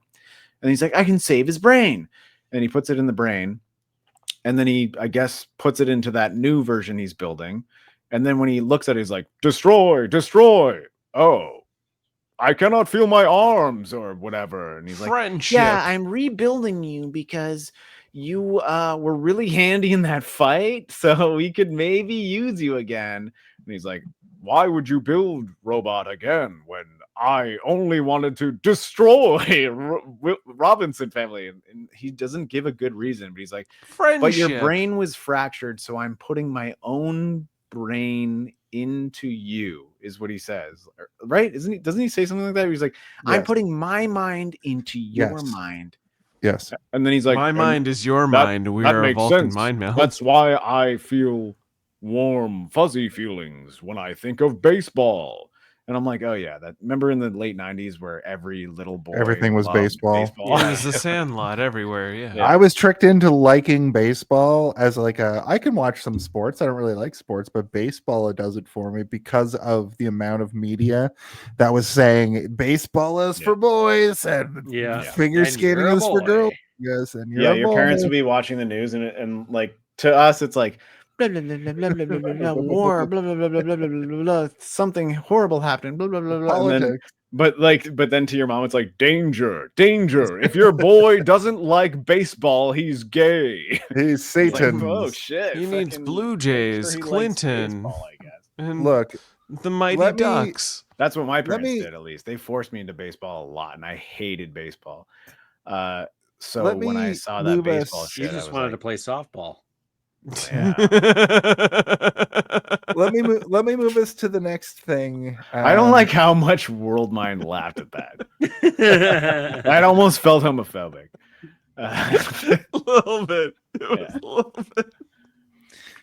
Things are heating up on the ship. They seem to be in a storm. They find Smith. The robot says the line for real. It says, danger, Will Robinson, everything's falling apart. Marina and Judy fire warning flare into the bubble and everything is falling apart. And then we meet Future Will and Smith. They have a portal open. Will realizes Smith has been spinning lies this whole time and get him to build the time machine. That's what Smith was doing the whole time. We get a reveal of the freaky Spider Smith, and we think that he kills Future Will by throwing him down a thing. And I wrote, the CGI is actually not good. It's doing too much. James fights him and releases tiny spiders on him and thrusts him into the wall of the portal, destroying him. Future Will survived. Dom and Smith and the robot make it back. The bubble closes. So I wanted to move us forward to the end. All right, got it. Yeah. Yeah. I mean, this is the best part of the movie, in my opinion. I think that it's its own Star Trek episode, World Mind, to bring you into. Like, does this not feel like it should be its own contained episode of something? Like, if this was Alex, you watched the show. Does this ever happen where like Smith is like, well, no fear, Smith is here, and he's like, like turns into General Grievous? No, that does not happen in this show. I feel like they should have killed him by shining a bright light over the hole and making him attracted to it like a spider. Like making him think it was the portal, like or something, or just have like kind of like. Because they were like, "Oh, I'm gonna go into the thruster." Like, what if they go out of their way to be like they're attracted like to light and fire? Yeah. That would be. Imagine they like got something that got so bright that he got like so aggressive, hypnotized, like he just attacked it, and just like blew his head off. Heat and light, my favorite things. Or just thing, like the thing he that goes stands from out like about me. he goes from like the doctor, the logical doctor, like ting, ting, ting, ting, ting, I Yeah, can do into whatever I more of, want. like the beast he's become. Yeah, where he just like loses his mind, but he also like instead of going beast mode, like rah, he's just like, I don't think so, you animal, and like he still says like all the weird monologue-y shit that he says and gets his head. He didn't need to really turn into that thing because he didn't. It never took over him. He just became physically imposing. Yeah, he really Stronger, just yeah. became the same guy, but he's like, I decided to kill the women because you would listen to them and not me, and I needed you to make a time machine. But he and could I've have got done a all of that as floating Gary head. Oldman. Yeah, he could have done all of that as Gary Oldman, but they wanted to have some crazy CGI spider Resident Evil monster. boss. Yeah, but the whole portion of You're that right, that it's makes true. him the whole portion of that makes him horrifying, they disconnected by having him as a floating head and delivering his monologues that he delivers through the entire film. Yeah, they should have had You him know? like chittering and stuff, or something to like indicate some kind of that it was like more than every a time he physical laughs, he's like, transformation. and it's like, Yeah. like something terrifying. Yeah, like Yeah, more a I do like. Yeah, you're right. You're right. There's no denying that you're right. I will not try to fight you on this. But what they did visually is pretty fucking cool. Like him like it was crawling unique. around It on stood the out in the walls and minds shit of was, like, 12-year-olds. Yes. I thought It's it one looked of those things that like when I was like, let's do until Lost he in took Space. off his General Grievous cloak and revealed his extra arms, then it looked like shit. Well, Yeah, okay, but but that's yeah. the thing. That's the part of the film that stood out most in my mind. It was like Spider Army that was swarming their ship in the beginning, and then it was him becoming a spider human hybrid creature thing. Those were the two biggest moments in this entire film that has ever stood out in my long-term memory of this. And they Joker they film. both take place in the last 15 minutes of the movie. Yeah, exactly. Because One there's like, in, like, there's the a first lot 30 in and this one in the movie last that 15. lead up to this moment. Yeah. Even like the conversation between Will and his dad as older Will is like longer than this. You know, like they throw Smith out the room or whatever, and then what do they do to the other two? Like they just leave. Like I can't even really. They just leave him behind by the bubble. Like they don't. Yeah, the ship leaves James and future Will behind. No. Like when they fight, he picks up Smith and he's like, I always hated myself, and he like throws himself out the window or whatever, and he's like, does he I've like? had 20 years of pain to reflect upon my discretions. He also does upon your another family. ADR line of explaining what happened, because like they're still like, I don't know if they still understand, so they like have him like point at the wound on his back, and he's like, the spider's bite did something crazy to me. It's like close up and it bubbles. Yeah. Listen, at this point, I when I came into this, I knew it was going to be a tough bout, and I'm exhausted at this point where I'm like, come on, guys. Yeah. I can like it's still good, right? Isn't it? So It's very good. They throw him out the window, and then they what does he do with the other? He says like, oh no, he says like, please don't kill them. It's my dad and this fucking guy who I met for 3 days, like a million years ago. Yeah. And then this guy that's groomed me for the past 20, 40 years. Yeah, and he's like, okay, we'll put them into the egg harvester chamber, and if they move, then kill them. And the robot's like, all right, and he takes them down. That's what happens. He puts them in a corner or whatever. Yeah, and then. But then that's when old Will, he does. He's like, put them in time. I can put them in time out. This is also Jason. This is what I wanted to talk about. Mm-hmm. So me and Jason were talking about how like Jared Harris's voice was dubbed, and we were like, why is that? Like, why'd that happen? And Jason was like, well, he probably had like a really British accent. And I was like, wait, should I hit the theories? No, yeah. Theories. And my theory is that his accent was too heavy for what they wanted, right? So he's trying to do the like, Dad, and he's like, Father, I always knew you come back. And then Jason's like, that's probably why they got rid of it. And I was like, but wouldn't it make complete sense if a 9-year-old was raised by a British Spider-Man in the middle of nowhere with no other people around that he would adopt a British accent. I Like, think wouldn't he that's a sound tough British? bridge to sell to kids, though. They're like, but he wasn't British when he was 9. Why would he be British when he's fucking 40 or whatever? How old he's supposed to be? Yeah. But was Gary Oldman ever really British throughout the whole film? I mean, his accent would tell me yes. I would say no. He was. What about when he says, eccentric. "Oh, Dr. Doolittle in space"? Oink. Yeah, but he doesn't. Well, do you're it with, not like, an British. You Austin do that Powers shit all the time. accent. No. It's true. It's true. Alex is right. Maybe he's faking it.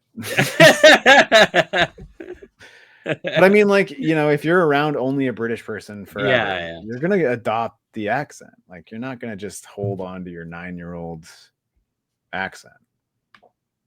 I'm Will. And I believe in time travel. And I'm gonna make sure it happens on this planet. My CPS 1000 is going to take me back to the time that we launched Winter from Zellers. Earth. Anyway, Jason, that was the thing Zellers. that I wanted to say from earlier. We can go back in time and go back to it. If we edited this, you could be like, and it'll be like, come back to this later, Jason. Remember to hit the button later. Dranger Will Robinson. Whoa.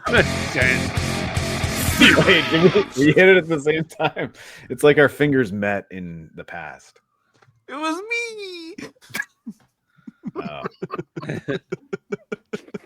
Me and World. I'm getting lost in space. Same finger. Our fingers got lost in space. All right. So Okay, can I get us home, please? yes, we're going way too. This is going on to be maybe the longest episode. Well, ever. I've been just doing. Well, this listen, all Jason. week. Alex brought up his tits for you to look at again. We're getting lost in space Nice here. tits. The ship leaves James and the future Will behind. As an asteroid hits them and they all die, which I thought was great. So I guess this happened already or didn't. But Will sends James back in time to, I guess, before they leave the planet, and James instructs Dom to not go up, but they go through the planet due to the use of gravity. So what actually happens here? Thanks, gravity. They they use the time travel. Only one person can go through. There's that moment where he's like, you can come through too, and he's like, I told you already, because of the magic of storytelling, only one person can go through this effectively. It seems like could have just tried to jump through. I can tell you guys through the magic of storytelling that right here is when, you know, like when everybody is like satisfied, right? He could have just went back to the ship and like it could be done. Like everything is there, like emotionally. And then they add 25 extra minutes to this movie where you're like, what the fuck? I paused it to go pee. I'm like, I have to pee, but it's almost over, but I can't hold it. So I peed and I'm like, 25 more minutes? What the fuck is going on here? And anyway, Jason, go ahead. Okay, so oh man, he paused. There's so many Jasons on one screen. when they go through it, it turns out that he falls down into moments before. Judy and Dom do end up. I don't think that Jason knows what's going on. I think he just made. I do. Okay. No, I do. You've already fucked up. Okay, go ahead. I haven't fucked up. He falls through. He time He doesn't travels fall back through it. to. Well, he gets thrown down into the pit through the time travel. No, he doesn't go through the time travel. Yeah, he does. He gets sent No, he to doesn't. right before they fly off the plane. Wait, are you talking about Will or are you talking about Dad? I'm talking about James. I'm talking about John. Oh, Yeah. sorry. Okay, I thought you were talking about Will. No, John falls through the thing. You already fucked up. He time travels back like a few minutes before the ship left the planet. Before he's like, they, oh fuck, as they really fucked up. You remember as when he they- like sees his whole family get blown up and he's like, oh, yes. He's not that upset. He's like, The damn, worst reaction to a family being I guess I destroyed live here ever. forever now. His Yeah. brain is being like, I could have probably stopped that somehow. Yeah. But he does stop it by going back and warning all of them, because the whole thing was like, as Dom was flying away, he makes a clerical error and gets hit by an asteroid. They're unable to. It's a clerical That's the error. worst clerical error ever. They're unable to get enough lift to get off the planet with the ship. So when they go back, John. I wrote down James in my notes. James, so I don't know. I think it's why. John. Whatever. John says, J.J. no, I've Abrams. seen this before. We have to fly off of this planet by going through the planet. Yeah. They fly through it with the hyperdrive. No, they don't go. No, they through just with the fly through it hyperdrive, they just fly conventionally. through it. They man. have they go through the fucking. It's like the Death Star. This is second exactly Death The what Star. movie we're ends doing. with them using Yeah, the I feel like me hyperdrive. and Alex are the only people who watch this fucking movie. I Then tell- feel, then I say feel like the exactly film what ends happened. with them just losting in space. And they're like high-fiving each other when they Yeah, when they the bump reason it, like, that get they through the hole. die in the first place is because they can't break the atmosphere of the Yes, gravity pool which I of the did say. planet, so they can't do it. So they die, and he's like, oh, And then they dive through, but yeah, they don't use the hyperdrive to get through, which they could, but they already did that with the sun. And so the credits old roll. Will, and he's like, I'm old Will. I'm your old son, and I'm gonna throw you through this gravity pool. Jared into- Harris is only I am 37 in this, Sparta. so him being 30 is. It seemed like he was older, but he was 37. Yeah. you know, I that's kind of how I was feeling, where I'm like, I know this guy, but he seems like he's in his 40s. But Yeah, I think that he's that's 37, and I mean, you got to consider he's been there 20 years, and those are like doomsday 20 doomsday. Let's not get lost in the sauce. Let's just say they make it out of there, they escape, yeah. and then Judy and Dom kiss. Everyone is safe, but they aren't safe yet. There's a black hole, I guess, is what it was, and they engage the hyperdrive. And I guess it's up to us to assume if they made it or did not make it, and that's the end of it. Yeah, we're waiting for the sequel. I made a note here. I mean, yeah, I made a note that says it was open out ended, and it felt like the editor said to whoever made it, "Okay, that's how you want it to end." And they said, "Well, what if they want us to make another one?" Yeah. It felt like the movie wasn't for supposed. 3 more movies, man. Yeah, it felt like the movie wasn't supposed to end there. It was like they jammed so much into this movie that they could have had a good resolution to the film, but they front loaded this movie with so much. Like we front loaded this episode with so much information about this movie. But The I think studio that made this was like, they're like, yeah, we could do this again, but We already paid Gary Oldman. yeah. So like, unless he is gonna get a lot on the back end, he might not come back. And then they didn't get a lot on the back end, and they're like, yeah, we're not getting Gary Oldman. there was no back end. There was $15 million that went right back into the studio system. So with that said, that's the end of this film. Why don't we talk about our Home Alone of it all, our final thoughts, and our ratings? Damn. Just right to it. We're not going to talk about that fucking theme song. I mean, we did talk about it a little bit earlier, so I guess that's We did. Yeah. There was a theme song. Yeah, remember the theme song at the end?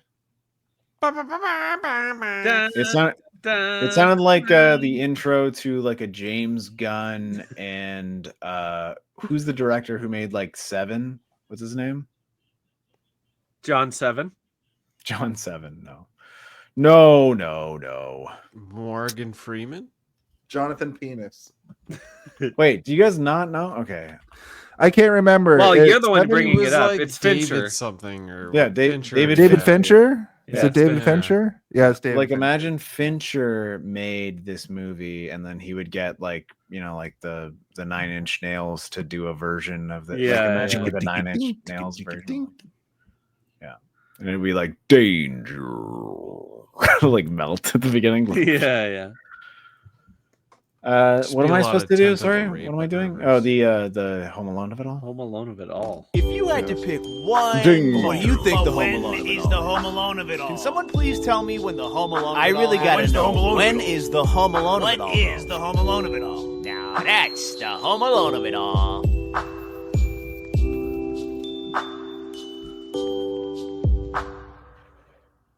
Look, you guys have both been here before. The Home Alone of it all, it's very simple. It's the idea that in the movie Home Alone, Kevin McAllister slaps down the blueprint to destroy his enemies. And that's sort of the part of the movie we were all there to see. what we've sort of over the years determined that the Home Alone of it all could be your favorite part of the movie, could be your favorite sequence of the movie, it could be literally the third act. And that ties into your final thought. Your final thought, of course, is literally that. And then your rating will just be your rating. It can be out of 5, it can be out of 10. It can literally just be some nonsense rating you come up with. And since both of you people are veterans, it could be out of an infinite amount of stars where you could be lost. It's true, like the amount of stars behind Steve's poster there. But Chris, I'll turn it over to you. Tell me about your Home Alone of it all, your final thoughts, and your rating, please. So my Home Alone of it all is don't fuck with time travel by reconverting a Super Soaker CPS 1000 into a time machine and destroying your RV, your family RV into a bigger time machine. This movie made no sense beyond 30 minutes. After 30 minutes, this movie just made no sense. Yeah, I love this film as a 12-year-old. As a 39-year-old, I despise this film. It's actually one of the worst films I've ever watched next to The Tingler. And that's a terrible film. So, yeah, I don't know. I loved Lost in Space. I remember it being my favorite, and then I watched the Netflix series, and I thought that would be good. But then I followed 3 episodes, and it's terrible. It's a fucking terrible film. Don't watch this film. Don't watch this film unless you're like a super fan of fucking Matt LeBlanc. There's nothing to offer. Maybe a Gary Oldman fan. There's nothing. It's one of Gary Oldman's. I mean, that's the only reason, right? It's I mean, really no. Gary Oldman is the only reason to watch this film. It's Well, great. What's your rating, I guess? How'd you feel about it? Yeah. I give it a 100 CPS out of 1000 CPS. Oh, that's pretty good. Fantastic. Thank you, Chris. Always a great guest. You're welcome back anytime. Alex, you know, maybe we should find a movie that Chris likes one time. He always we tried that with the fucking Ballad Southland Tales. I've been telling you, bring me on for Southland Tales. It seems like you have no movies in your wheelhouse that are like kid movies that you're like, I still like it as an adult. Yeah. I feel like you're like impenetrable to like movies. Jurassic Park. That's still a good movie for adults. Like you have to pick a movie that you liked when you were a kid that you still like as an adult. You sick fuck. All right, Alex, go. It's your time. All right. So I would say, I think for me, the Home Alone of it all is when they jump through the sun, then I mean, and become lost in space. But I mean, there's obviously some things that kick off before that, but it's I think it kind of gets to the idea of selling to the premise that you were waiting for them to be, lost in space. Right. I mean, I liked it. It was fun. It wasn't like moving and wasn't particularly well done, but I was engaged while I mean, I watched it and I liked it, but I like everything that I watched. Yeah. But I couldn't help but compare it to the performances in the show, which were better. And I feel like the characterizations of the characters were seem more natural than like Penny. Penny grated me a bit. Like she was weird. Yeah. She bothered me how she talked, and it bothered me that I couldn't remember what she was from, and it took me like 40 minutes to remember that she was in Mean Girls. So I was like, and I never seen her in anything before or after that, so I was like, it was kind of a piss off, and I'm like, oh, she's in Mean Girls. You have to watch it with a mean girl. They're immediately exactly Mean Girls, and you're like, oh yeah, okay. Yeah. But then I mean, it was fun. I like seeing stuff that people liked when they were kids if I didn't see it when I was a kid, because I like to try to think of it through that lens.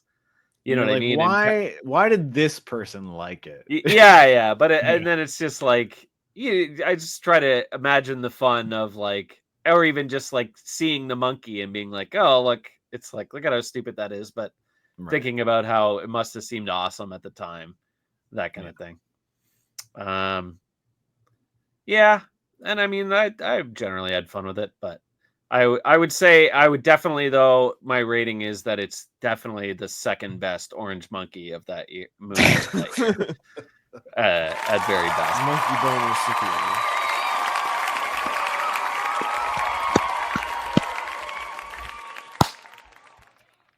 Steve. Well, I mean, as I said at the beginning, like I don't love this movie now, but I did love it then. And there's a part of me that wishes I loved it as much as I did back then. But going through it again, it's impossible. You can't. There's certain movies you can figure it out and be like, why did I love this? Other than the fact that There's I was certain movies that are forgivable. Yeah, but this one's not really, because you're like, there's nothing in this movie that I like.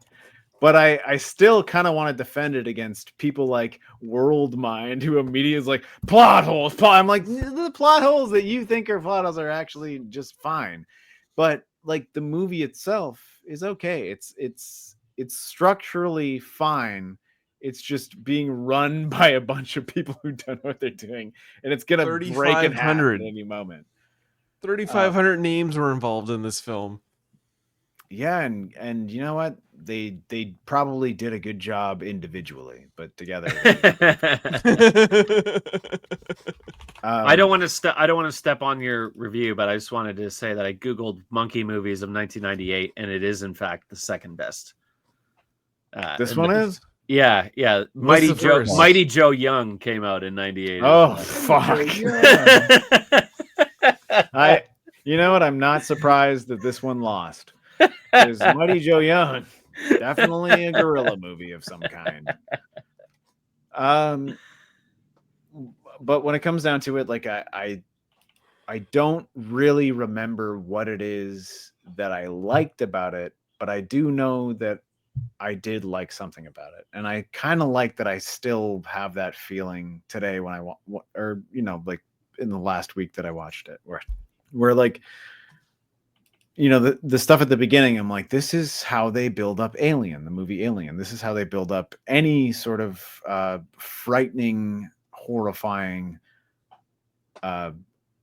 science fiction movie, and they do the same formula where they're like, we're going to build up everything about these characters and get them to this point, and then we're going to move them into the horrifying point.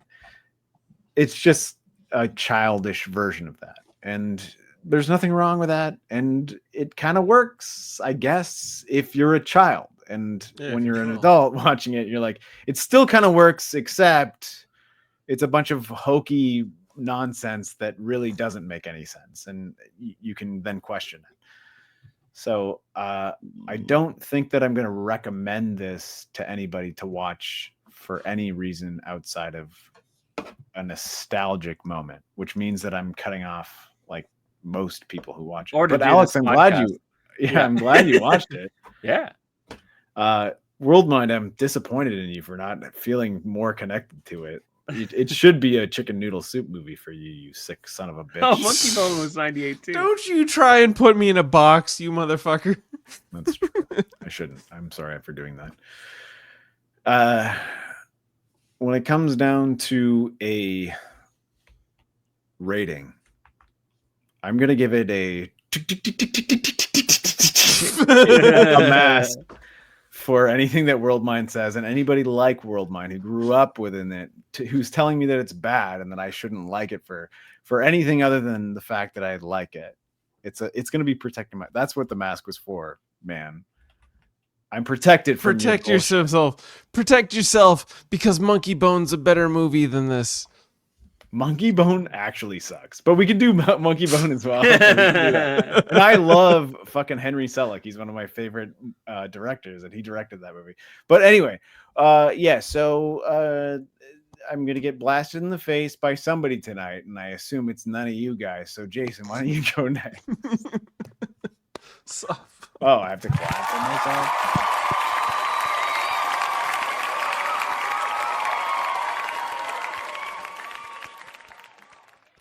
The Rocketeer. There's more Jasons every time. My home alone of it all was the crashing on the snow planet. I liked everything from that point on. Did I say My Home Alone? Did I? I can't remember what it was. I'm sorry. Go ahead. My final thoughts are as such. I would have loved this movie in 1998. The real draw here is the practical effects for the ship interior specifically, as well as the other practical stuff. And even though the CGI was mostly obvious, it wasn't offensively bad, except of course the post-cloak future Smith. We discussed that at length, and I think that I'm wrong. I think if Matt LeBlanc had never been Joey, he could have been an action star. And he shows his range a bit here as such. I just see Joey Tribbiani. This was another. He would have been the guy from Starship Troopers, Casper Van Dien. He would have been. Right. That's what he would have been. Yeah. This was another story I didn't know what to expect going in, and think it was too much jammed in a 2-hour feature. I'm curious if this was from the show or if it was from a brand new story.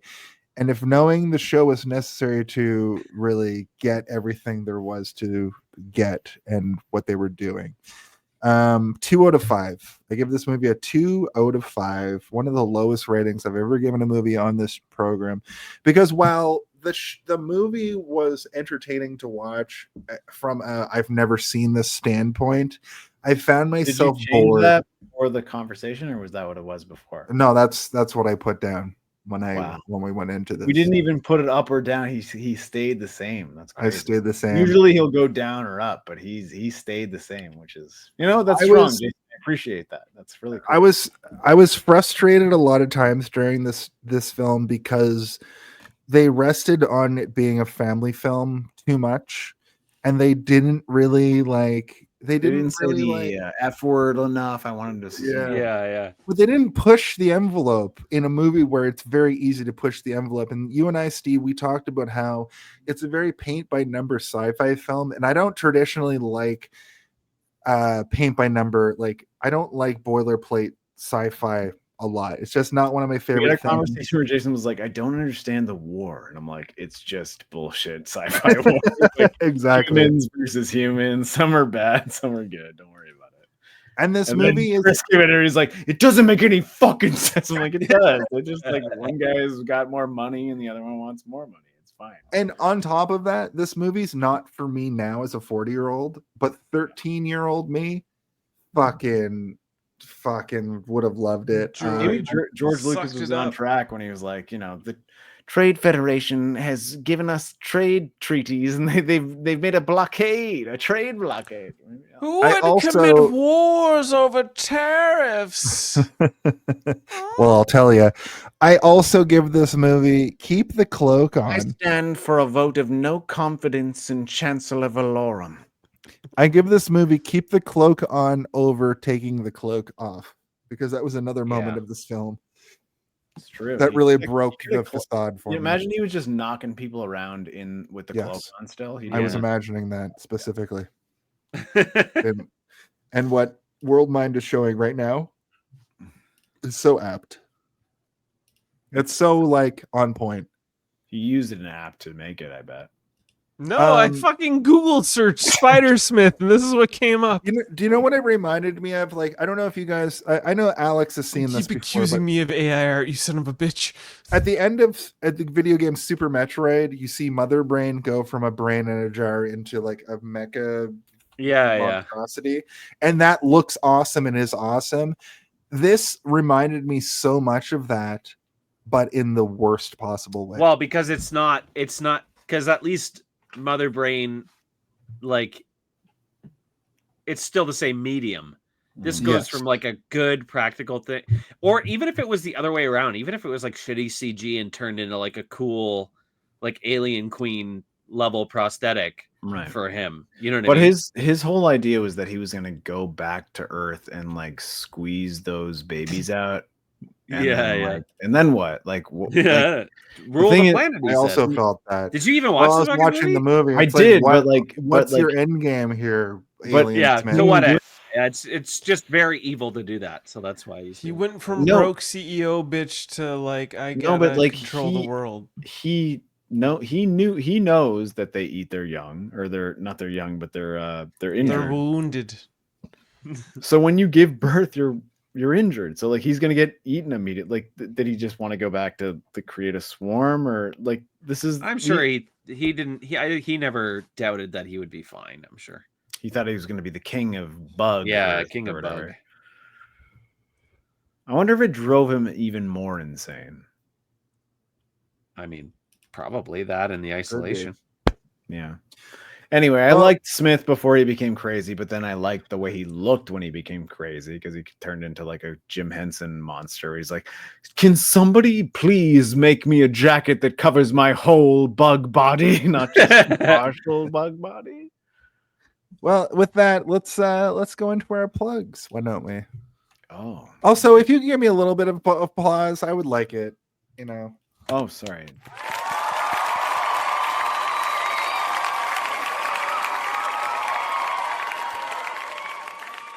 Good man. And we love him. We love him so much that we would even say he's a shaft inside of all of us. I'm just kidding. Whoa. Whoa. Boner alert. My favorite thing is that Taras used to say "spoiler alert." Like he didn't think it was spoiler alert, but he just changed it to that to like make his own mind chemistry better. It's like, no, it's spoiler alert, not boner alert. I'd like to just have him record spoiler alert every time that I'm like, no spoilers, guys. But let's hear the plugs.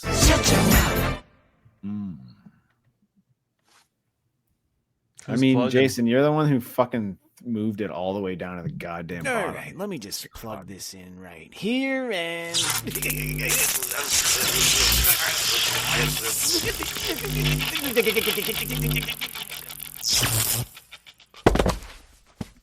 I'm gonna switch it up. Alex, what do you have to plug this week? Nothing. Just watch my other episodes. I want this podcast dependent on me. Okay. I've been inching my way. I don't know if I'm the most frequent guest yet. I'm coming for Cam. I think it's Cam. You're dead, Cam. No, It's It's gonna be Cam. no. It's not. It's Noel. But it would be funny if you killed Cam and then you're like, Yeah. Yeah. It pans out and there's a tombstone and it just says Cam. But there's like 4 other fighters and you're like, ding, ding, ding, ding. Oh shit. But yeah, I don't know. Watch this podcast more. It's fun. Yeah, it's very good. Thank you, Alex. Of course, you're welcome back here every single time that we ask you to be here. Yeah. Give him another round of applause, everybody. We love him. World Mind, what do you got going on, brother? Give me what I want. Give me what I want. I've got Trivial Debates. We've got TMNT, Teenage Mutant Ninja Turtles. If you're a fan of that content, May 25th, 3 p.m. live, we are doing a Trivial Debates TMNT themed episode, and we're supposed to do a Quebec episode of Hold Up yesterday. We didn't. I don't know when we're doing that. So if I can find a Quebecan guest for that episode, that would be great. My co-host Davin said he was going to think upon it. So hopefully we figure out a guest for that episode and we can have a Quebecan episode of Hold Up, a movie podcast. If you also like movies, which I assume you would because you're watching or listening to, hey, did you see this one at the 4-hour and 18-minute mark? You probably like movies. And if you want to check out some movies that we covered on Hold Up, a movie podcast, check us out on YouTube, Hold Up, a movie podcast, and we can talk about movies on Hold Up, a movie podcast. that you may have witnessed or I think want he's to trying to witness. make Leave our comments. podcast longer. He's trying to like make it longer. It is my utter goal every time I come onto your podcast to make it the longest podcast. Right. I think this is up there. Well, Steve has disappeared from the frame, but it is Steve's turn to tell us about what he is up to these days. What's on the back burner for you, Stephen Danger Waters, if that is your middle name? There's only wait. Did we not clap for World Mind?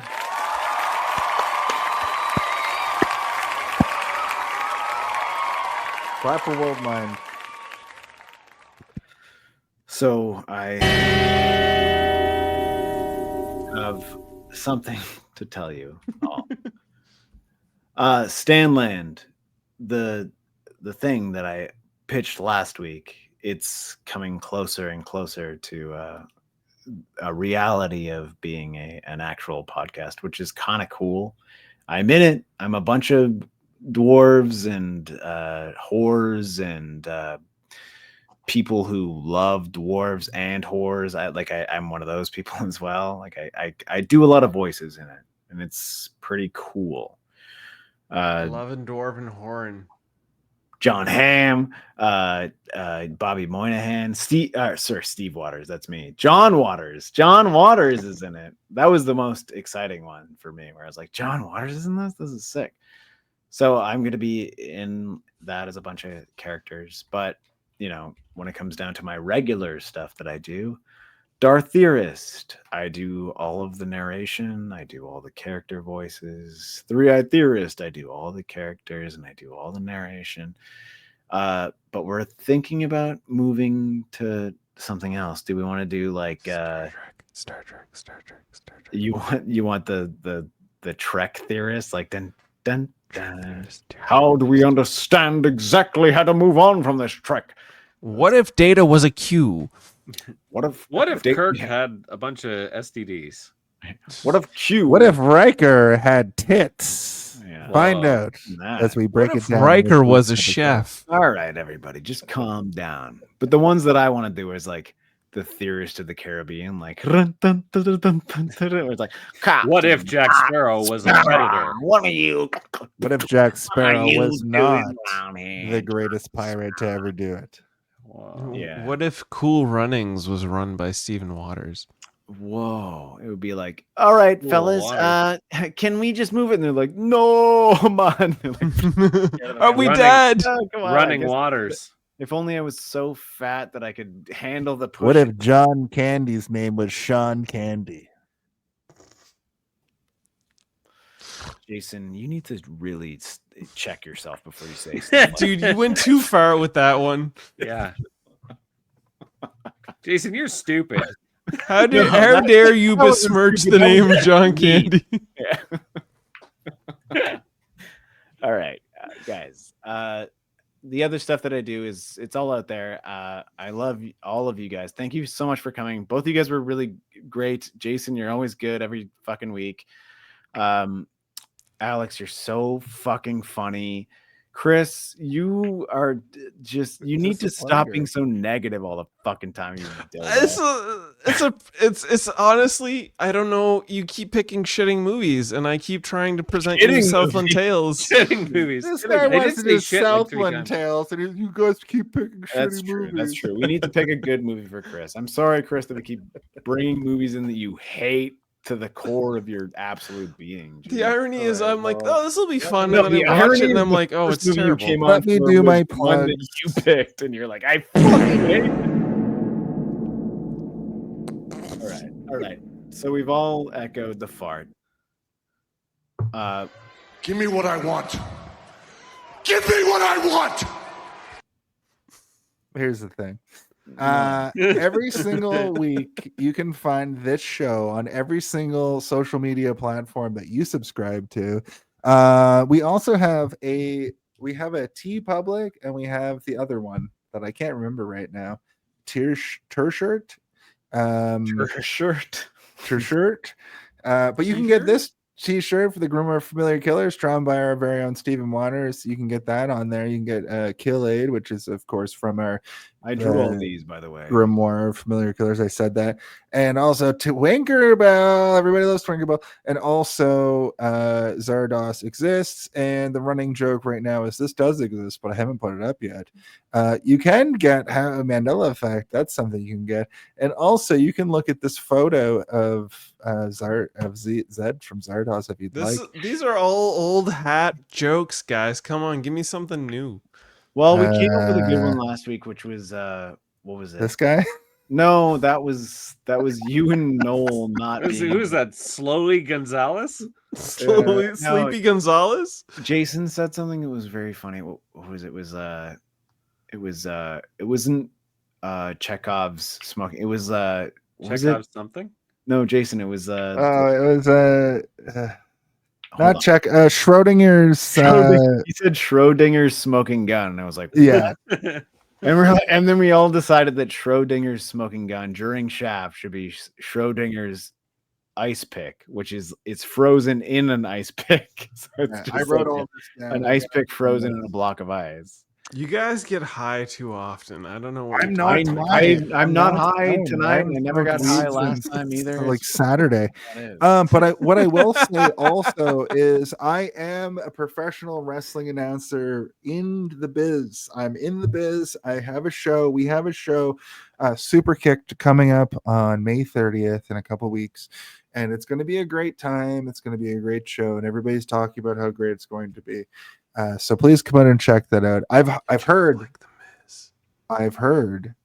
that a lot of people that watch this show are going to be there.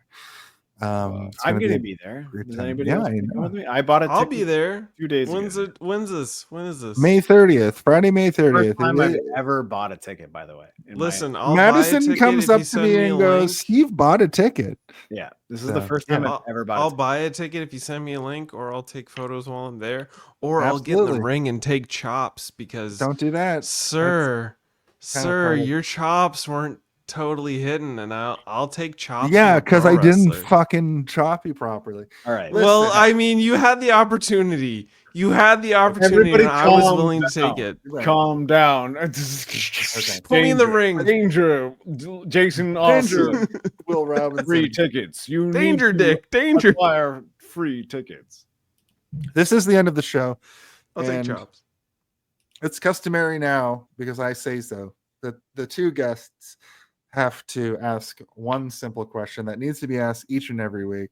So I'm going to count backwards from 3, and on 1, please ask that question. 3, 2, 1.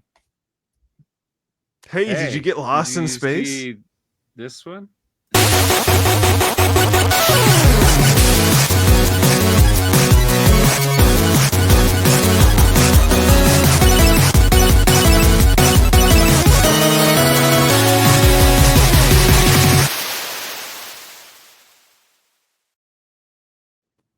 Chaos demon.